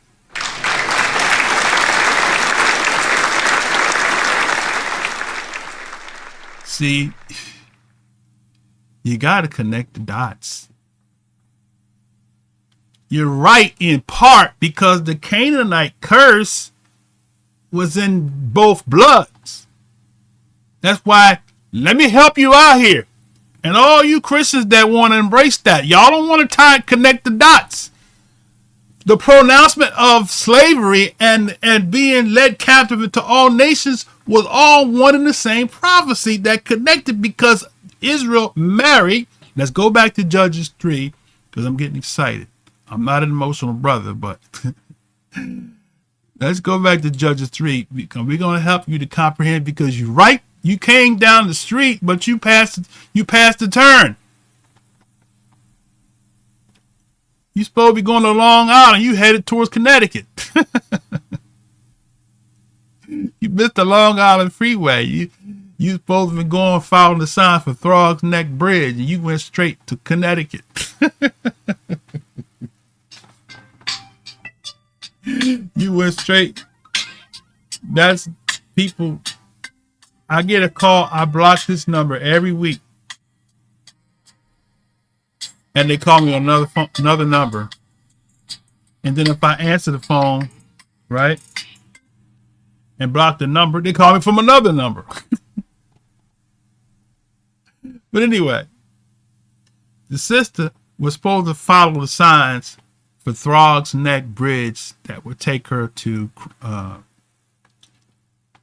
Long Island Freeway. She missed the sign. She kept straight, and she's headed to Connecticut, because she's trying to say it's the curse of Ham when she don't know how close she is, because she's right. We inherited the curse of Canaan. That's why Deuteronomy 28 was given, because Deuteronomy 28 was given because the Most High foreknew that we would marry the cursed people. Boom. I did a lesson on that years ago called The Curse is Coming. The Most High pronounced of blessings and curses to Israel because he knew the land we were going to, the sons of Canaan that were cursed, right? He knew that they would be in our family.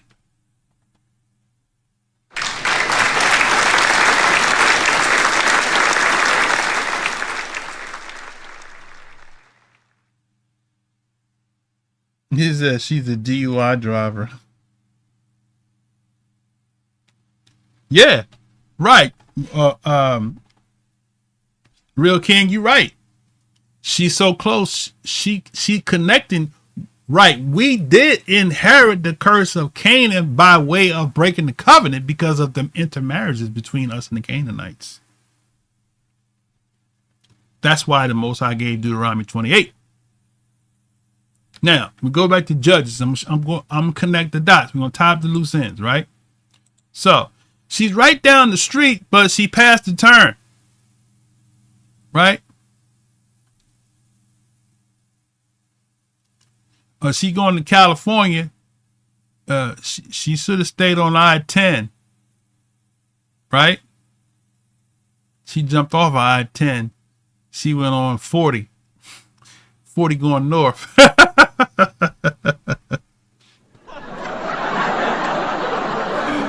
Y'all know 40 don't go north. That's the saying.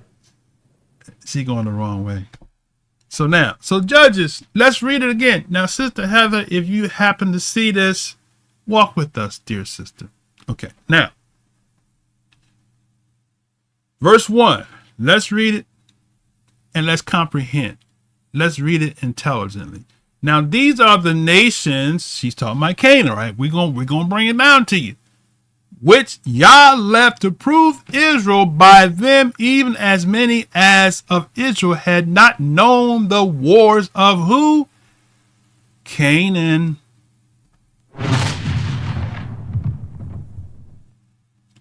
Now remember, I could go and show you. Matter of fact, I'm gonna say before I read this, let me show you this here. The Most High gave them a specific instruction about the Canaanites.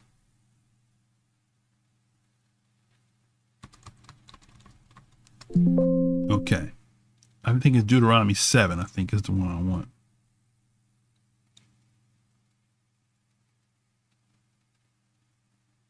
Okay. Let's go to Deuteronomy 7. I'm going to take my time. If y'all got to go, and you got Knesset to go to, and you can come back to this, but I got to finish this out. Okay. She driving with the soft sunglasses. All right. So this is Deuteronomy 7. This is why Deuteronomy, I'm helping y'all, right, with the help of the Ruach. This is why the Most High gave them the prophecy. He forewarned Israel not to marry the people that was cursed, because all the sons knew the Canaanites was cursed. Right? So, Deuteronomy 7. When Yah, thy Elohim, let's go to the sacred names version, restore names. When Yah, thy Elohim, shall bring thee into the land where thou goest to possess. Now, what we talking about in Deuteronomy 28, rather, to the land. She said it. She nailed it. The land that you are about to go into. He's telling them way before Deuteronomy 28. When Yah shall bring you into the land where you shall go to possess it, and have cast out many nations before thee, the Hittites, the Gergesites, the Amorites, the Canaanites, the Perizzites, and the Hivites, and Jebusites, 7 nations greater and mightier than thou. And when Yah thy Elohim shall deliver them before thee, thou shalt smite them. Right? Thou shalt smite them and utterly destroy them. Right? This is what the Most High said. He said, you shall smite them and destroy them. You shall make no covenant with them, nor show mercy unto them. Why? Because they were cursed. Boom. Y'all can't bless them. He can't bless them. He can't bless the Canaanites because he can't take back the oath that the father Noah pronounced over Canaan. So y'all said, Canaan is cursed. I don't want you to destroy him. Don't marry him. Destroy him. They're idolatrous pagan worshipers, right? Don't marry them Canaanites. They have been pronounced to be servants to the other brothers because of their wickedness of the father. Okay? The grandfather. The father. Their grandfather. The Canaan's father, Ham. The children of Canaan. The grandfather. Okay? Are we clear? Are we clear? Am I right? Okay. So y'all said, utterly destroy them. Thou shalt make no covenant with them, nor show mercy unto them. Neither shalt thou make marriages with them. Thy daughter thou shalt not give unto his son, nor his daughter thou shalt take unto thy son, for they will turn thy son from following me, that they may serve other Elohim. So will the anger of Yah be kindled against you and destroy you suddenly. Boom. If that's not Deuteronomy 28, I don't know what it is. He's giving them a precursor. Okay? For they will turn your son from following me, that they may serve other Elohim. So will the anger of Yah be kindled against you and destroy you suddenly. And that's what it says around 28. You shall be destroyed upon the land you're going to go.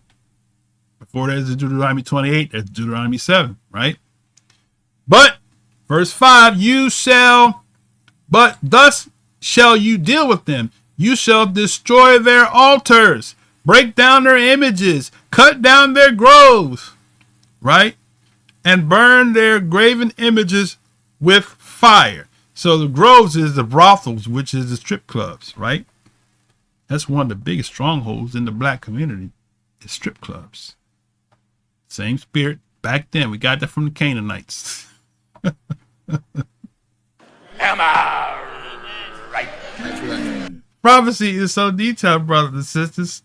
That's the biggest stronghold in the hood. Right? Philly was full of them. Pandemic kind of changed a lot of stuff. Baltimore, full of them. California, full of them. Nevada, y'all live in Nevada, y'all know. Carson City, Nevada. Right? Hugh Hefner's. Y'all come on now. Exploiting the Hebrew sisters. Atlanta, Magic City. Right? Everybody know about Magic City. Right? So, the Canaanites are the fathers. We have the Canaanite DNA in us that make us so, what's the word I want to say?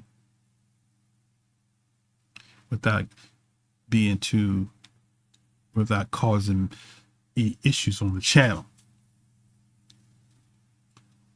Overly active. High drive. Okay? Can never get enough. Polygyny through the blood veins. All in the blood.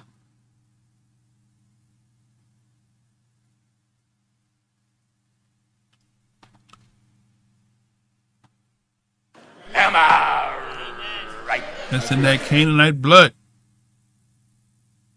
Vain. Always got to be putting selfies up. Every time you put an outfit on, click, click, click, click, and you want to post it on Facebook, Instagram. That comes from the Canaanite DNA. Did you know that? Israelites was plain people. When we got hooked up with them Canaanites, that's why Yehuda got in trouble. Yehuda saw Tamar, who was the wife of two of his sons that died. He down there on the track. She running the trick on him. His wife had died. He went out there tricking. Yeah, this one over here. Yeah, she look good, boy. Look at her, boy. Yeah. How much? Whatever you want. I got the money, baby. You look just like I like them. That's that Canaanite DNA, brothers and sisters. Am I right? Am I right? That's right. It's in that DNA. So, back in here, I'm making the connection that my sister didn't make. Ain't no two separate curses. It's one that was part of the same people curse that intermarried amongst the people that was blessed. That's why you had blessings and curses. He said, you know, if you be blessed, you got to walk in this because you're going to have that curse in your DNA. And the curse is going to come on and overtake you because it's in your bloodline. Can I get an amen? Amen. So, let's go back in. So he said, but thus shalt thou deal with them, talking about the Canaanites, you shall destroy their altars, break down their images, cut down their groves, and burn their graven images with fire. That Christmas tree. That's why black houses got to have that Christmas tree. Have a holly jolly Christmas and a happy time this year. You know pagan tree worship started in Canaan. That's why you can't get it out your system. right? It started in Babylon. It began in Babel. The customs of the people's vain. Jeremiah 10:2. Y'all know it. Cut down a tree. You can't tell me that that's not the practice that we do today. Cut a tree out of the forest. Prop it up so that it stands. Decorate with silver and gold. Come on. How is that not the practice that we do today? The most festive holiday that we enjoy. We don't know why we do it, because we got Canaanite DNA in our bloodline and we embrace that stuff.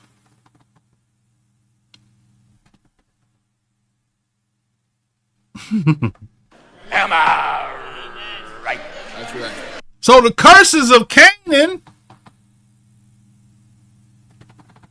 we were pronounced to destroy them. Right? Let's go back. For thou art a Kodesh people unto Yah, thy Elohim. Yahweh, thy Elohim, have chosen thee to be a special people unto himself above all people that are upon the face of the earth. We were chosen, right? Yah did not set his love upon you, choose you, because you were more in number than any people, for you were the fewest of people. How about that? The remnant. But here goes that kicker. Because Yah loved you, and because he would keep the oath which he has sworn to your fathers, have Yah brought you out with a mighty hand and redeemed you out of the house of bondage from the hand of Pharaoh, king of Misraim. Note therefore that Yah Elohim, he is Elohim, faithful El, which keep the covenant and mercy to them that love him and keep his commandments to 1,000 generations. And repay them that hate him to their face. Boom. To destroy them, he will not be slack to him that hate him. He will repay him to his face. Thou shalt therefore keep the commandments and the statutes and judgments which I command thee this day to do them. Wherefore it shall come to pass, if you hearken to these judgments and keep and do them, that Yah, your Elohim, shall keep unto thee thy covenant and the mercy which he swore unto thy fathers, and he will love thee and bless thee and multiply thee. He will also bless the fruit of thy womb and the fruit of thy land, and corn and thy wine, and oil, increase of kine, flocks, sheep, in the land which he swore unto thy fathers to give thee. Thou shalt be a blessed people above all. There shall not be male or female barren among you, or among the cattle. And Yah will take away from thee sickness and all, and put none of these evil diseases of Misraim which thou knowest upon thee, but will lay them upon all them that hate thee. That's Deuteronomy 30 all over, right? And thou shalt consume all the people which Yah thy Elohim shall deliver thee. Thine eyes shall have no pity upon them, neither shalt thou serve their Elohim, for that will be a snare unto thee. If thou shalt say in thy heart, these nations are more than I, how can I dispose them? Thou shalt not be afraid of them, but shalt well remember that Yah did put unto Pharaoh and to all Misraim the great temptations which thine eyes saw, the signs and wonders, the mighty hand, the stretched out arm, whereby Yah thy Elohim brought thee out. So shall Yah thy Elohim do to all people of whom thou art afraid. Look at that. Moreover, Yah thy Elohim will send the hornet among them until they that are left and hide themselves from thee be destroyed. Thou shalt not be affrighted at them, for Yah thy Elohim is among you, a mighty El and terrible. And Yah thy Elohim will put all these nations before thee by little and little. Thou mayest not consume them at once, lest the beasts of the field increase upon thee. How about that? But Yah thy Elohim shall deliver them into thee, and shall destroy them in a mighty destruction until they be destroyed. And he shall deliver their kings into thine hand, and thou shalt destroy their name from under heaven. There shall no man be able to stand before thee until thou have destroyed them. The graven images of their Elohim shall be burnt with fire. Thou shalt not desire silver or gold that is on them, nor take it unto thee, lest thou be snared therein, for it is an abomination of Yah thy Elohim. Neither shalt thou bring an abomination to thy house.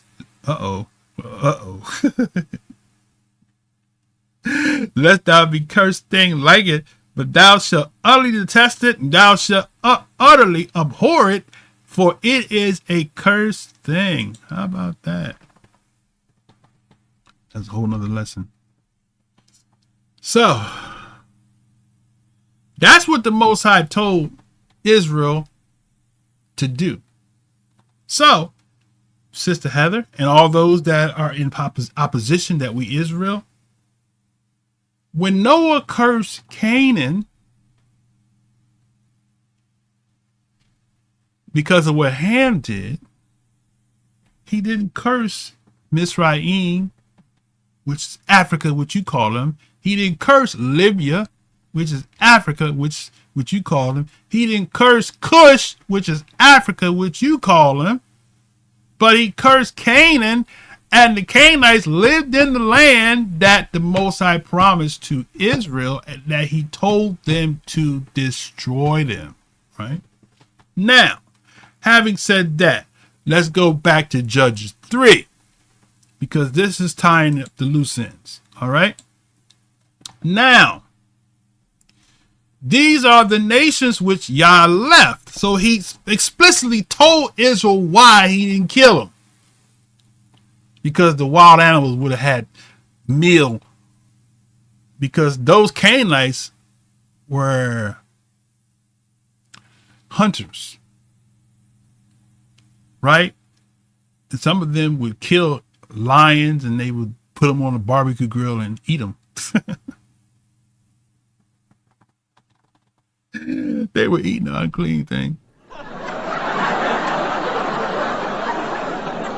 God said, if I kill them all off, them animals, the beasts of the field will come and get y'all. So I'm going to let the wicked stay around. Right? Now we comprehend that. So let's go back to Judges 3. So now it makes sense why the Most High didn't allow them to all be wiped out. Because he was looking for the protection of the people that he chose to be above all people. Right? So back in 3. So he left them to prove Israel by them, even as many Israel had not known the wars of Canaan. Okay, so you do know the Israelites was fighting against the Canaanites, right? So they knew they were supposed to kill them off. Okay, but only that the generations of the children of Israel might know to teach them war, at least such as before knew nothing thereof. So how do we learn how to fight? We learn how to fight by fighting against the people that was cursed. They wanted to get into the family. Because everybody had to know that Israel was blessed by Yah. So wouldn't the cursed people want to intermarry amongst a pronounced blessed people? Absolutely. Okay, so namely 5 rulers of the Philistines, right? And all Canaanites, Sidonians, Hivites that dwelt in Mount Lebanon, right? From Mount Baal Hermon unto the entering of Hamath, right? And they were to prove Israel by them to know whether they would hearken to the commandments of Yah, which he commanded their fathers by the hand of Shemaiah. So the thing you got to get out of this here is that this is called judgments. So you have laws, we have laws, statutes, commandments, and judgments. This was a judgment. Yah said, those people cursed, don't marry them, kill them. Right? So he gave them the law. If you do this, you're going to be blessed. In other words, if you follow the first 15 verses in Deuteronomy 28, you ain't going to marry the Canaanites because you already know. But if you do from 15 to 68, you marry them Canaanites, all of the curses that's been pronounced on them is going to be a part of you. There's no two separate curses. So the one people that was cursed, right? We're showing them, connecting the dots. They married the people that was blessed. So you got to have blessings and curses on the mountain so that people will know how to refrain from being under the curse. So the curses are coming. So he said, if you don't obey my commandments, you're going to marry these people that's cursed. The curses are going to come and overtake you. See? That's why they flipped the script on y'all. That's why they put the curse of Ham. It's not the curse of Ham. Because see, if you see it for its face value, if you see that it's the curse of Canaan, then you'll make the connection that we're those people because we intermarried amongst the cursed people, brothers and sisters.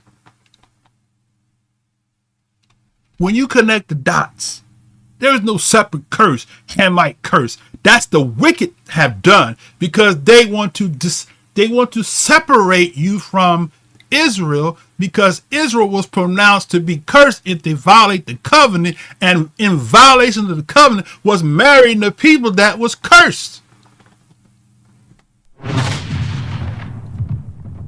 You know, two separate curses. Hamites and the Israelites. It's one curse. It wasn't even a Hamite. It was a Canaanite. That's why the sister's confused. It's a gnat that's flying in my eyes. Must be the Shabbat gnat. Okay, now. So, verse 5. And the children of Israel dwelt amongst the Canaanites. Underline that. Hittites. Underline that. Amorites. Underline that. Perizzites. Underline that. Hivites. Underline that. And Jebusites. And they took their daughters to be their wives and gave their daughters to their sons and served their Elohim. Woo! Sister, you missed the Long Island Freeway exit.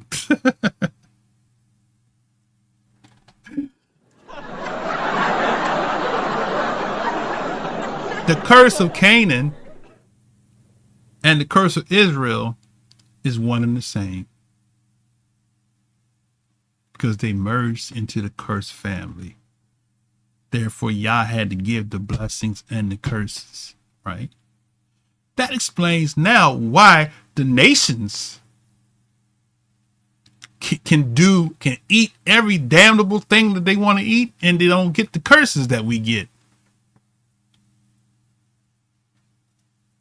Because they didn't intermarry into the cursed seed. Right? So since we intermarried into the cursed seed, we inherited the curse of Canaan for breaking of the covenant.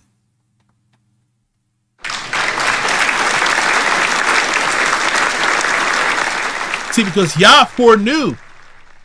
Now, Judges 3 debunks the two curses that the sister tried to put out in the video because it's the one curse. It's not separate. One and the same people. Curse be Canaan, right? So, took the daughters to be their wives and gave their daughters to their sons and served their Elohim. And how do we know that that's true? Look. Because Deuteronomy 28 was not fulfilled in a one-shot deal.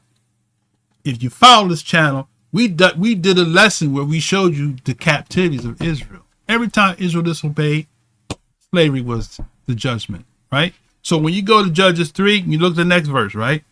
It says the children of Israel did evil in the sight of Yah, forgot Yah, and served Baalim and the groves. They got them strip clubs on the corners, right? That's called the brothels, house of brothels. Sukkoth Benot, house of brothels. Look it up. Therefore, the anger of Yah was against Israel, and he sold them into the hand of Cushan, Rithaim, king of Mesopotamia. Now stop for a second. Look at this name here. Cushan, Rishathaim. Okay.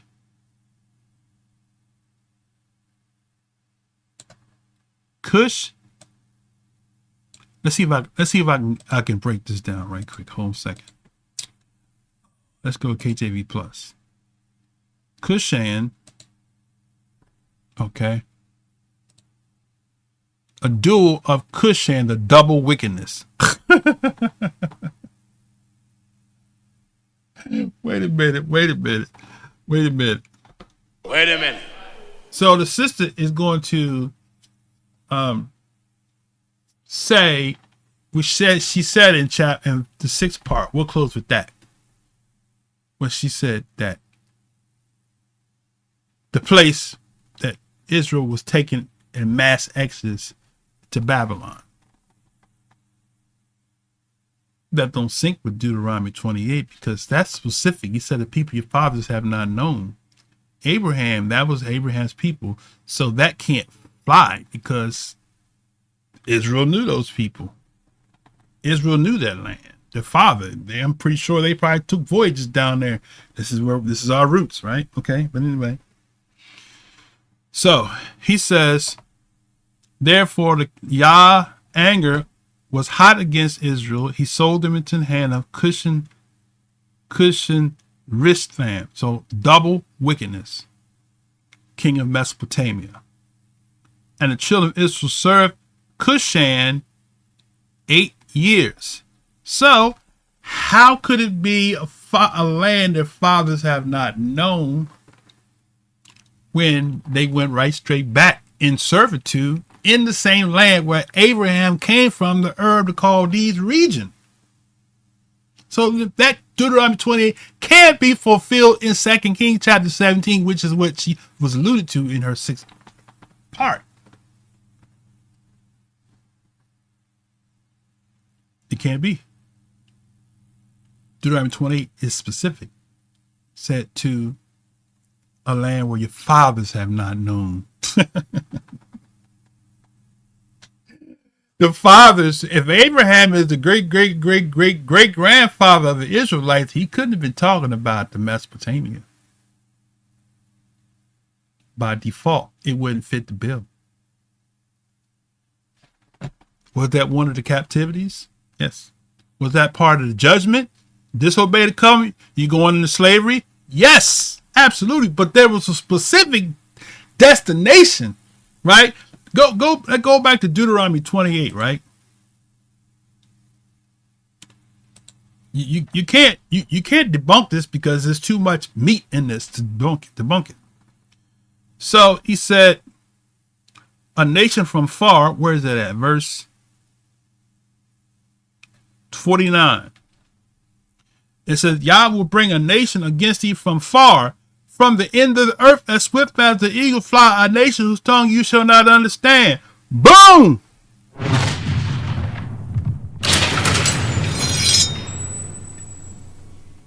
Abraham came from Ur of the Chaldees. That was the land that the father knew.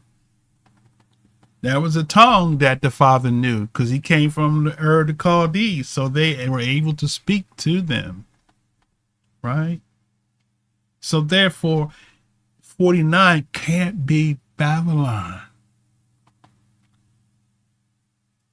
Can't be. It's impossible. That in itself eliminates the king of Assyria taken because the Israelites knew the Syrians, they were the people. Right? We showed you in the line of Shem, they were cousins. Am I right? Am I right? That's right. So the sister's all over the place and she's breathing out false information. All because it's proof that she's an Israelite. Because we don't want to take responsibility. That we've fallen because we are that seed of the people that disobeyed and continue to disobey. Even the new Israelites is awakened to identity, but still we're in the new covenant. You still wicked and in disobedience. Just because you know you're Israel doesn't seal the deal. You don't think they knew they was Israel when they was in Canaan? Going to the strip clubs, hanging from stripper poles. I'm bringing it home. I'm bringing it to modern day so y'all can see. It's the same spirit. Israel the same. Moray Josiah got a lesson. Israel the same yesterday, today, but not prophetically forever. Right. So it said 28:49, Yah shall bring a nation from far, from the end of the earth, as swift as the eagle fly, a nation whose tongue you shall not understand. A nation of fierce countenance who shall not regard the person of old, nor show favor to the young. Right?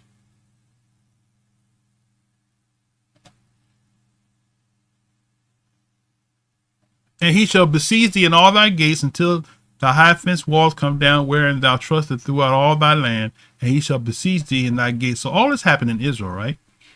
In the land, right?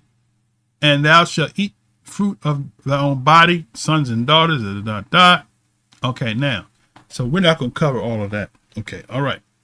So when Israel lived amongst the Canaanites, right? Now, let's just kind of simplify a little more, because my dear sister told us that we inherited the curse of, she says Ham, but it's actually Canaan, right? So when you look at that, you will see that they took the daughters to be their wives and gave their daughters to the sons of the Canaanites, all these people. So you got Canaanites, Sidonians, Hivites, right? Now go back to Genesis 10, table nations, which is where our sister was, and it shows you the sons of Canaan, right? Okay. Canaan begat Sidon, Jebusite, Amorite, Gergesite, Hivite, Archite, Sinite, Arvadite, Zemarite, Hamite. You even got Hamite there. How about that? Hamite. So he was named after the father. Afterwards, where the family of Canaanites spread abroad. The border of Canaanites were from Sidon and Gerar, Gaza, as I go to Sodom and Gomorrah, Admah, Zeboim, and Lasha, right? Now, Philistines come under Philistin, come under Pathrusim, right? So it's interesting that our beloved sisters want to say that all the Africans, all Hams settled in Africa, but here we got Pathrusim and Calusim, of whom came Philistin. So Philistin came from Calusim. So where were the Philistines at? They wasn't in Africa. They was right there in the northern regions of the land of promise, within the borders of Israel. Okay? So when you go back to Deuteronomy, to Judges 3, and you connect the dots with all those people that the Most High told Israel to destroy, that they end up marrying the seed that was cursed. So Yah had to give Israel an antidote. That's why when you go to Deuteronomy 30, he said, I put before you death and life, curses and blessings. He said, choose life. So what was the choice of life? He showed Israel how to keep those curses off. Even if we intermarried the cursed seed, he said, if you obey my covenant, even though I know you're going to marry them Canaanites, you're going to be blessed. But if you break this covenant, all of the curses in your DNA that's in their Canaanite bloodline is going to fall on you and overtake you. Man. Sister, she kind of went down the road, but she passed the turn. She was on point about the Canaanite, but then she flipped it, right? Let's go back to the video. Let's try to wrap this baby up here. I covered some stuff already.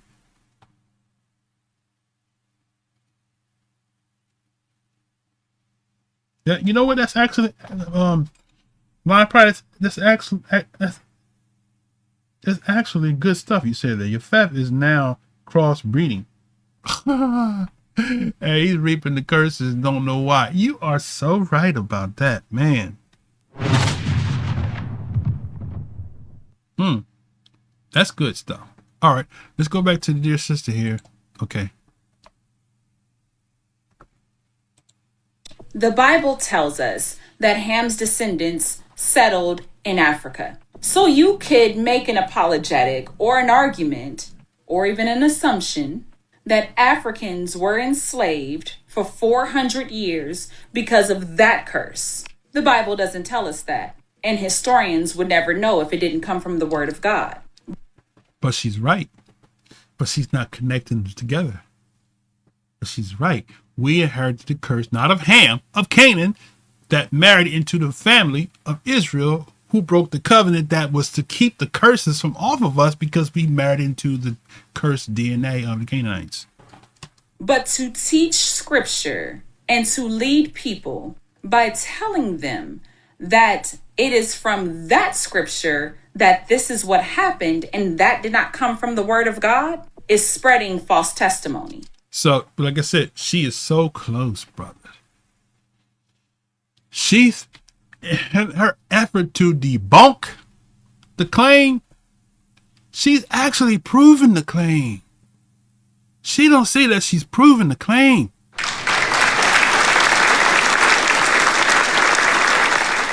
She's proven the claim and don't realize it. It's like Moray Josiah used to always say, do you know what you just said? I don't know what I just said, brother. I just said what the Ruach gave me to say. I have no clue. You tell me what I said. I got to go back and look at the video. Right? She don't know what she just said. She just tied us, and I don't mean cross, but she just tied us to the Canaanite curse and don't realize it. It's not two separate curses. Right? The only way that they were able to enslave us was because we broke the covenant. The only way. Because Yah said, I gotta bless these cans. I gotta bless these cans so that the curses that's gonna be in their DNA won't come over them. So I gotta give them an antidote to keep the curses off of them. Right? So I gave them the blessing, the amount of blessings and cursings. Then they're going to wake up in the lands of captivity and say, the sister told me we inherited the curse of Canaan that she calls the curse of Ham. But I see the same people that was cursed married the people that was blessed, and now both of them was pronounced slavery, which is what she's talking about, but under one banner, under one people. The people of Canaan and the people of Israel are one and the same. We just showed you in Judges 3. How much more proof do you need? We showed you how Judah married Tamar, had a son, right? We showed you can go through and see how the sons married the Canaanite daughters, and the Israelite daughters married the Canaanite males because they lived in the same land. They didn't have to go and get a visa, get on a boat trip and go find somebody. They was right in the land where they were. So they married the people that they weren't supposed to marry.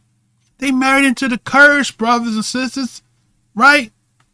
That's why years ago, parents want to know about the family, okay? Because sometimes, we find somebody, we look at the physical flesh and we attracted to them. We don't know nothing about the history. Come to find out that they have a history of being in the brothels. And you in love with a stripper.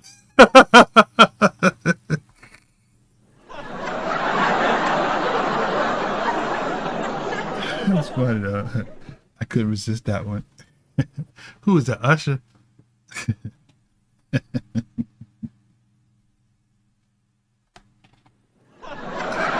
Oh man, let me have me some fun. I can hardly believe that 5 hours goes by on these lessons, and I feel no waste time. Okay, all right. So she done went down the street and don't know it. Let's get back here. I gotta wrap this baby up. Okay, we almost there. It's okay if you make an assumption, but you cannot preach that as truth by saying that is from the word of God. It is. That's not what the word says. And it gives us the genealogical record that tells us exactly who these people are and who God was talking to.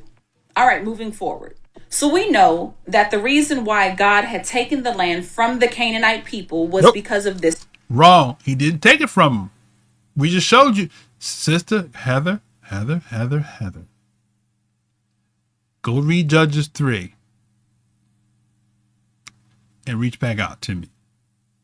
Because he didn't take the land from them. He left them there. We just showed you that.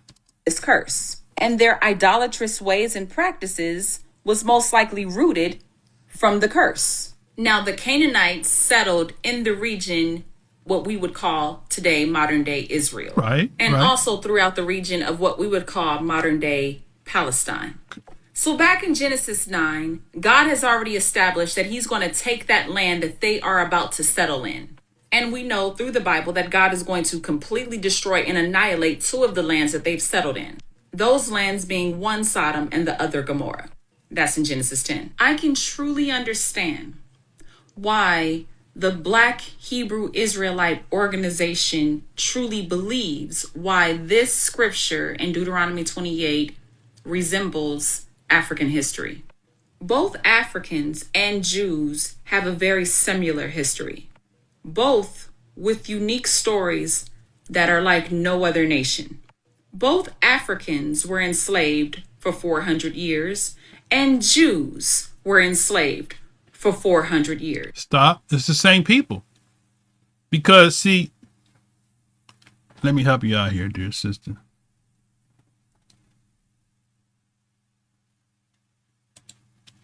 If I can do this without getting in trouble.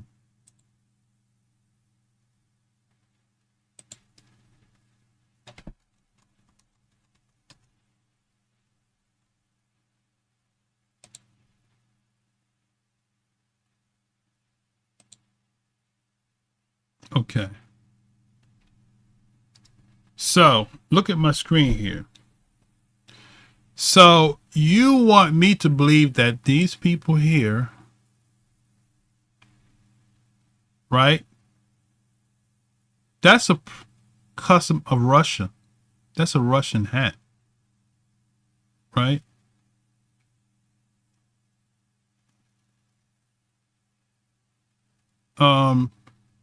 You want me to believe he's a little closer. He might be mixed. He's mixed. He's mixed. Okay. But you want me to believe that these people here went through Egyptian slavery for 400 years, went to Babylonian slavery in the hot desert, and you want me to believe that these people right here are the same historical people?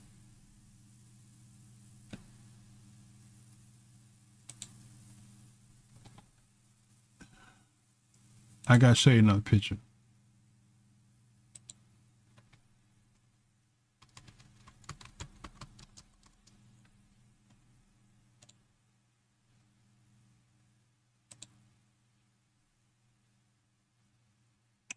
So these are the same people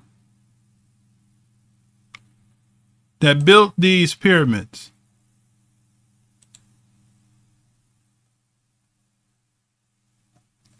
I had another picture I wanted to pull up. Let's go back one. Look at him. So you want me to believe this guy here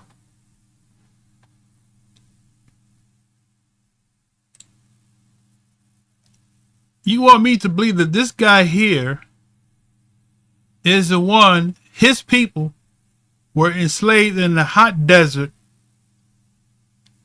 of Egypt for 400 years. You want me to believe that this person, we don't have no historical records of them serving any servitude.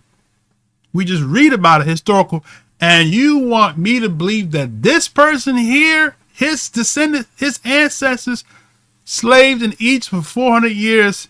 You done lost your mind.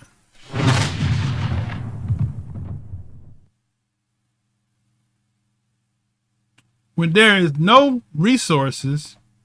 But watch this here. But you can go and put this in. Watch this here. Watch this. Let's put African slave trade. Watch this.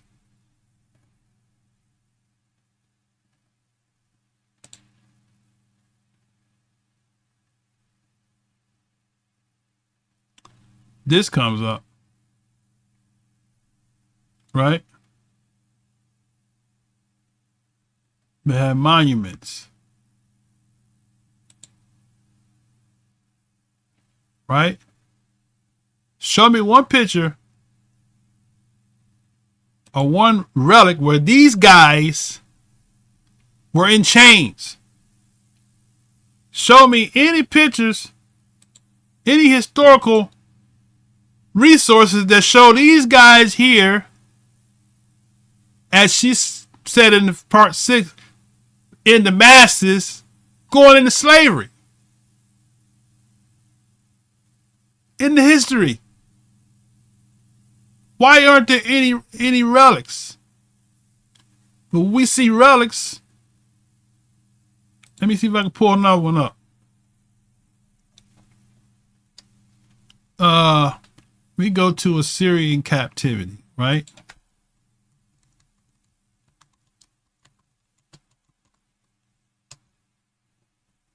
I'm gonna look at the images, and some stuff gonna come up.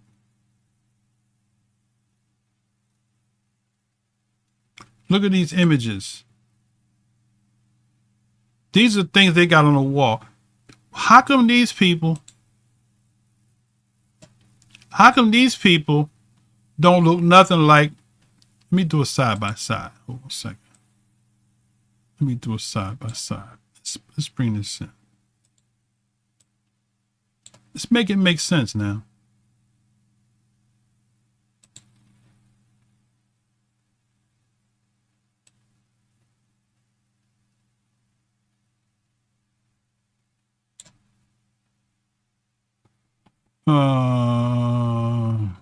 This one. Okay. Exhibit A. Exhibit B. Or this one, we'll call this one Exhibit A. Look at these. Assyrian enslavements of Hebrews. The Israelites struggle for form. Look at these guys. Look at their beards. Look at their hairs. Look at their clothes. Right? Look at the man behind them. He don't look like them either. The writer told us that they were kinky haired people. Every last one of them got kinky hair. Where's their kinky hair on the left? Huh? Why come? Use my best English. Why come they on the left don't look like they on the right? One of these things is not like the other. One of these things just don't belong. But you want me to believe that these people on the left are the same people on the right?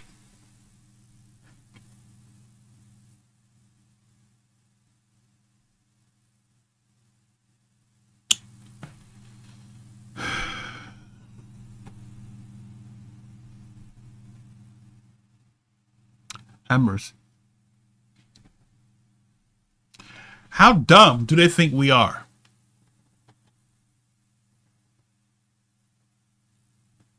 I mean, they must think we dumb. Anybody can look at them. Look at the noses. Look at the noses on these brothers. Right? Now, they got wide noses. Look at their noses. Their noses are skinny. Look at their hair. Their hair, they got braids and locks. Look at their hair. You mean to tell me that you want me to believe that these are the same people?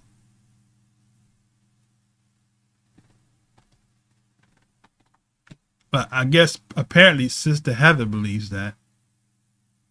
All right. Let's get rid of that. Okay, let's bring it back up. All right. Both Jews and Africans were both captured by their oppressors, and both Jews and Africans were conquered as well. Now, for a nation to be conquered, that means that another nation, a more powerful nation, has came into that land and has taken over it and has possessed it as their own. The difference between people being conquered and enslaved are two different definitions. But both Jews and Africans were both conquered and enslaved by their oppressors. Now, in Old Testament... But I'm still waiting for the pictures. So, Sister Heather, bless your heart, dear. Could you please provide the viewing audience and tag me or anybody? I put this challenge to any Christian pastor, theologian. Can you provide to me pictures, relics that show facial feature or facial characteristics of the enslaved Israelites looking like the people that you call Israel? You can't do it. You can't do it. I could show you some pictures. The same brothers right here. Some brothers that I know, they wear their gear like that today. You look at them, they look just like them. Put them brothers on the walls. Locks, the hair. Rastafari, a lot of them got them big brims covering their locks up top.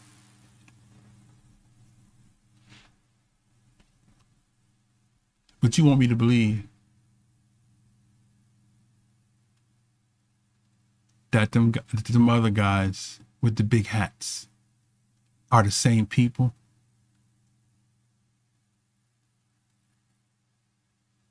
You can't do it.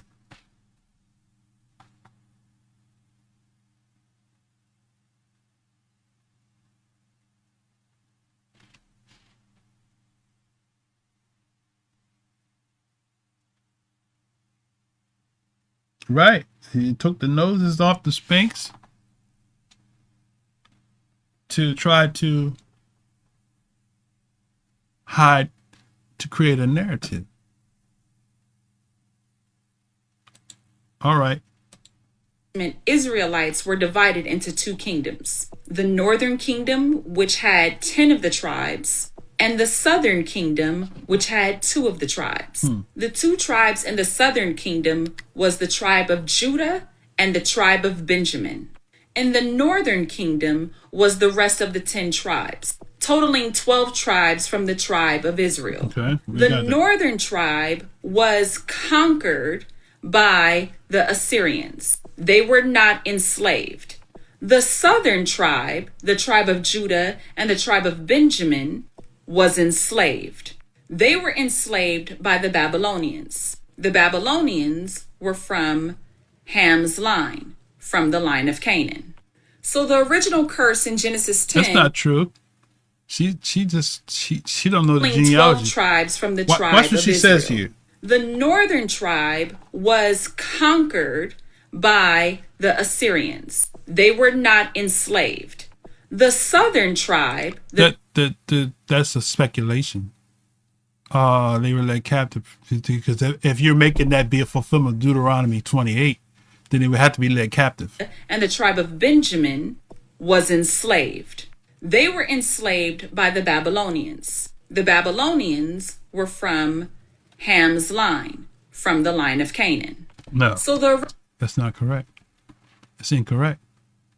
That wasn't, because when the Most High gave Abraham the promised land, the Canaanites was over there in the land he promised Abraham. The people, the Mesopotamians in Babylon, were not Canaanites by no stretch of the imagination.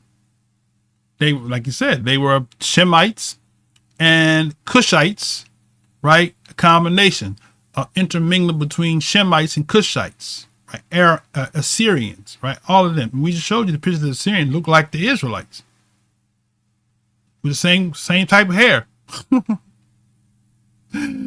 So no, they were not. They were not. The Babylonians were not Canaanites by no stretch of the imagination.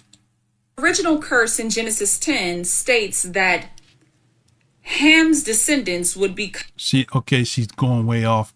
The curse is not in chapter 10. servants of Shem's descendants. That's chapter 9. So I think she's kind of getting a little twisted there, but it's chapter 9, not 10. 10 doesn't say anything about the curses, but go ahead. But there was a judgment first against Shem's descendants, and that judgment came from idolatrous ways from the Israelites. But where did they get it from? Because you're right, but where did they get the idolatrous ways from? They got it from the Canaanites who they married, sister. Both offspring. Now, that's why I read Deuteronomy 7, because Deuteronomy 7 explains to you that he said they will take your heart away. You go to 1 Kings chapter 11, when Shlomo got old, his wives took his heart away from Yah. And that was the beginning of the end. Committed the same sin. So they both received judgment from God.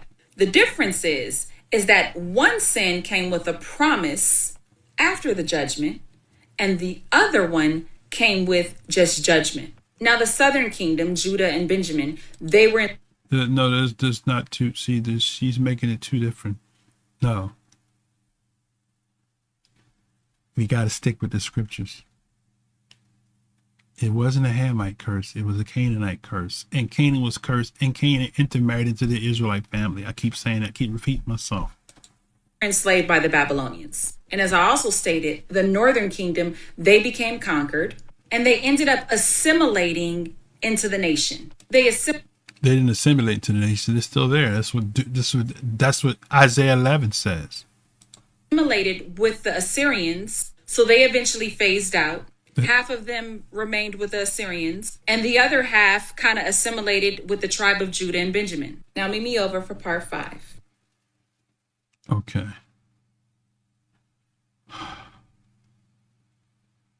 All right. Let's see. Part 5. Hold on a second.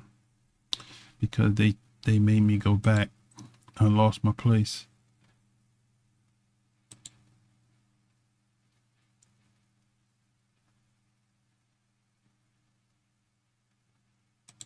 Welcome to part 4. We are discussing Deuteronomy. Welcome to part 5. We're going over Deuteronomy 28 with regard to the Hebrew Israelites' claim of being the original Hebrews in the Old Testament. If you haven't checked out parts 1 through 4, I suggest you go watch them now. You got to catch up. As a recap, the northern Jews, they got conquered by the Assyrians. They ended up spreading out and assimilated into other nations and kingdoms. So according to scripture, there's no record of the other 10 tribes. Those 10 tribes that were assimilated and conquered were Reuben, Simeon, Dan, Naphtali, Gad, Asher, Issachar, Zebulun, and the half tribe of Joseph, which was Manasseh and Ephraim. The southern tribe was Benjamin and Judah. These two kingdoms became divided after King Solomon died. There was a dispute. They divided themselves. 10 of the tribes decided to stick together and they stayed up north. And 2 of the tribes decided to go down to the south. They couldn't agree, so they separated. The tribe of... Okay, I want to see where the punchline in 5 was. If not, I'll just go to 6. Okay. So 9 minutes, she states that... Okay, that's 9 minutes in. Let's part 5, 9 minutes in. So she's towards the tail end. That's where I want to go, towards the tail end. Okay, let's see if I can skip forward. Let's go back here. Okay. It's the fall of Jerusalem. And in 2 Chronicles chapter 36, this is where you see Judah, the southern tribe, exiled to Babylon. And here's one of the curses against the Israelites right here. So in 2 Chronicles chapter 36, it tells us, which is the end of 2 Chronicles, it tells us, so the Lord bought the king of Babylon. Who bought the king of Babylon against them? The Lord did. The Babylonians killed Judah's young men, even chasing after them into the temple. They had no pity on the people, killing both young men and young women. It says God handed all of them over to Nebuchadnezzar. How many did God hand over to them? All of them were handed over to. So Deuteronomy 28 is a portion. The prophecy of being taken into captivity wasn't a one-shot prophecy. It was a continued perpetual captivity, which led to the ultimate captivity, which he removed them far, so they couldn't go back. See the difference between the different captivities. When he led Israel into captivity into other nations, they could find their way back to the home. But when he removed them far from their borders, it wasn't no we gonna go around the corner and go back home. And the bywords and proverbs played a real good part because the oppressors beat the heritage out of our people, changed our names and everything. Nebuchadnezzar. Now let's go back to the curses. So because they disobeyed the Lord's instructions in Deuteronomy 28, here is one of the curses in verse 25. The Lord will cause you to be defeated by your enemies. That is one of the curses. But the thing that she's not getting is this here. Where did the curses come from? Why would the Most High have a need to tell them about curses?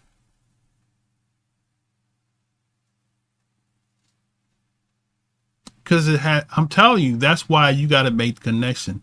It has to do with Canaan and the intermarriage. That's why he had to warn them about curses. Israelite nation was already blessed, right? Abraham was the father,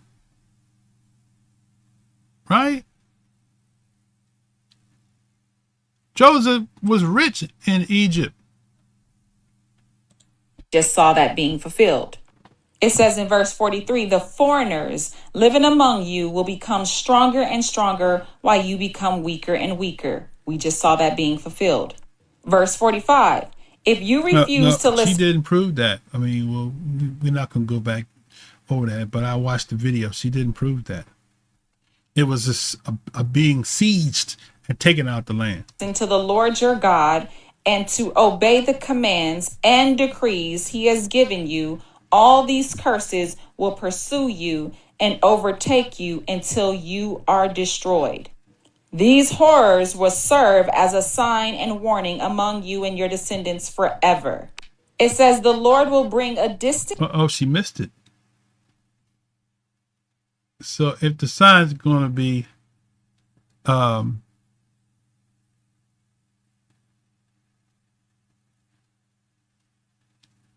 trying to see where it is on her page.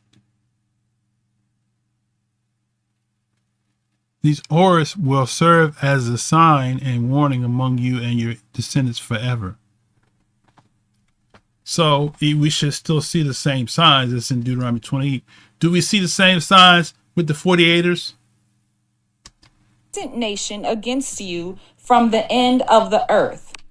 And so Babylonia was a very distant nation. During this time, Babylon was about 500 miles from Jerusalem. So by foot or by horse, that is a very long journey. This judgment has been fulfilled. But the text is specific. It says from the end of the earth, right? A nation whose language you do not understand. A fierce and heartless nation that shows no respect. So she's missing the point that the nation whose tongue you will not understand. Israel comprehended the Assyrian tongue because the language was a sister language to the Israelite language. It was a sister language. We just read that. It was the attack from the Babylonians. It says it's a nation whose language you do not understand, a fierce and heartless nation that shows no respect for the old and no pity for the young. So going back to 2 Chronicles 36, it says they had no pity on the people, killing both young men and young women. And they also killed the old. I want to show you one more thing debunking the argument that the Hebrew Israelites are the Hebrews from chapter 28 of Deuteronomy. So we had to close. So we had to close. This is it. So this we open up. All right, we are now at part 6 of this discussion of Deuteronomy 28 and the Black Hebrew Israelites' claim to being the original Jews of Deuteronomy 28 in Old Testament. This is part 6. So if you're just now joining us, you need to go watch part 1 through 5 in order for you to catch You up. know what? Here are my I'm final glad you thoughts. said that. I'm glad you said that. Lion Pride. That makes the connection even more because you said that Esau married the Canaanites. So some of the people that are in Africa, as she said, are Canaanites or Edomites, rather. And some of them are Canaanite Hamites, because even different sons of Ham intermarried amongst the Canaanites as well, because they went into Egypt. So you, in the book called The Chronology of Ancient Kingdoms, talks about that, right? So that's an excellent point. Deuteronomy 28, verse 68 seals the deal. Seals the deal. It's the final verse in chapter 28. This verse alone completely debunks the argument. Let's read it. This is probably where their confusion comes from. Okay, we're confused, all right. But I will explain it. Okay.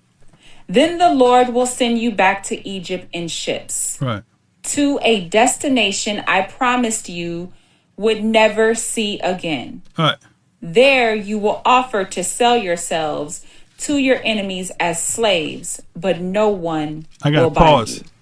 If y'all made it to this part here, this is the part that you don't want to miss. If you missed the whole other 5 hours, this part here is the part that you don't want to miss, because I'm going to bring it home to a city near you. All right, let's go. Go back in. What God is saying here when he makes reference to being shipped back to Egypt on ships has nothing to do with the transatlantic slave trade. As we know, slaves were transported to many nations of the Americas. They were not shipped to Egypt on ships. Stop. Yes, he's wrong, because I'm going to show it to you. All right, now, what I'm going to do is, AI is smart enough. Let's close all these tabs down so I can do what I need to do. AI is smart enough to answer a question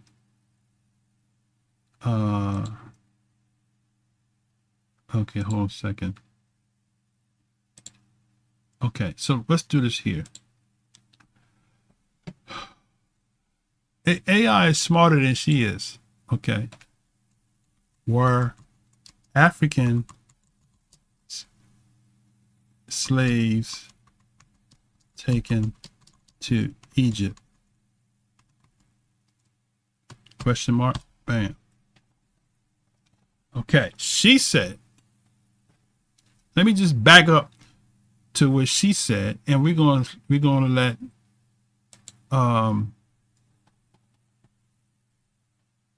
I'm not sure if this is the right one. Okay, so we're done with this one here. Okay. So she's going to say, Destination I promised you would never see again. There you will offer to sell yourselves now listen to what she's to your gonna say. enemies as We're gonna prove that slaves, she's wrong. but no one will buy you. What God is saying here when he makes reference to being shipped back to Egypt on ships has nothing to do with the transatlantic slave trade. As we know, slaves were transported to many nations of the Americas, including Egypt. They were not shipped to Egypt on ships. We already saw that in Okay. Genesis 10. So she said they were not shipped to Egypt in ships. Okay. So now, on that note, I'm not going to go to Josephus, because Josephus proved that Israel kept being shipped back to Egypt, just like it says. In modern times, okay, it's AI the question, were African slaves taken to Egypt? He says yes. African slaves were taken to Egypt through long-standing trans-Saharan and Red Sea slave trades. Okay. With large numbers imported during the 19th century to work in agriculture and labor and other labor. While slavery existed in Egypt since ancient times, the trans-Saharan and Red Sea trades, which targeted populations from the Neolithic Sudan, Ethiopia, and other parts of East and Central Africa, supplied most enslaved people to Egypt, particularly during the cotton boom in the 1860s. Trans-Saharan slaves were transported by caravans across the Saharan desert to Egypt, with routes originating from reigns of Darfur, Bornu, and General Sudan. Red Sea slave routes. Slaves were also brought to Egypt from the Horn of Africa, including from present-day Ethiopia and areas around the White Nile, often via the port of Jeddah, and then across the Red Sea. So how about that? Did you all know that? So that's the Red Sea. So who were the Red Sea? Who were the slaves brought through the Red Sea back to Egypt? Right? They were brought from the Horn of Africa. Okay, so let's ask the question here. What is the Horn of Africa?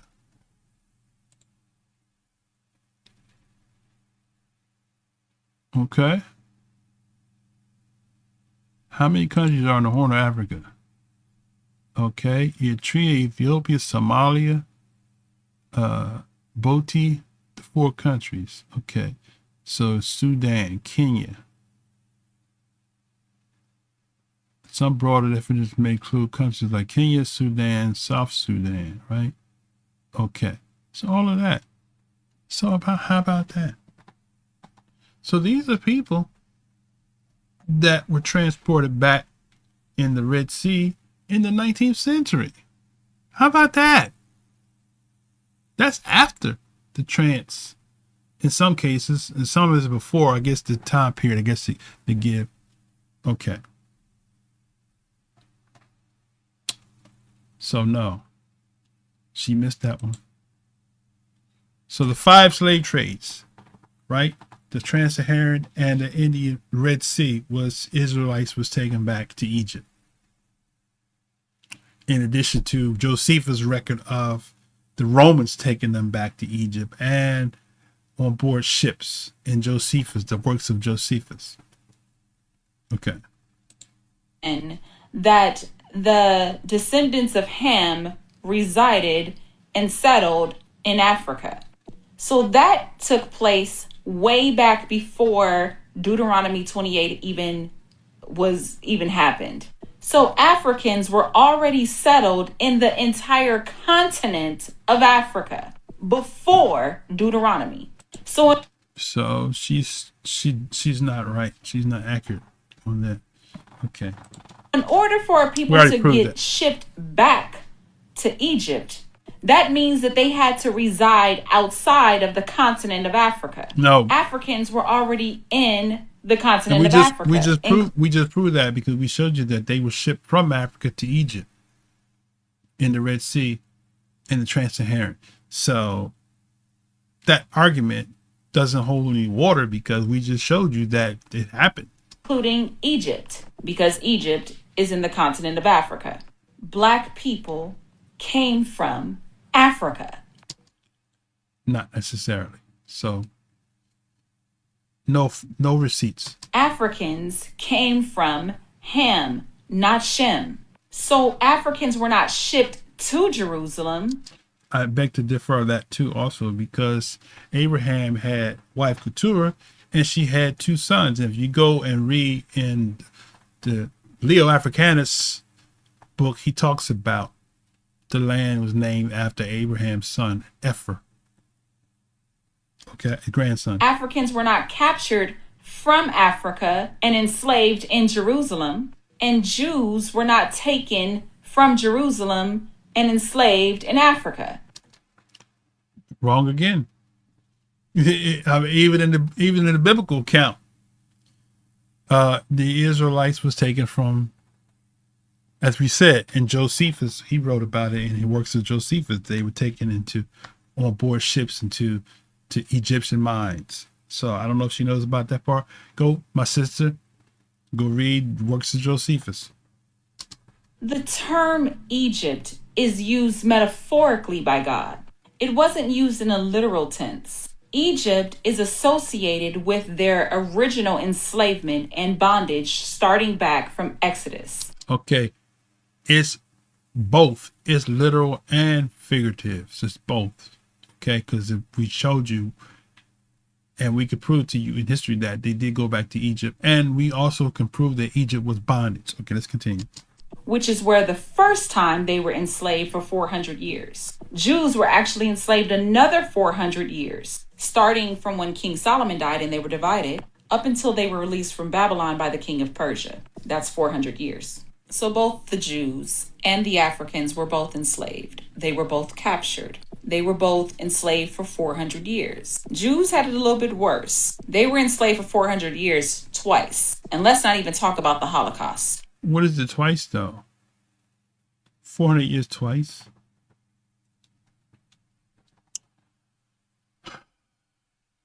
What's the second 400 years?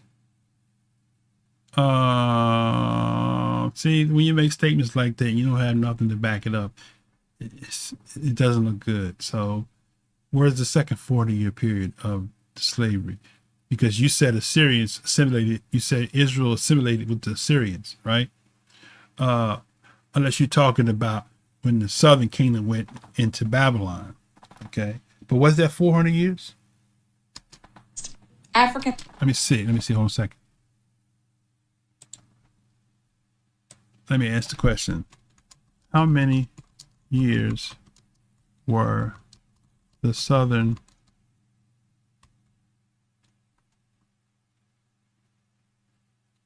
how many years were Judah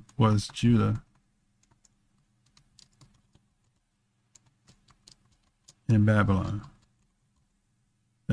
captivity? This is 70 years. So I don't know where she's getting the second 400 from. Okay, I didn't think it was. No, I didn't think it was. It was. He said Babylon captivity of Judah lasted for 70 years. This period exile began destruction of Solomon's temple and ended the dedication of Jerusalem 515 BC, according to historical sources. The 70 years also linked to Jeremiah's prophecy that the land would be desolate for 70 years to fulfill the Sabbath years. Okay, so I'm not sure where she's getting the second 400 years. So my sister, if you see this part of the video, please provide your receipts. Where are the other 400 years? Because we only see 400 years and 70. The northern tribes that went into captivity, as you said, they didn't come out. So they still in captivity, right? Okay, let's continue. Had it bad too, leading up to the African American. Yes, our ancestors had it bad too. Jews dealt with the Holocaust. Blacks or African Americans dealt with segregation.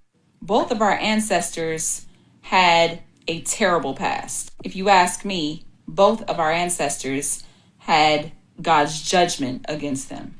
So we dealt with segregation. What does that got to do with the prophecy?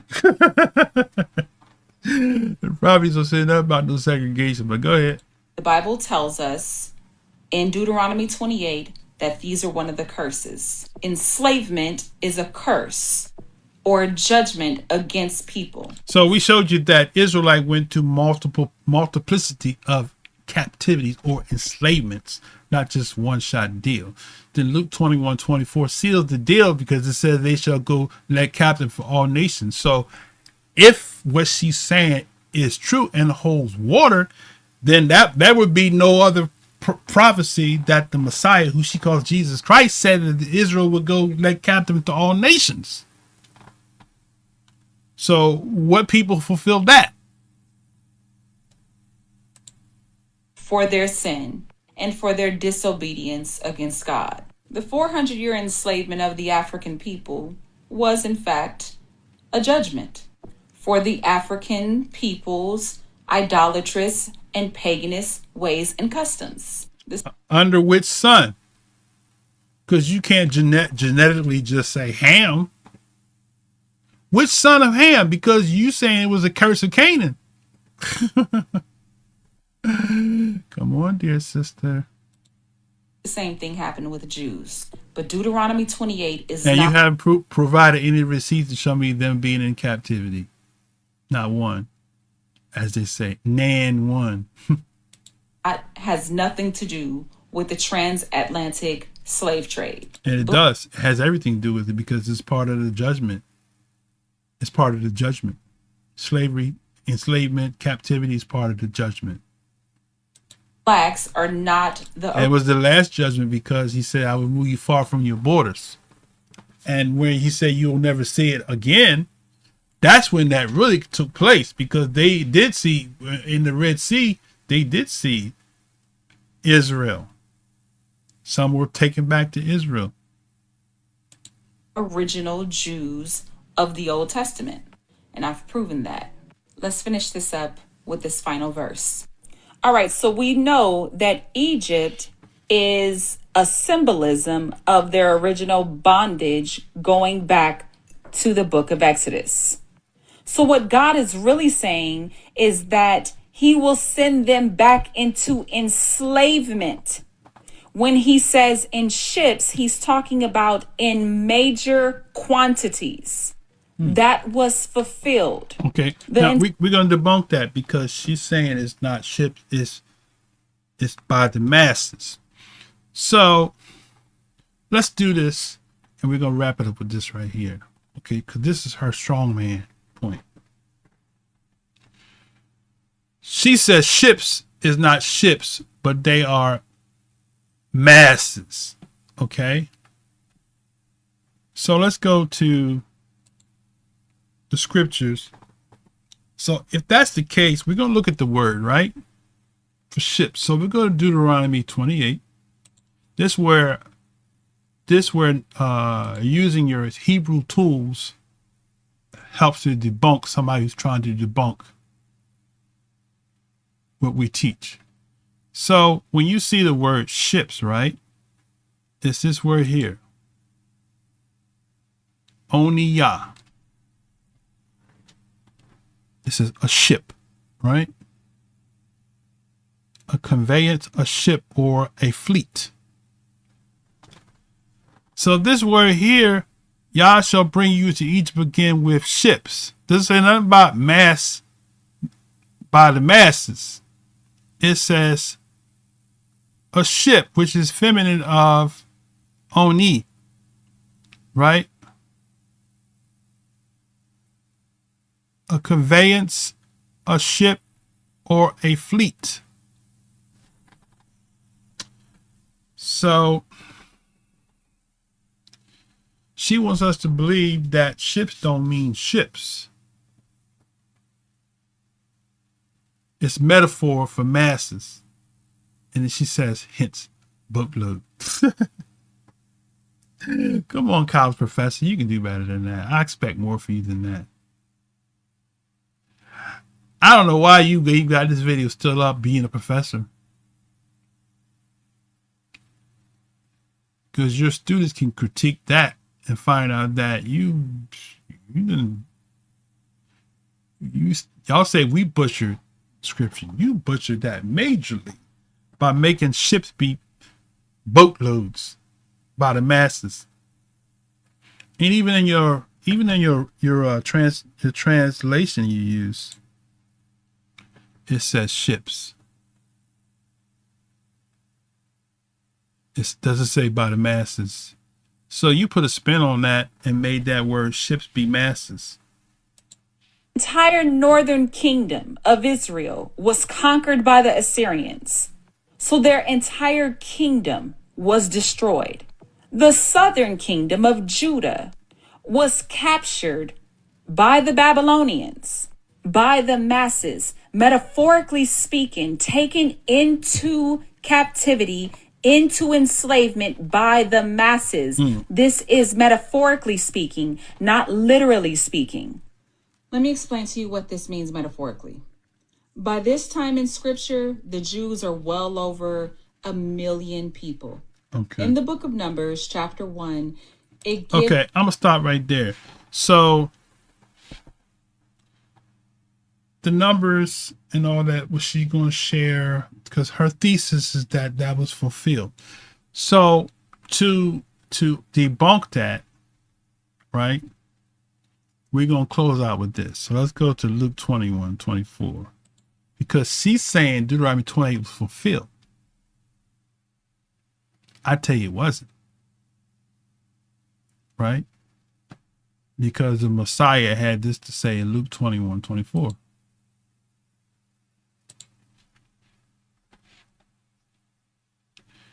He says, and when you see Jerusalem compassed with armies, then know that the desolation thereof is nigh. So this desolation took place after Daniel's desolation, right? That happened during the Maccabees period. But the Messiah came after the Maccabees period, talking about another desecration of the temple. He said, and when you see the armies compass around Jerusalem, then know that the desolation is nigh.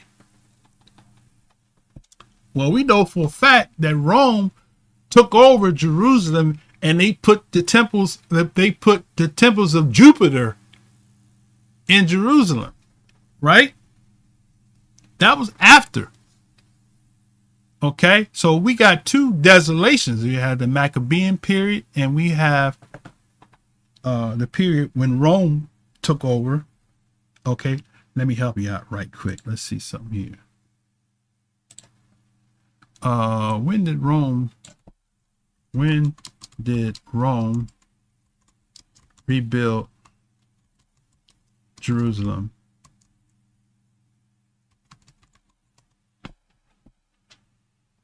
Okay, Rome began to rebuild Jerusalem as a Roman colony. Oh, let me let you see what I'm reading. Aelia Capitolia, starting in 130 CE under Emperor Hadrian. After the destruction of the city in 70 CE, during the first Israelite Roman War, Hadrian's decision to build a pagan city on the site, which included a temple of Jupiter, boom,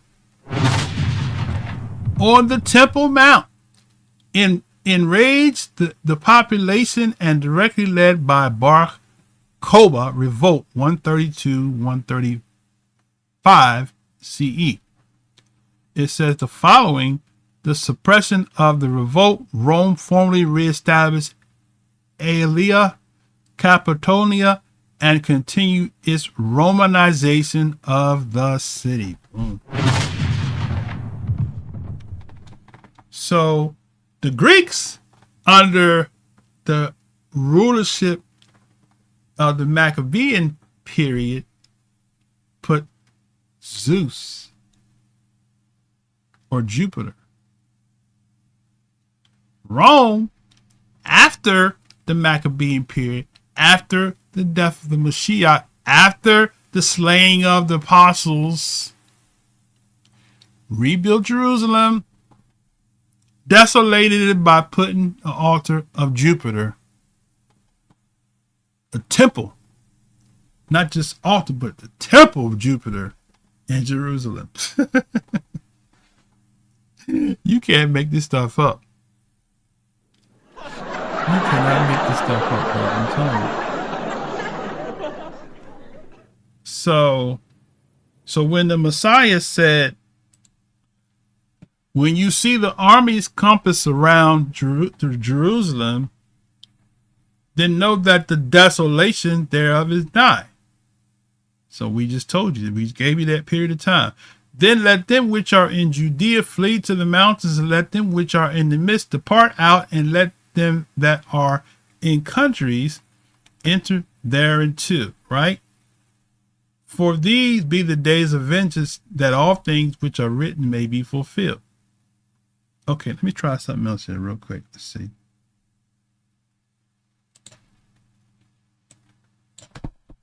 When did the Jews flee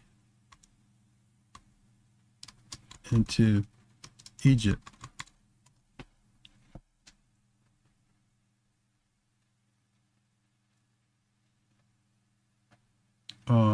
Let me be more specific here. Where did the Jews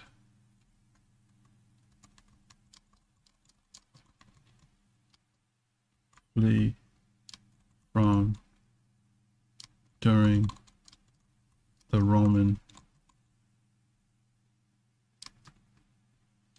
besiege? Probably spelled it wrong.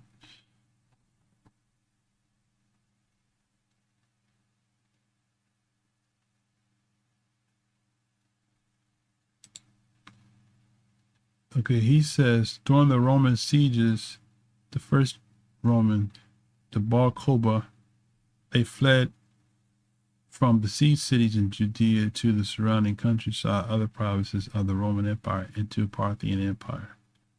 Okay. It says many fled to existing communities in the Roman province of North Africa, Egypt, Syria, Cyprus, and Mediterranean lands. How about that? So there you go. So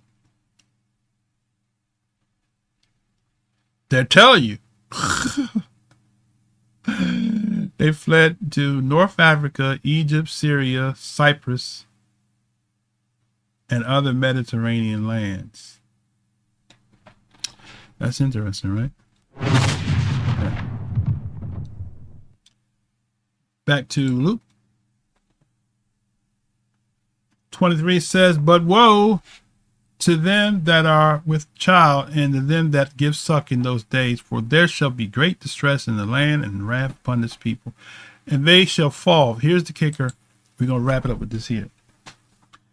And they shall fall by the edge of the sword, and shall be led away captive into all nations. And Jerusalem shall be trodden down of the Gentiles until the times of the Gentiles is fulfilled. Boom. So, as I close,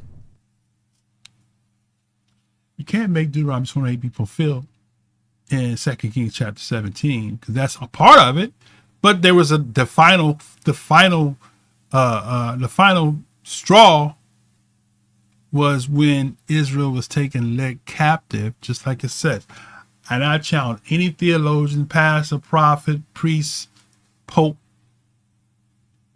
evangelist, evangelist Heather, I challenge you to point, when did this happen in the people, the 48ers that was led captive after 70 AD into all nations? We do know that from 70 AD, you have 5 slave trades, right? All right. We're going to wrap it up with this here. All right. Once again, what were the slave trades after 70 AD?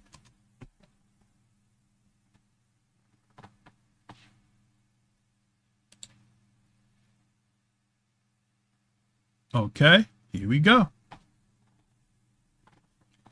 Following 70 AD, the slave trade expanded and transformed across several major global networks. The largest and most prominent routes operated in the Roman Empire and medieval Europe, the Trans-Saharan and Indian Ocean routes, and the later transatlantic trade, which began centuries later, right? So trans-Saharan, Indian Ocean, okay.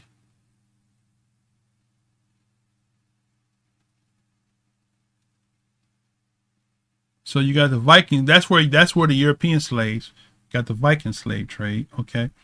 Transatlantic slave trade, right? And one that's missing. So we got trans-Saharan, Indian Ocean, transatlantic, that's 3, Red Sea, and the Portugal, Spain trade. Okay, all right. And each one of those trades, they grabbed the same people and enslaved them and took them to different parts of the world. So, brothers and sisters, that completes our sharing for today. I mean,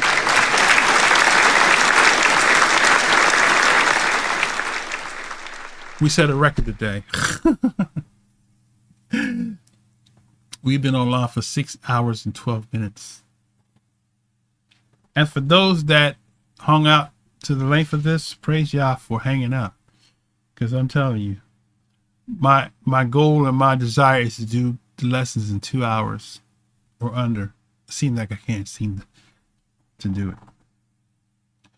So with that said, brothers and sisters, I'm going to sign off. And I'm going to look at some of the comments. The remainders. Matter of fact, there's not much left. Trump tried to claim. Okay. I'm exhausted. I'm hungry. And I've given all that I've had to give. So next Shabbat, we'll pick it back up. And I don't know where I'm going to go from there.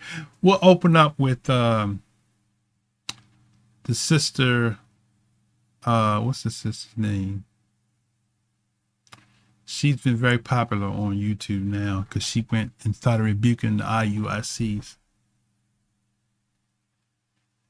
So, what's the sister's name? Her channel is called God is Glamorous. Let me see on a second.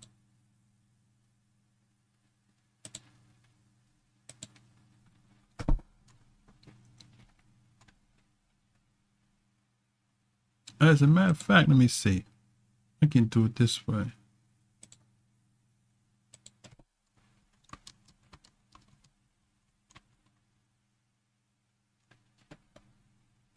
Okay, Jasmine. Is that her name? Jasmine?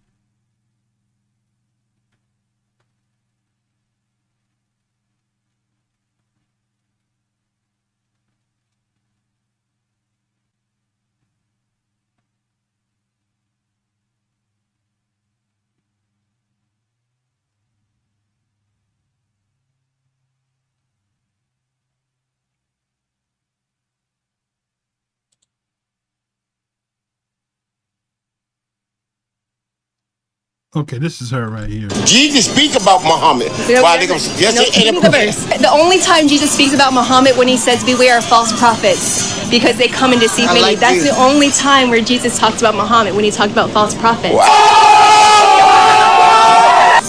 He's God, child of everybody. He's the son of God. Right. Yeah, but he's also God in the flesh. The Bible says, in the beginning there was the Word, and the Word was with God, and the Word was God.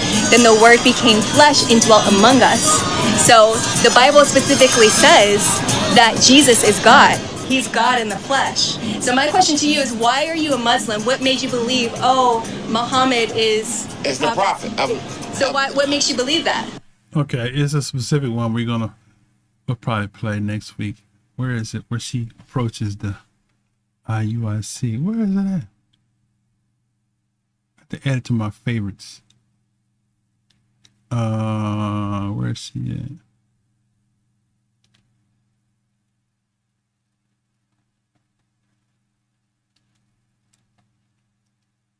at? Okay, I can't find it. But that's her right there. That's her right there. Her name is, she's evangelist too. She's got a website. Let's see.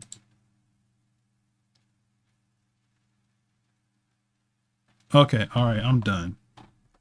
I'm done. Brother, sister, I love you with the love of Yah. I pray peace of Yah that passes all comprehension. Keep our hearts and minds through Yahshua the Messiah until we meet again at the point in time. Hallelujah. Hallelujah. Hallelujah. Torah. Shabbat shalom. We'll see you all at another time. Shalom. Sons and daughters of the covenant. Sons and daughters of the covenant. Sons and daughters of the covenant.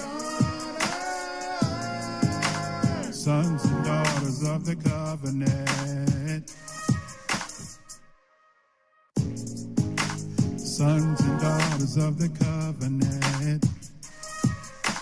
Sons and daughters of the covenant. Sons and daughters of the covenant.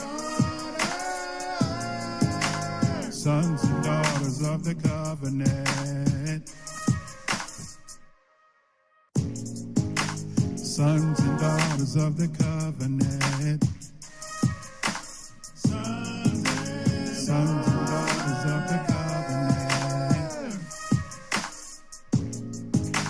Sons and daughters of the covenant. Sons and daughters of the covenant. Sons and daughters of the covenant. Sons and daughters of the covenant. Sons and daughters of the covenant. Sons and daughters of the covenant.